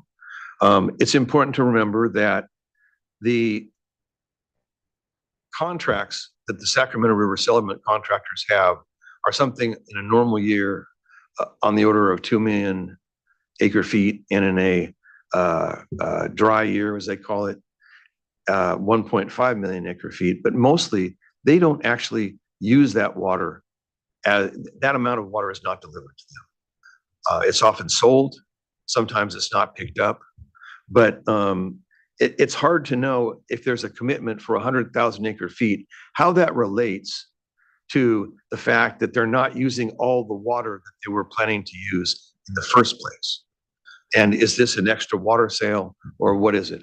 I get what Mr. Bergfield said about they're going to look at the previous use and the fallowing. I'm not sure that fallowing translates to real water because the contract amount is so much greater than the amount actually diverted. Next slide, please. And while I'm on that subject, I went a little too quickly. One of the issues is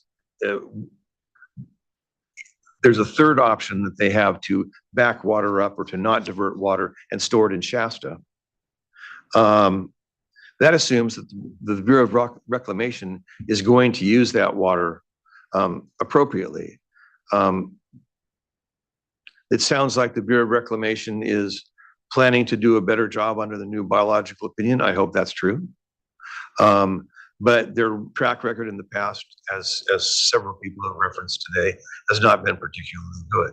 And we don't know whether water that is left in Shasta is how it's going to be used. I'm not sure that there's a clear commitment from Reclamation about that or how that would even be structured. Finally, there's the assumption that water in the Sacramento River that's released as extra water will actually get to the Delta, and this is a general theme. And we saw in 2021 that there were large losses in the channel going downstream between Red Bluff and Wilkins Slough. Many of the contractors and other water users were extremely concerned about those losses. Now, it may very well be that it wasn't unauthorized diversions, that it was simply channel losses due to extremely dry conditions and groundwater pumping that somehow pulled some of the water out of the system. Some of these different rivers have offsets for that already built in, some not so much. But this is an example of some of the concerns, especially about water traveling such a long distance. And now to this slide, the Feather River, it compares the VA contribution to normal operation. But as we've seen over the years, and as I've been bringing up since the water quality certification for the Oroville relicensing in 2010, the normal operation of Oroville Reservoir is a moving target. When I was here talking about in the water fix hearing, which is passed, it's not the same. The requirement for carryover storage was based on a formula. It was 1 million acre feet plus something. That was the target. It's now 1.6 million acre feet. Who's to say it's not going to be something different and what the reference is going to be? Also, in many of for several of the different requirements on the Feather, the requirements are the old requirements. They're not what was adopted under the settlement agreement. Another example of a settlement agreement that hasn't really produced much because it was reached in 2006 and the FERC license to implement that agreement has still not been issued. Otherwise, the Feather has many of the same concerns that the Sacramento does. Can we go to the next slide, please?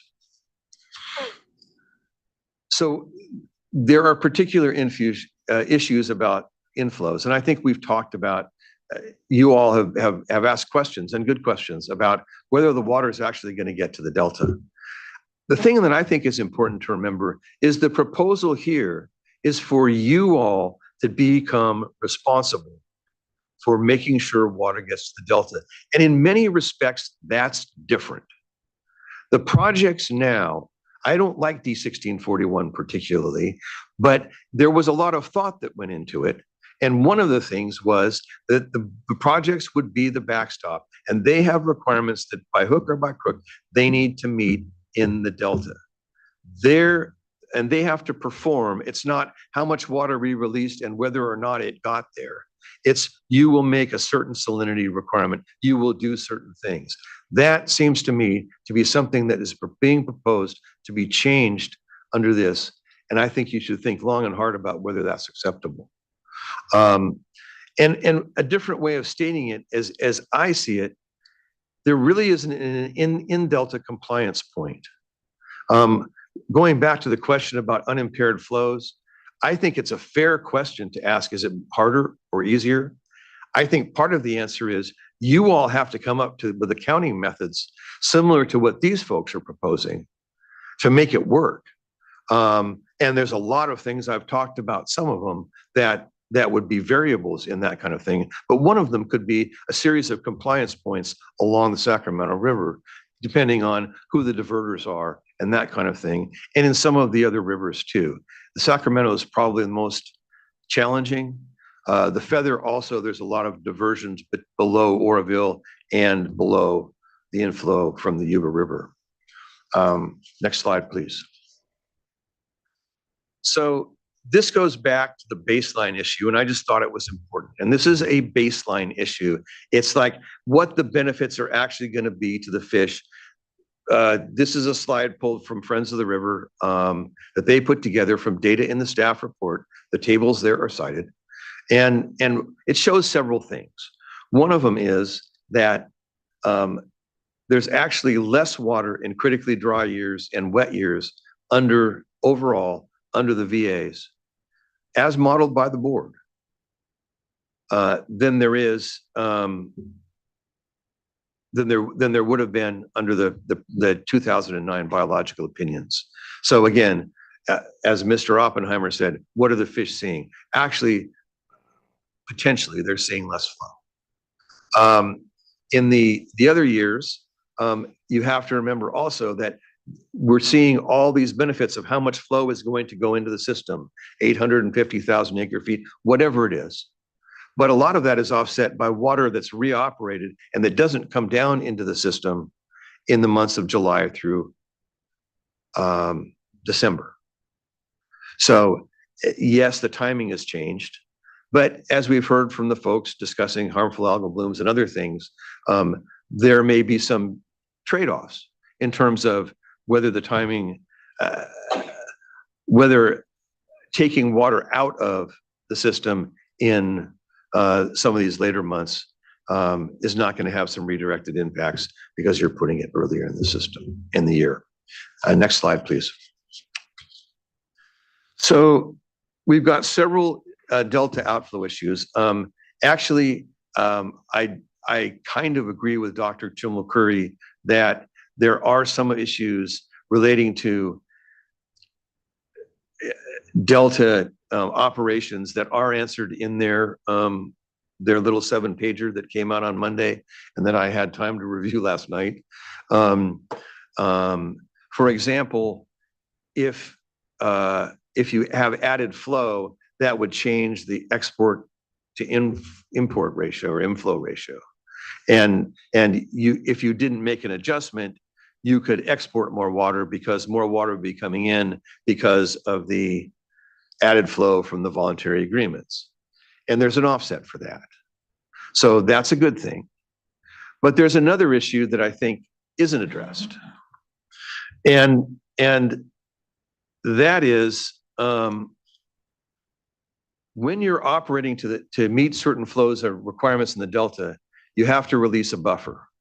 When you're back calculating in the following month how much water went into the system and whether the VA flow accounted for a certain addition or not, there's a big risk that the buffer that you released will telescope into the supposed VA flow and be effectively that what they would have released anyway will be counted as part of the VA flow, and an adjustment will be made inappropriately. And that issue, I think, is something that needs to be addressed more specifically, because they're advertising this as additional flow. But in the real world, it may not be additional flow. And sometimes that buffer is significant, especially for carriage water. Now, that might not be the appropriate reference, but it might be at some times. And that can be significant. It can be 10 or 20%.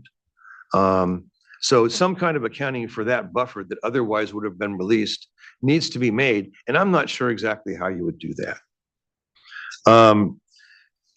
As shown in this slide, there are two kinds of exports. One is those that have to be protected, basically, flows through the delta that need to be protected. One is water that's coming in as extra water released from the tributaries. Two is exports foregone, which, as Dr. Jill McCurry explained, is supposed to not include the water that was added from the tributaries. It's the project's contribution to water. And there has to be clear accounting between the two.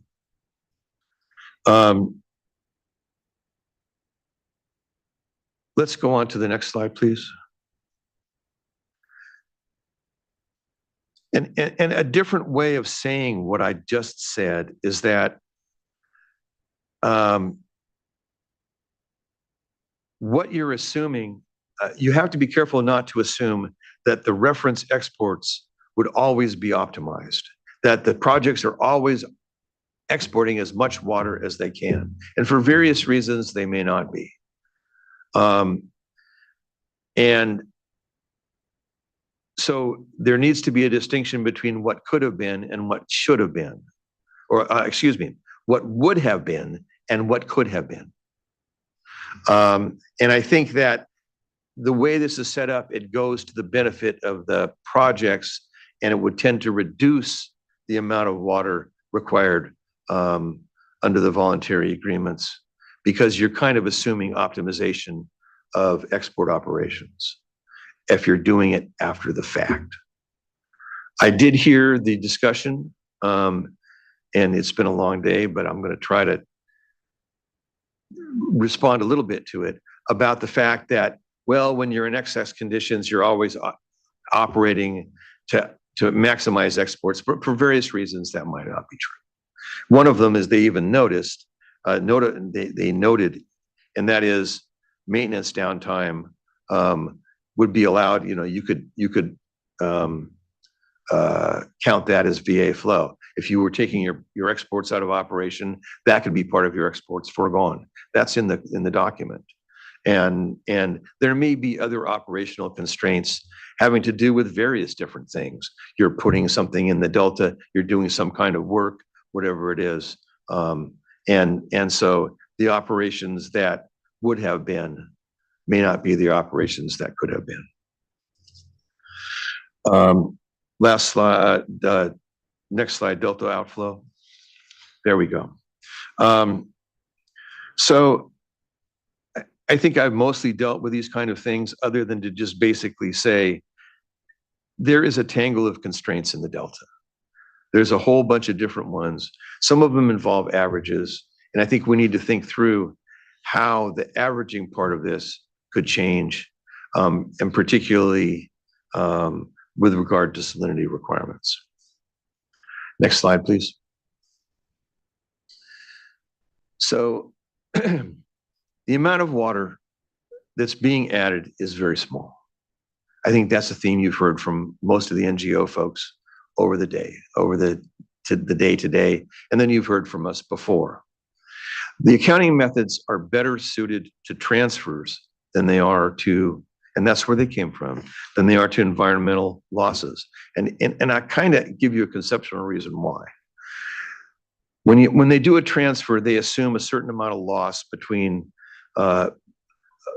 loss of flow to groundwater, loss of flow in carriage, and that kind of thing. And it's kind of an agreement that buyers and sellers have made that this is the default that we're going to work to. But if there is less water actually getting into and through the delta than there is supposed to be, that water comes out of the environment. But when the water is supposed to be for the benefit of the environment, where does it come out of? That's the issue, I think, one of the issues I think we need to confront. So I think there are going to be, as proposed, some additional water. There's going to be some additional water lost because of the accounting methods as proposed today. There's going to be some additional water lost because it never reaches the delta. And that's on top of the fact that there needs to be a lot more additional water in general. Last slide, please. So I like to conclude with something different. This is my grandson, and that's his first fish. He had to go out of state to catch that fish. And there's a lesson there for me. I mean, I could have probably taken him somewhere else, what the heck, but it is kind of a reality that I faced. When I was growing up, the greatest thing for me that I wanted to do whenever I could, and I complained an awful lot to Mom when she took me somewhere else, was I wanted to fish. I spent 40 odd years as a painting contractor, and over the years, I started developing this second line of work, and it's kind of become what I've done for the last 20 years. My daughter was able to fish in California and catch her fish there, and it was pretty good. I'm concerned that that little guy and his little brother are not going to have the same kind of opportunities. Now, that's a trout. I admit it. We're not talking about trout today. On the other hand, there are limitations to the kinds of fish one can catch. You can't catch salmon now. There are much fewer striped bass than there used to be because we're not managing for striped bass anymore. There are sturgeon. We've petitioned to list them. I used to fish for those things, and I liked it. It was great. I thought it was wonderful. And I just don't think it's right to be taking those home anymore, and even probably fishing for them. And as these different opportunities in California become more and more constrained, the pressure on the places that are left increases, and the affordability of them becomes reduced. And more folks, I hear folks my age or a little younger saying, hey, I'm going out of state to fish because we don't have the opportunities we used to here. I don't want that to be the thing that happens. And I'd like to see things made better in my lifetime. I'm a little bit older than I'd like to be, but I plan to be around here for a number of years. And I'd like to see this resolved positively before I die. And if I don't know that I have 8 years to wait around to see if an experiment works. I think we need something that's more definitive. We've had an awful long time to look at what we're going to do to fix the problems in the Delta. And I think we need to give it our best shot today. Thanks very much. Thank you as well, and agreed.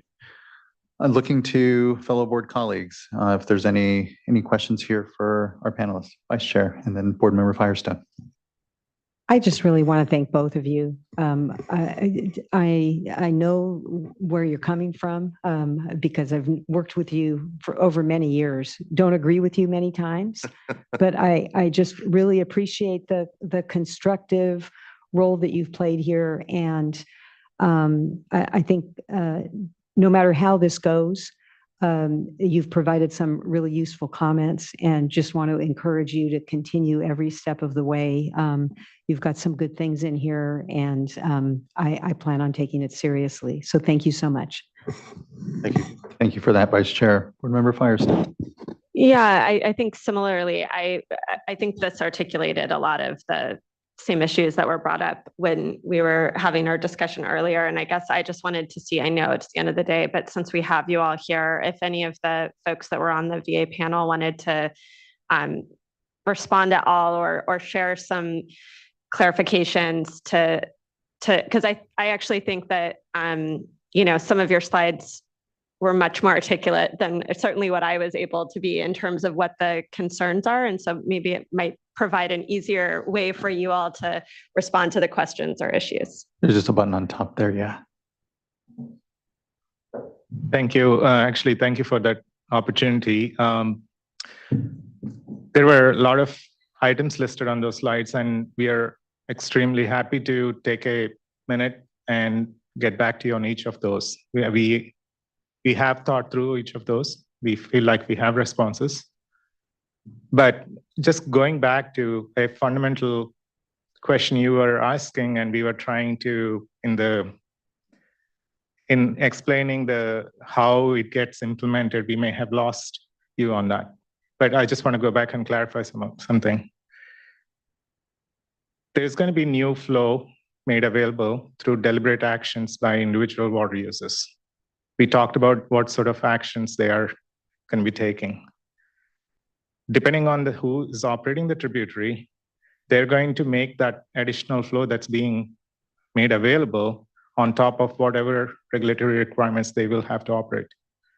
And the projects, then they are tracking that water based on individual tributaries contributions as inflow, and they are adjusting their operations in the Delta to make sure that flow doesn't get diverted.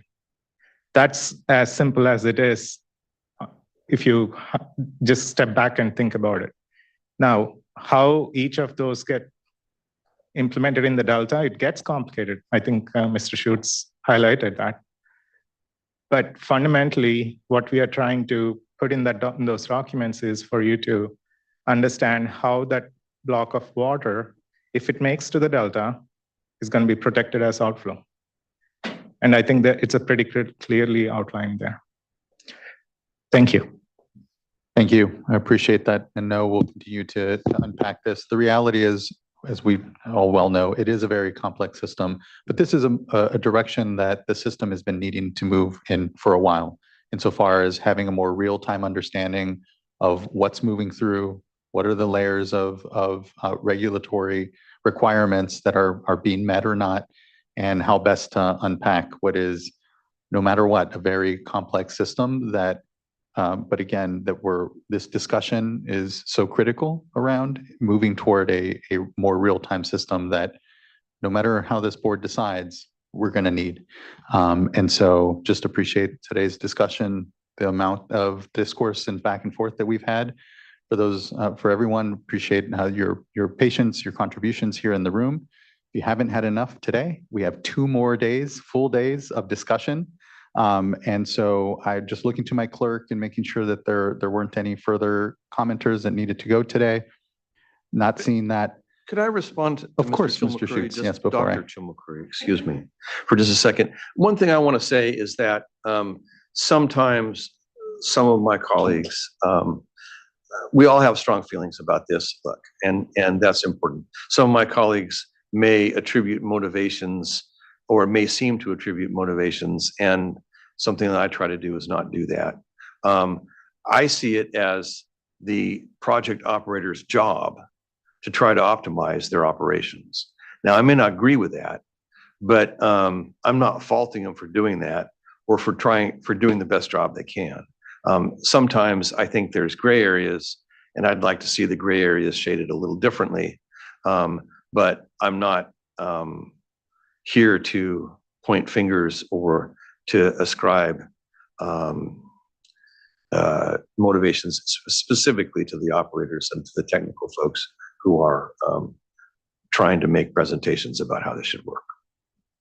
I appreciate that, Mr. Schutz. Likewise, insofar as, it can be, things can feel very personal in this space, especially for folks, and continuing to remind us the spirit by which we're all contributing to this discussion is important. So thank you. I appreciate that. And on that note, good note to end on. We will be in recess, if you will, and reconvene here tomorrow morning at 9 a.m. Thank you, everyone, for a very productive discussion today. I appreciate everyone's patience and contributions, and we'll see you tomorrow morning at 9. Thank you.